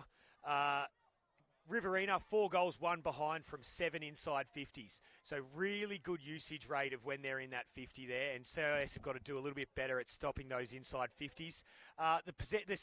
The centre clearances, CIS are actually 3 up over 2, the centre clearances. They've just got to use the ball probably a little bit better once they get it out of there because it's so easily coming back into Riverina's hands. Let's see how they go with and what Neil, if anything, Neil said to them comes into play. Yep, 70 games for the Sydney Swans. Neil Brunton, the Combined Independent Schools coach. This is Really important the first 5 minutes here, Andrew. CIS have got to stop the bleeding, and they've got to get on the scoreboard. Yeah, The only way they can do this is by chipping away. Chipping away and just slowly building that confidence up. A goal's going to get a bit of confidence, a second goal a little bit more. Jackson Fraser's been caught holding the ball there. He's one of CIS's best players. He'd want to be coming into the game. Ball goes We've got in one dispute. straight off the head there. Yep, straight off the Falcon. Here's a chance now for Charles Clifford. Intercepted there. I think that's Ottaviano there for the Combined Independent Schools. Gets it away. Couldn't take it, Butler. He did some good work down in defence. Great work there by Eli Strang, but a good tackle as well. Great second effort from McDonald, who's been really good for CIS. McDonald, the ball goes out, and it's going to go out on the far side. Eli Strang looks like he's taken a little bit of a knock there. He's got a bit of a limp out there. He might see if he runs that off. They've moved Oliver Ryan into the ruck for Riverina. He has been a really, really dominant ruckman this carnival, so interesting to see how he goes in the ruck. He's probably the tallest here, I would say, at the carnival, and very long-limbed person. So going to be easy to hard to compete with your rucks against him there. Kick goes in. Just the penetration on some of these kicks from Riverina. The boys are kicking at 30 or 40 metres. Ball come out, though. Chance now. Parsons with a good handball. Parsons goes again. Here he is. But the ball comes out. Chance for Giddens. Good spoil there. That was a great effort. Not sure who that is, but that's a fantastic effort. Cross half back from CIS. It's going to be downfield. Well rewarded there. Fantastic spoil and second effort there, Andrew. Absolutely. Like, that was just beautiful turn of pace there. And get himself nice, wide and open. Would have loved to see someone in the centre half forward lead out here for him to give him an option to kick to a bit wider.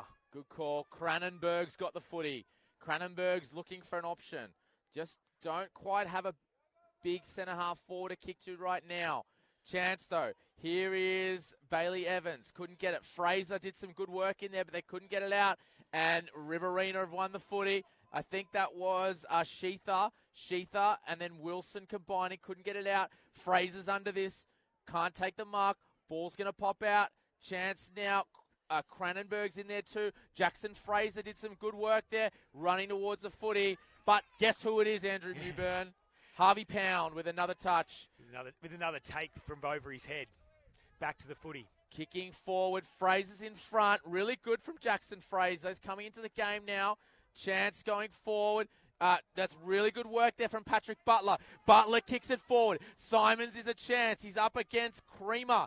Creamer was silky there. Just sold the candy and then finds a way to get it to Jordan Swan. Very calm and collected. That's what you want from your fullback there. Calm and collected. Nothing silly. Jordan Swan kicks it out. It is Packer out there for Riverina. Good pressure from CIS. Johnstone from Riverina. Back to Packer. Packer kicks it forward.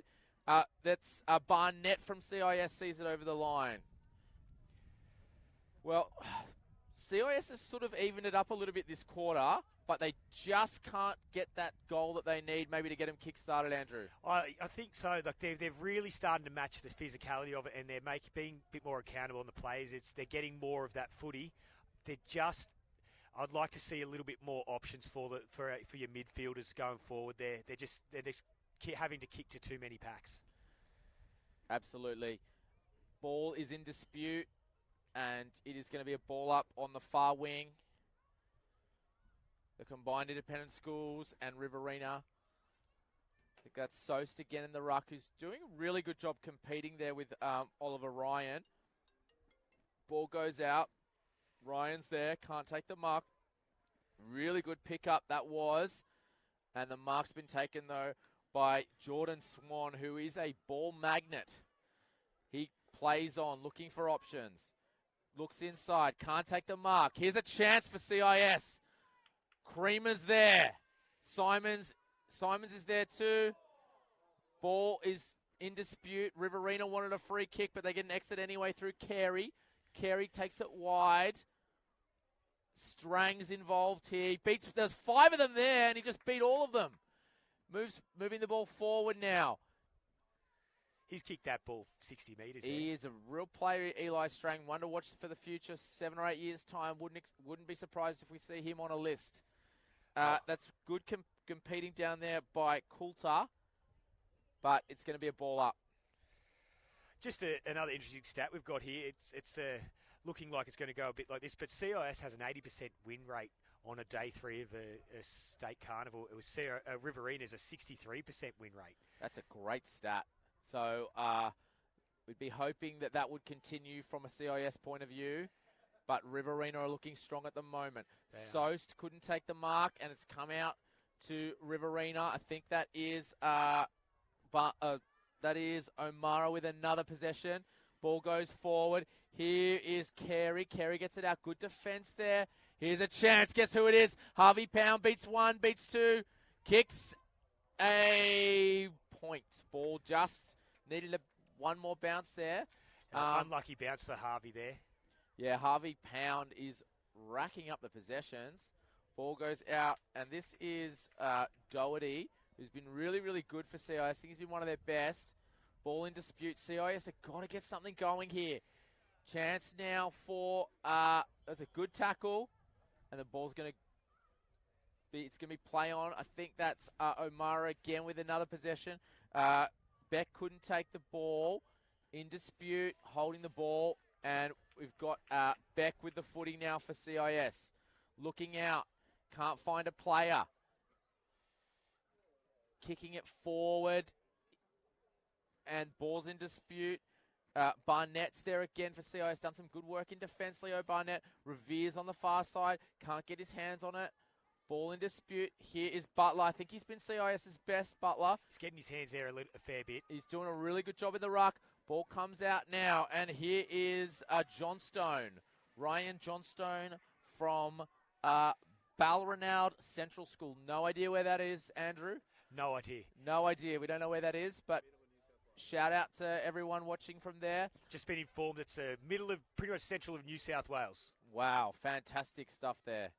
All right, that is 9. I think that's Doherty again. He's got another kick. He's doing a really good job across half-back for the Combined Independent Schools. Harvey Pound, I think that is again with another possession. Here's a chance if they can force a turnover here, CIS. Ball in dispute. It's going to be a ball up. Got to get a goal, Andrew. Got to get a goal. It's going to start with CIS hitting some targets, and to do that, they've got to start finding some space and getting a bit of freedom from the Riverina defenders there. Butler again in the ruck is doing well. Chance now for, that is Sheether. Sheether and Harvey Pound's everywhere. Sheether's there too. Here's Harvey Pound getting his hands on the footy, going forward. But it's a good mark taken there by the Combined Independent Schools. Going wide towards Anderson. Caleb Anderson, good tackle, good second effort. Ball's come out. Kick goes forward. Chance now, good mark. Can't see the number. Looking for an option going forward. CIS have got to get something going. Ruben Smith's there, couldn't take the mark. Good run forward. Here is Inda. Inda gets it forward. Here's Jock Simons. Jock Simons. Have they got anyone down there, Andrew? No, they're not. How about the pace of Oliver Butler? He's come from nowhere. Sorry, Patrick Butler. Where's he come from? He's going to kick a goal just offline. Where did he come from, Andrew? He came from the centre of the field there. He wasn't in the shot. They had 5 players there. Patrick Butler's come from nowhere. He must run 100 like Usain Bolt. That was just pace. It's the long legs, mate. It's the long legs. As soon as you get those big strides going, you can cover a lot of ground. Fantastic work there. They need a goal for the Combined Independent Schools. This is a chance now. It's a chance. They're gonna get on the board and just chip away. Been an even quarter this one. They've done a good job of evening it up. Butler. Not deep enough the boundary line throw. We're going to reset and do it again. Do they have a goal sneak? I think Jackson Fraser from CIS is the one to watch. Here he is. Can he get his hands on the footy? Good tackle. First to the ball again, though, Riverina. They're good at that. They're getting first to the footy. I'd like to see the CIS midfield just drop out of the 50 a little bit. There's a lot of people in there, which is going to make it hard to get that ball away from someone. Good tackle. Chance now for Cranenberg. Cranenberg fights hard, gets the kick away. Chance still for CIS. Inda, handball over the top. Here's Butler. Butler with a chance. They've got the goalie down there, though, and it's not gone past there. Still a chance. Simons is there. Ottaviano off the ground. Couldn't get it going. It's going to be a boundary line throw-in. Minute left, Andrew Newburn. Oh, a goal here would just be vital, would be awesome for CIS there. The confidence going into the halftime with a goal just before it would be really, really useful that they can bring out to bring in the next game. Give something positive and really motivating for Coach Neil Brunton to talk about. It got a free kick, though, and it was Ryan with a tackle. Quick exit, and he finds Jordan Swan. So pressure relieved there from Riverina. 30 seconds, still time for CIS if they're good enough. That is Klemke, proud footy family. Ball goes in now, chance. There's no one there for the Combined Independent Schools, and it is taken by Will Glass from Riverina. Glass comes out, and he finds Johnstone. Johnstone goes off. CIS can't concede one here. Still time, there's 10 seconds left. Riverina pushing forward. Here's a chance for Powles. Couldn't get his hands on it. Ball looks like it's going to be locked in, and I think that's going to be all she wrote for the quarter. Look, Andrew, better quarter from CIS. They just couldn't get on the board. Absolutely. CIS have evened up the inside 50s, so just probably a little bit better use down there with the ball. There were times when the play had pushed right up, so they were kicking over the top and there was nowhere one to run onto. But much better quarter from CIS. Mr. Neil Brunton has obviously told them they need to really dig deep, and that's what they did. Unfortunately, no goal as a reward for it, but only 1 point for that quarter for Riverina. Bit unlucky not to get one at the end, but great quarter. Looking forward to the second half. We'll be back in a moment.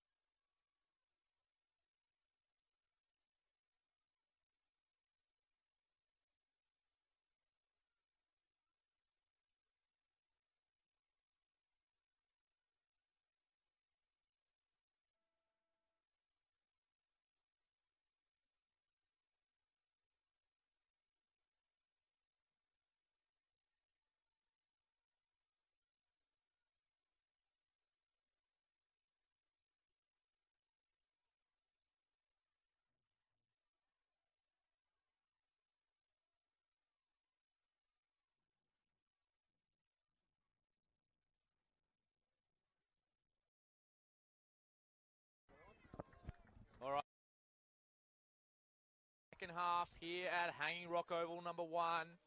It has been an enthralling contest so far. The combined independent schools coming back in that quarter. This is going to be a key quarter, Andrew.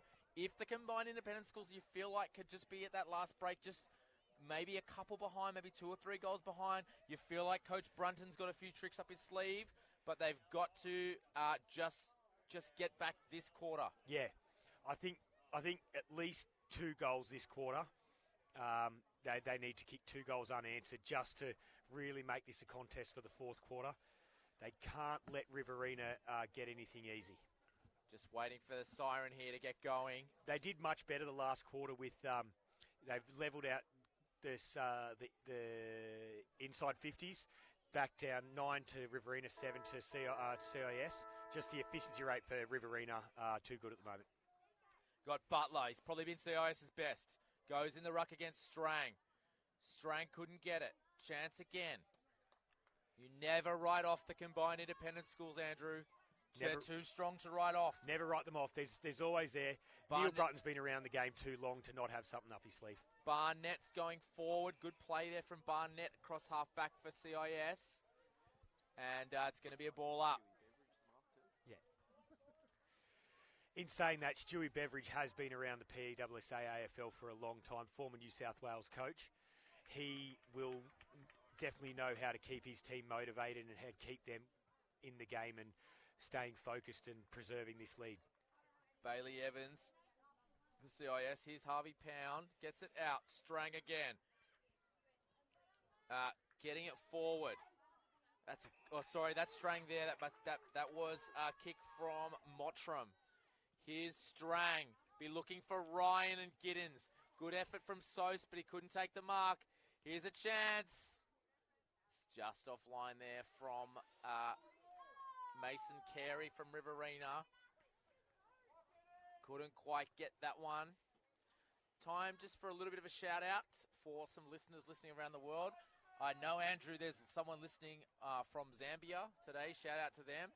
Yeah. Someone from the United Kingdom as well. A big hello to them out there. And anyone else listening around the world. That is great play there from, I think it's Mitch Sheether from Albury Public School. Taking the intercept, but couldn't get a goal. Look, it's just great technology these days that allows people who have families other side of the world to be able to still watch their relatives playing games like this. It's just really, really special. Good call, and that is McDonald, who's had a good game, but it only goes as far as Creamer, Creamer looking for options. That's a great mark, though. Fantastic mark there. That's George Revere. Proud CIS prodigy. Revere kicks forward. Ottaviano couldn't take the mark, but that's a mark, though, for Harrison Thomas. That's a great kick. He finds Charlie Clifford.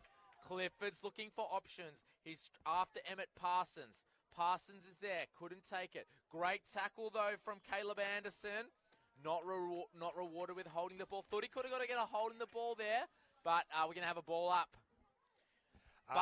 Butler in the ruck. Butler did a good job. Ball's coming out now. CIS are pressing here, and we're going to have another ball up. Hello to Scott Sanford, barrier legend from Morgan South PS. If you're watching out there, big hello. I hope you're enjoying the game and our commentating. Yes, great to have Scotty with us. He would be watching. I know he was watching the barrier games, so it's good to have him with us. Butler again in the ruck. Good tap, and that is McDonald. McDonald going forward for CIS. They're a chance here.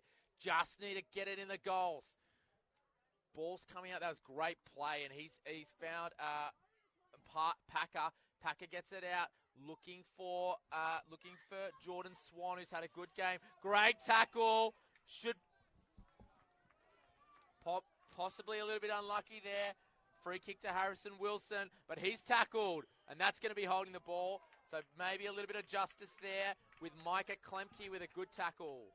Klemke's looking for options. Klemke presses forward, but it's all Riverina across half back. Stewie Beveridge has a well-organised and drilled team there. They're very structured, hold their positioning real well, and that's making it very, very hard for CIS to really make any penetration down into that inside 50. That was good play there from Will Glass. Got it out again. Chance now. Great play. I think that is John Stone. It is John Stone. Johnston's not sure what's going on here. I think that Harvey Pound's been paid the mark. Possibly a little lucky there, Harvey. But what do they say, Andrew? Got to make your own luck. Yes, absolutely. You can make your luck by getting your hands and body around the football. Here's Sos, taps it forward. Revere's in there. That is McDonald again for CIS, who's been very, very... That is without the ball there. Number 9, Jude Doherty's going to get rewarded for that. Doherty's looking for options. Probably going to come out this way. Revere's there. Fraser's there as well. But that great pickup from Harrison Wilson. He's going forward. Chance now. Possible hands in the back there. Not paid. Good defensive work. No free kick given. Here's Eli Strang around the body. He's going to kick a goal.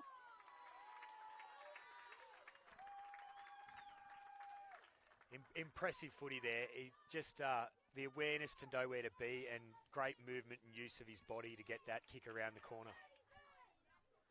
Good call there, Andrew. Well done there to Eli Strang. Great kick at goal. Thought CIS were a little bit unlucky in a couple of passages of play there. Yeah. But nevertheless, goal for Riverina. Just a win out of the ruck here. Nice kick into the 50 there. Just get Riverina on the board. Get CIS on the board. Fraser's done well in the middle there, but that is, I think Wilson on the far side did a good job of getting clear of his opponent. Here he is, kicks it inside 50. Here's Oliver Ryan, the big fella, gets the handball out, can't take clean possession. Well done there from Owen Beck, and he gets it to Jackson Fraser. Fraser kicks wide. Good kick from Jackson Fraser. He finds Bailey Evans. Evans goes inside looking for Klemke. Couldn't take the mark. Hands over the top. Fraser again. I think he was a big reason CIS were able to sort of turn it around a little bit in that second quarter. Jackson Fraser, number 2 from Shell Harbour Anglican College. I think so. He got his hands a lot on the footy a lot that last quarter. Would love him to get a lot more this quarter. They would. Good work again from Butler in the ruck. He's doing a really good job. And there he is, a second effort. Gets it going forward. Possible mark now. Well done from Evans. Ball goes forward now. Can't quite see who it is. Ball in dispute. That is Doherty getting the ball forward, but they can't get a goal. A little bit of action happening on the sideline here. We've got the Polding boys singing happy birthday to someone, not sure who, but it is making certainly the commentating a little bit more challenging, but it's all part of it. I wish them a happy birthday though. Yeah, whoever it is, happy birthday. Possible holding the ball, not given. Ball comes out. Chance now. Fraser's in the middle for CIS. I think he's going to take possession here. Does well. Beats one. Straightens up. Gets it inside 50. Good effort there. Ball comes out. Here's a chance. A real chance now for the combined independent schools. It's gone over the line. It's a goal. It's a goal. Goal. Well I think it's Ottaviano with the goal. Ottaviano and CIS are on the board. They've got their first. That is Kian Ottaviano from Mount Sinai College. Proud Jewish Day School. Shout out to them. Fantastic work there from him. Yeah, absolutely. If they can get another 2 goals this quarter unanswered, we've got a real contest on that last quarter.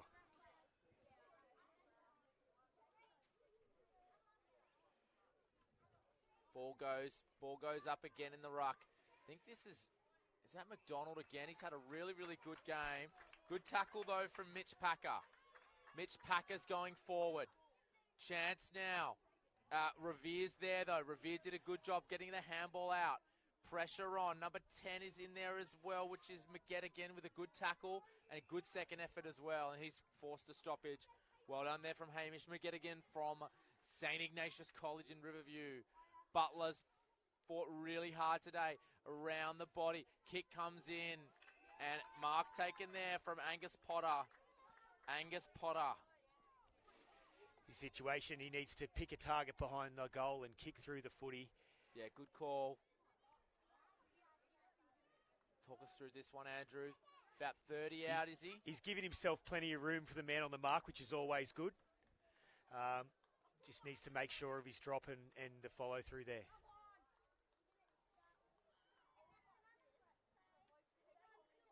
That's a great kick. Lovely kick. Fantastic kick from Angus Potter. He's got a goal and a good reply from Riverina after CIS had a pretty good passage of play, Andrew. Yeah, Riverina needed that just to slow down CIS. Really did just put a halt on their potential comeback. Well done to Angus Potter. Great kick. About 35 out. And another goal. 4 inside 50s for Riverina this quarter with 2 goals. 2 inside 50s for CIS with 1 goal, so about a 50% efficiency rate this quarter for both teams. Fraser kicks it forward. Just Riverina again playing in front. Well done. Ottaviano's had a good quarter. Kicks it towards, I think that is Play quickly here. Caleb Anderson. Quickly out to McDonald. McDonald goes inside 50. 30 seconds left. Can they grab a late one? Klemke kicks it long. They need a mark. But well done, Riverina's Riverina. got it. Good mark there from Chase Powles. Powles goes out, and I think he's found Cardile. Kicking long, and that's a good mark. Guess who? Harvey Pound, he's everywhere. Kicking it long now, down the line. Good effort there from Swan. Couldn't take the mark. Here is Wilson with a kick forward. Can they get a late one? No, they're going to run out of time. That's 3/4 time in this game.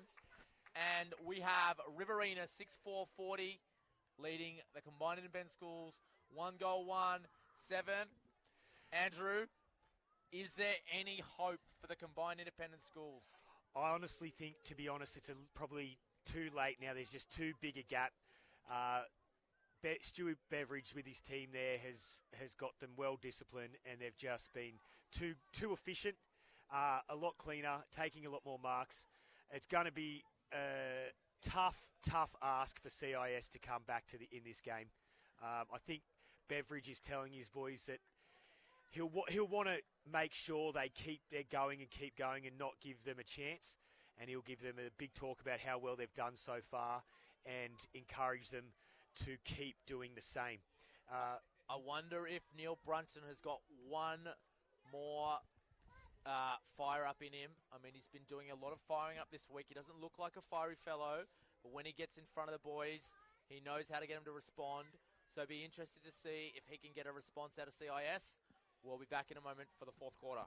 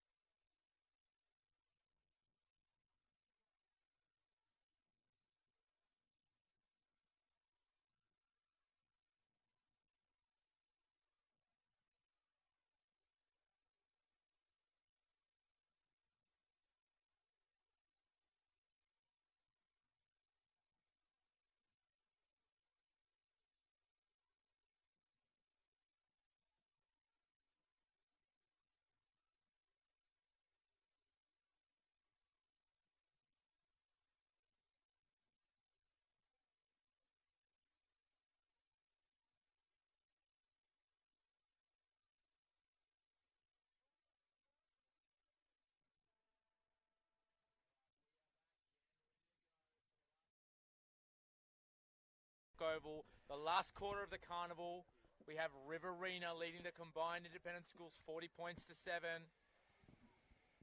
So, and looking forward to hearing this stat, Andrew Mewburn, that you've got for us.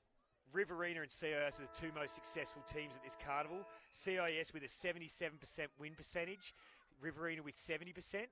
And this, Is this all time?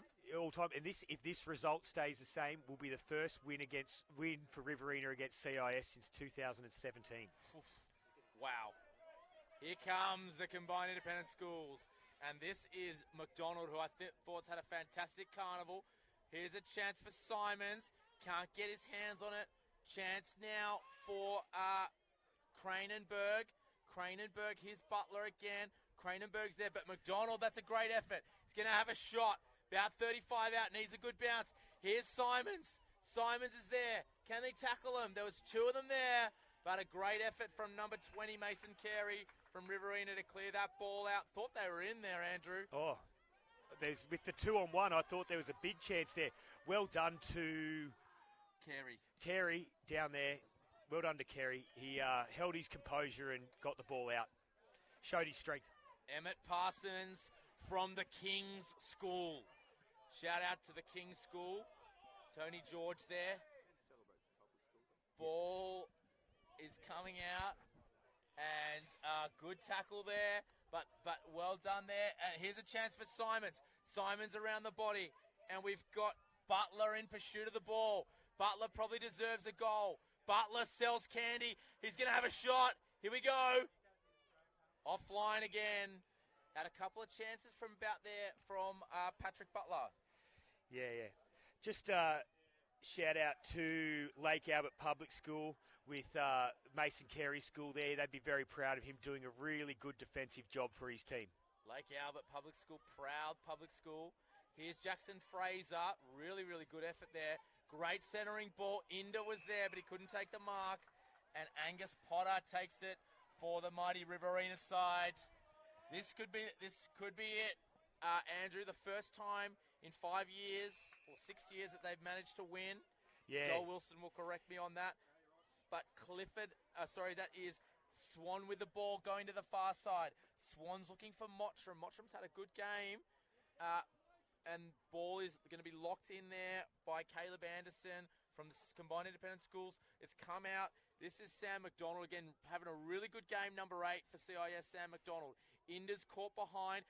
Pound. Look at that acceleration on Harvey Pound. Great kick. Fine. That was a good pickup as well from the combined independent schools. Getting it back. Good mark. Very, very good mark taken by Oliver Cranenberg.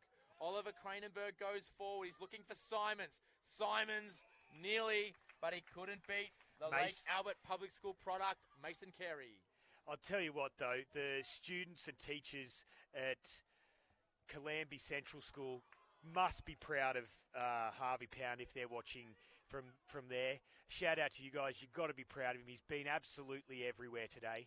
Wonder if they're watching at Coolamballi Central School. No idea where that is either.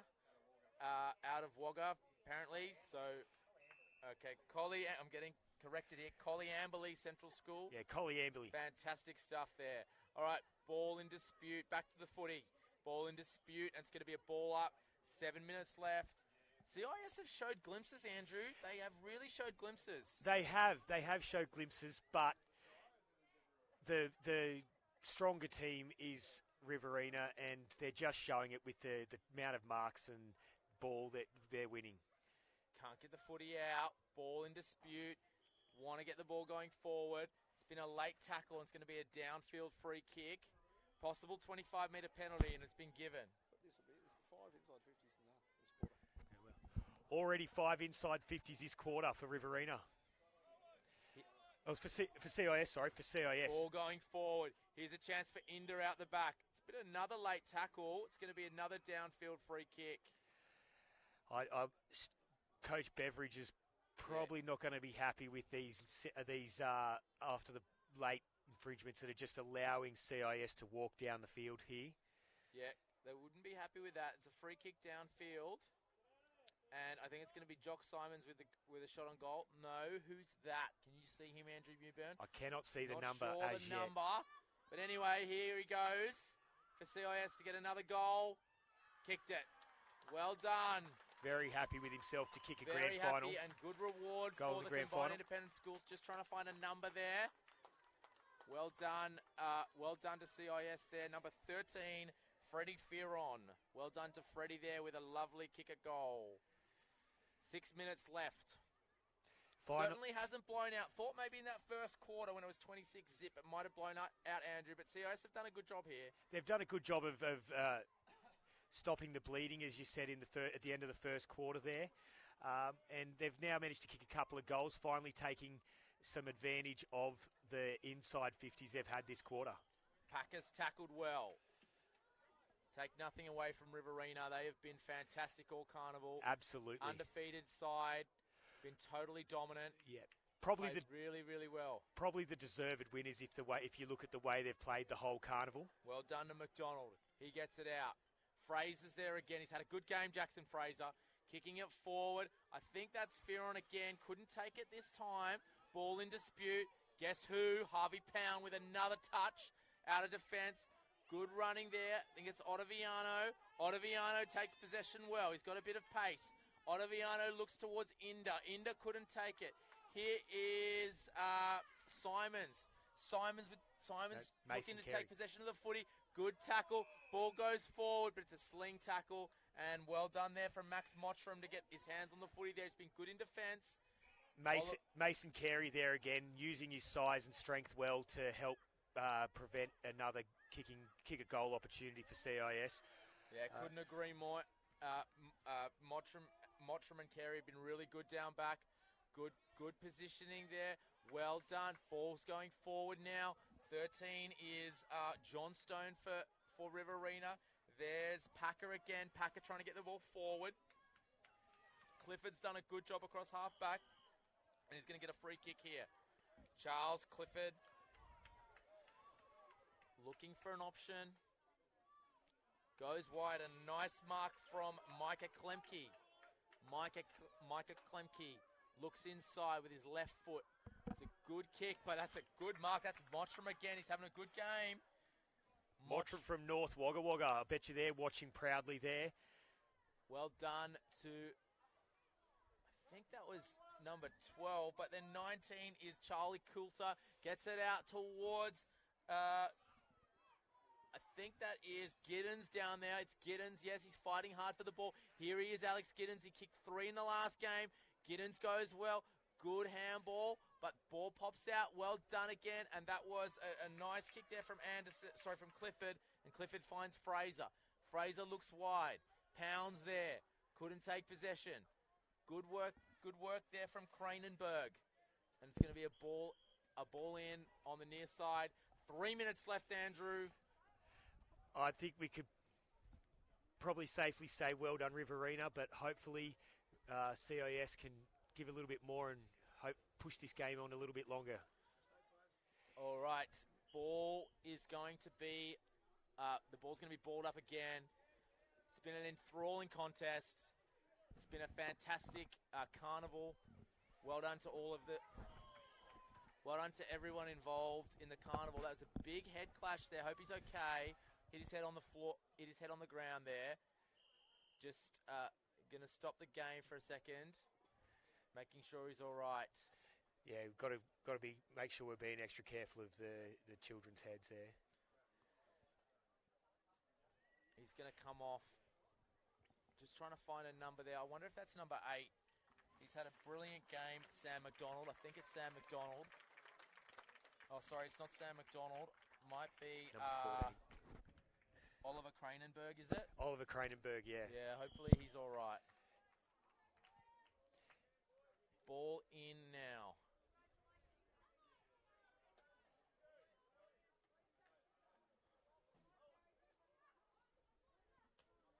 Ball going in. Possible a high tackle, but it's let go. And we're going to play on. Ball in again. Can't take possession. That's Mottram again from Riverina. Getting the clearance. Clifford's there, and so is Doherty for CIS. But it's Giddens who's done a really good job up forward today. I'm The ball's going to go out. Minute and 20 left. It's been a great carnival, Andrew. It's been an absolutely wonderful carnival. The weather's been nice. The footy's been great.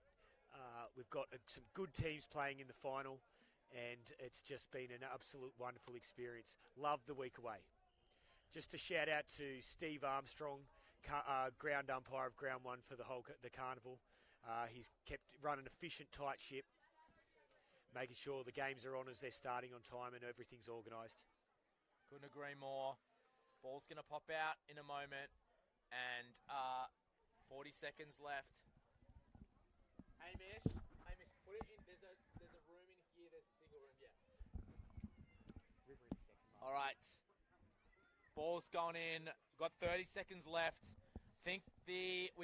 Riverina can start celebrating. It's going to be their first carnival win since 2017. Well done to the coaching staff of Stuart Beveridge and the manager, who we'll get a name for at some point. Well done to them. It's been a fantastic effort. Well deserved. Been the best team all week, and they're going to enjoy this one. Riverina from Hay and Wagga and Leeton and Griffith and everywhere else. Riverina have got the win, and they've got the carnival. Congratulations to Riverina. Too good for the combined independent schools. 40 points to 13. Yeah, well done, Riverina. They were, from the very start of the carnival, they showed that they were going to be a strong team and a hard team to beat, and they've proven that this afternoon in this grand final. CIS, well done on their efforts. They fought the whole way. As you said, with the start of the game, 4 goals in the first quarter to keep it down to only 2 goals for the rest of the game and kick 2 themselves. They really fought hard to hang into that fight. But too good, Riverina. Well done. Congratulations. Well done to Riverina. Thanks for joining us on the live stream, wherever you've been listening. And thank you for your support of the New South Wales PSSA AFL Championships. Look forward to seeing you again next year. Thank you, everybody.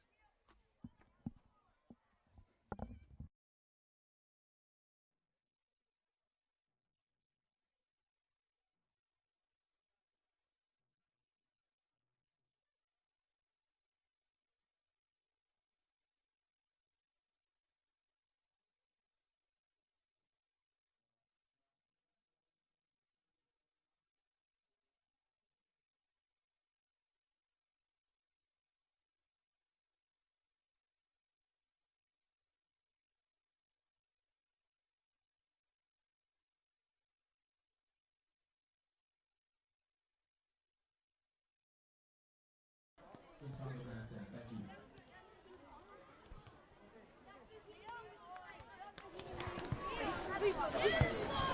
you.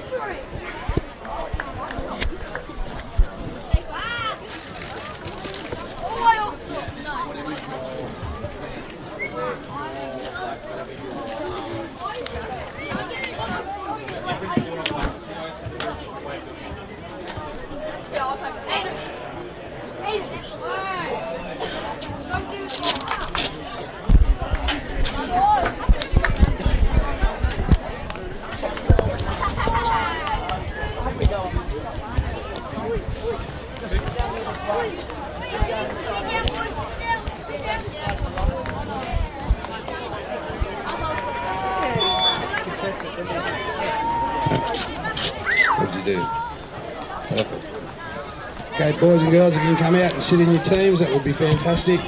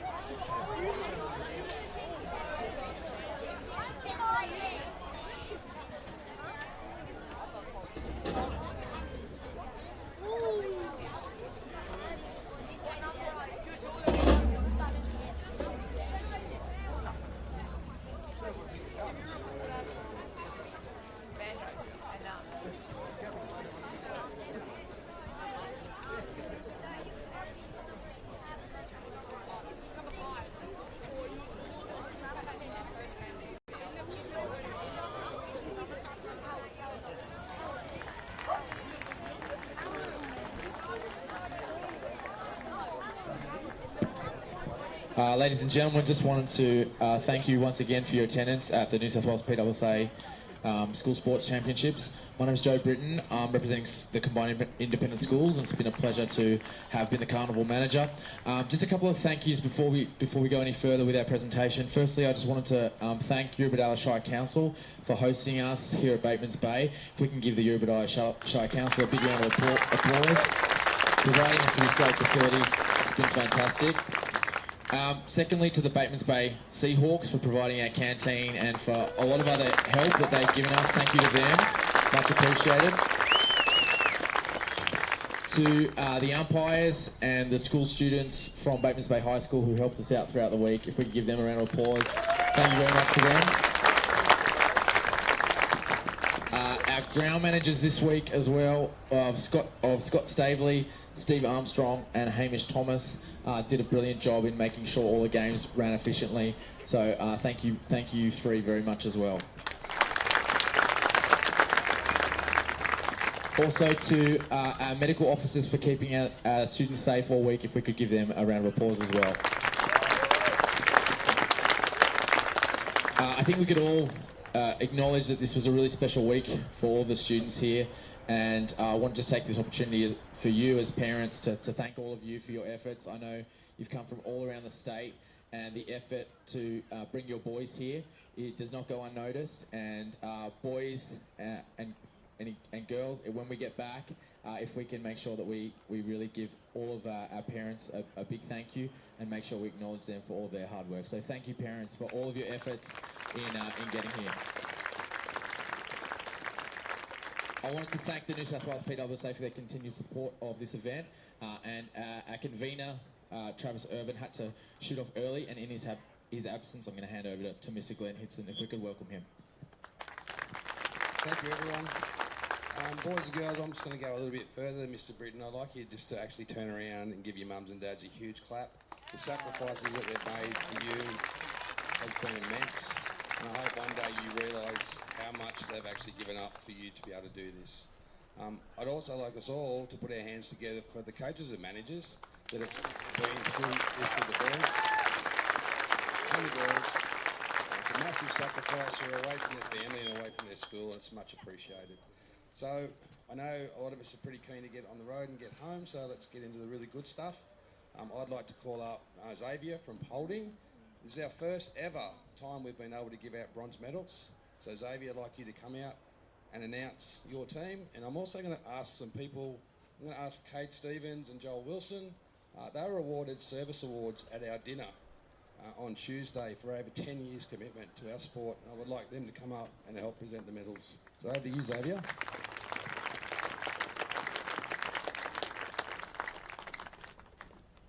Number 1, Ollie Murray. Number 2, Caden Norris. Number 3, Xavier Mack. Number 4, Zane Zimmerl.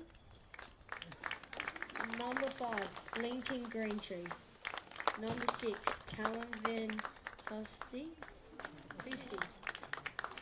Number 7, Angus Henderson. Number 8, Harper Gallagher. Number 9, Miles Porter. Number 10, Xavier Hicks. Number 11, Isaac Dean.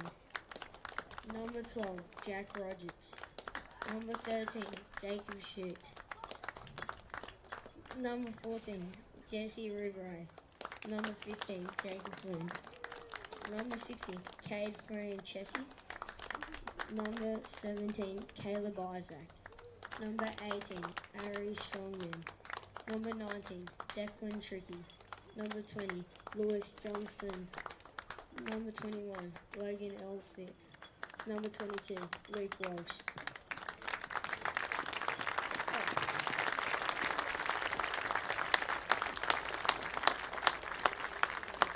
And the coach, Jason Whitting, and manager, Michael Deed. Well, Davey and captain, let's all put our hands together for our first ever third place at the State Carnival, Polding.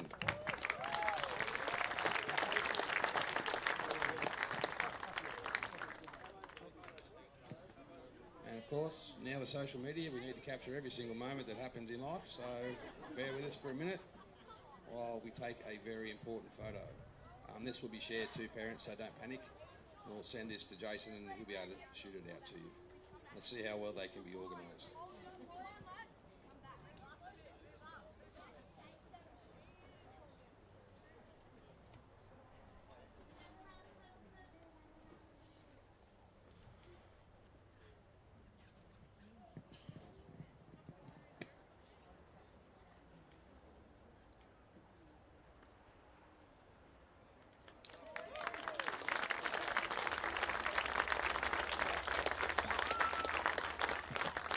Congratulations, Polding. For those of you who are here for the first time, the standard of football, I think the weather helped and the ground helped, but the standard of football this year was exceptional, and it was very, very evident in that final. It was amazing to see so many skills on display. So CIS, thank you for your effort. I know it's hard sometimes to be a loser, but you made it all the way through. So Sam, your captain, would you like to come up please and introduce your team to receive the silver medals for this year at the State Carnival?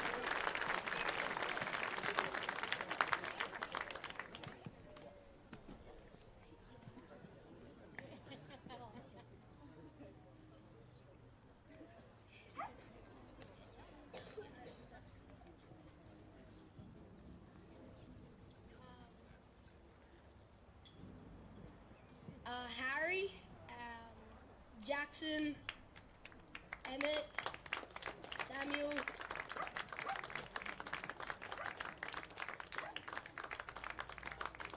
Ruben, Micah, Leo,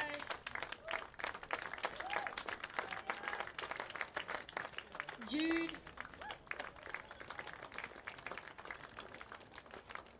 Hamish,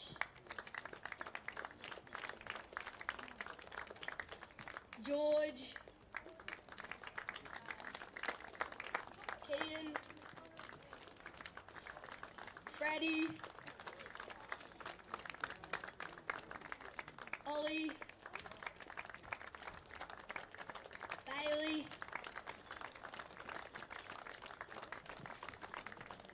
Krishna, Caleb, Charlie, Jock, Owen,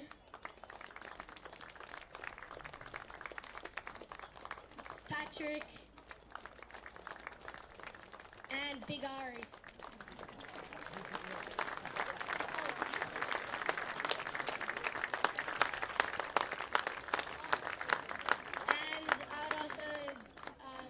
Thanks, Simon and Neil.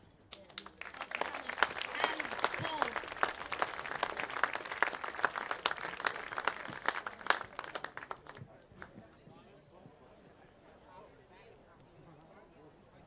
and Sam McDonald, the captain of the CIS. Well done. Congratulations. Runners-up 2023 State Carnival.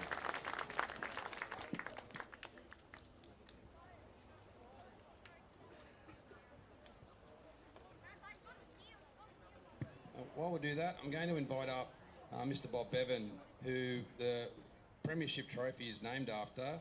I'm sure Bob will correct me, but I think this is his 43rd carnival. So I think it's a great tribute to a man that's given so much, and Bob will come out and he will help, and then he will present the Premiership Trophy to the winners. And I'd ask Jordan from Riverina to walk up slowly while we finish that photo.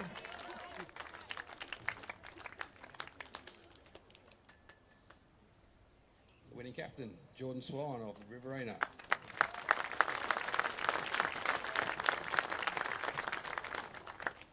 First we got Rocky, and number 2 H-Train. 3's Mitch Sheether. 4 Kobe Nancaro. 5 Mitch Packer. 6 Harvey Pound. 7 Chet O'Mara. 8 Kobe Duff. 9 Will Glass. 10 Ollie Cardile. 11 Angus Potter. 12 Chase Powell.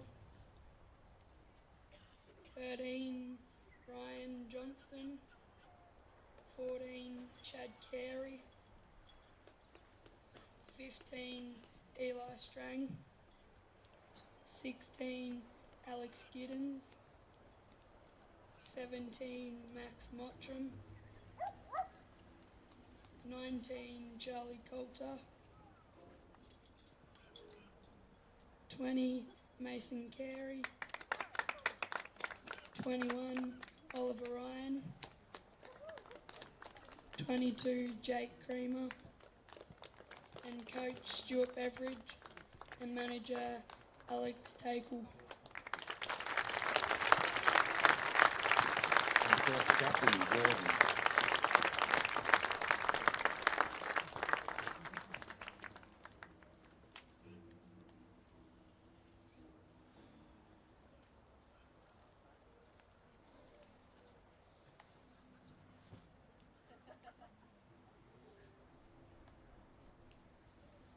And I'd now like to ask Jordan and Mr. Beveridge and Mr. Bevan to come up and send the trophy back to the Riverina in an absence of probably way too long in the minds of many.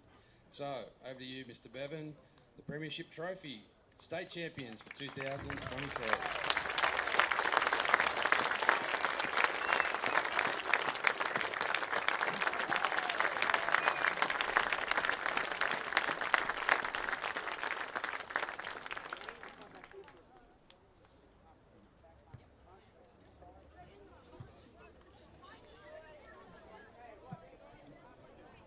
And while that takes place, I'm now going to hand over to Mr. Cade Stevens, who will be the 2023 coach of the New South Wales State team to compete at the National Carnival in Albury in August.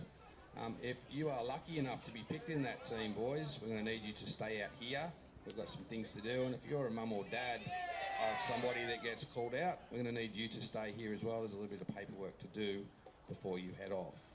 It's a really exciting time to be chosen out of 120,000 boys that are 12 years old. This will be the best 23 footballers in the state that are about to be read out. So, Cade, congratulations, Riverina.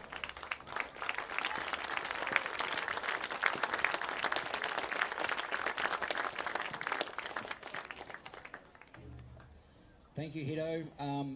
I'm not going to do any thank yous because I know Joey and Hito have done a great job of that already, but I do have to say that our job is really difficult. It's an amazing week, and I know personally from a lot of the teachers that have been coaching you, it's one of the best weeks of the school year, and I'm sure all you boys would probably agree with that. But we're left with a very hard job of selecting 23 players from 286 that are sitting in front of us now. For you to be one of those 286 students is an amazing effort, as Hito just mentioned. and you need to be really proud of your achievement so far. But what I will say is I always look forward to reading the publication when the under-15s team is announced, the state team, and comparing how many blue pups, we call our team the blue pups, and seeing how many blue pups actually progress on to make it to the state team again in the under-15s. And that number is not as many as you'd think. It's usually between 8 and 12. And I think there's been as few as 6 in certain years. So making this team right now does not guarantee you an armchair ride to make state teams in the future. So I guess the people that I'm talking to now are the people that make it to keep working, but also those that don't get called out. Now, if you've set yourself a goal to make this final 23 today and your name isn't read out, keep working hard, keep setting goals, keep setting high standards of yourself, because you will get another opportunity. So I'll move on to announcing this team.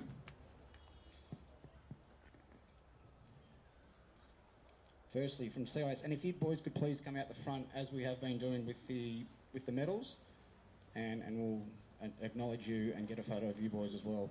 I will also say that parents need to stick around. Parents will be going upstairs to meet with Scott, our state team manager, and Glenn Hinson as well, and they'll be having a chat to you. The boys, obviously you'll want to see your parents and give them a hug. Be congratulated, of course, but we'll also meet with you in the change rooms where we'll have a little bit of a chat as well. So starting from CIS, Sam McDonald, the Scots College Aubrey. George Revere, St Luke's Grammar School. Caleb Anderson, Trinity Anglican College. Charles Clifford, St Ignatius College Riverview. Patrick Butler, St Pius.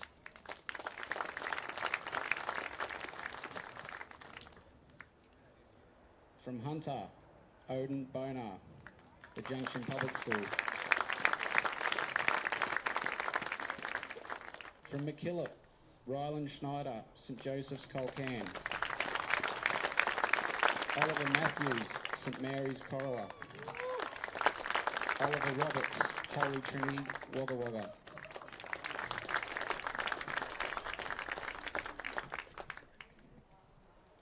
North Coast, Syrian Raju, Byron Bay Public School.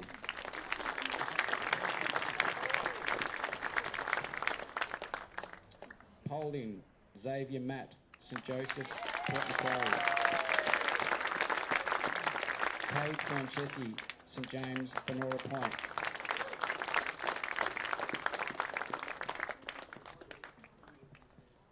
From the Riverina, Mitch Packer, Albury Public School. Harvey Pound, Colliambly Central School. Chet O'Mara, Lake Albert Public School. Eli Strang, Albury West Public School. Jordan Swan, Berrigan Public School. Oliver Ryan, Baruga Public School. And Jake Kramer, Albury Public School.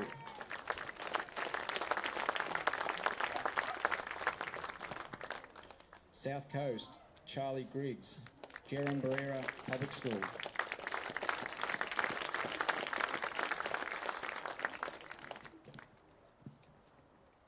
From Sydney East, Cooper Willis, Peterson Public School.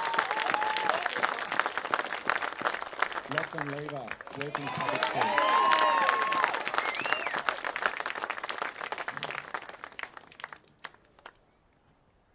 Sydney Southwest, Simon Campbell, Pomania Public School.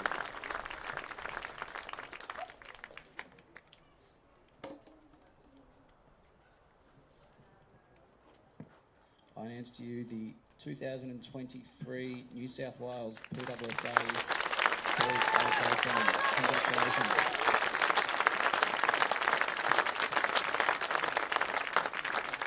Boys, if I can get you to just step back just like our medal winners, and we'll get Scott to take a photo of you boys.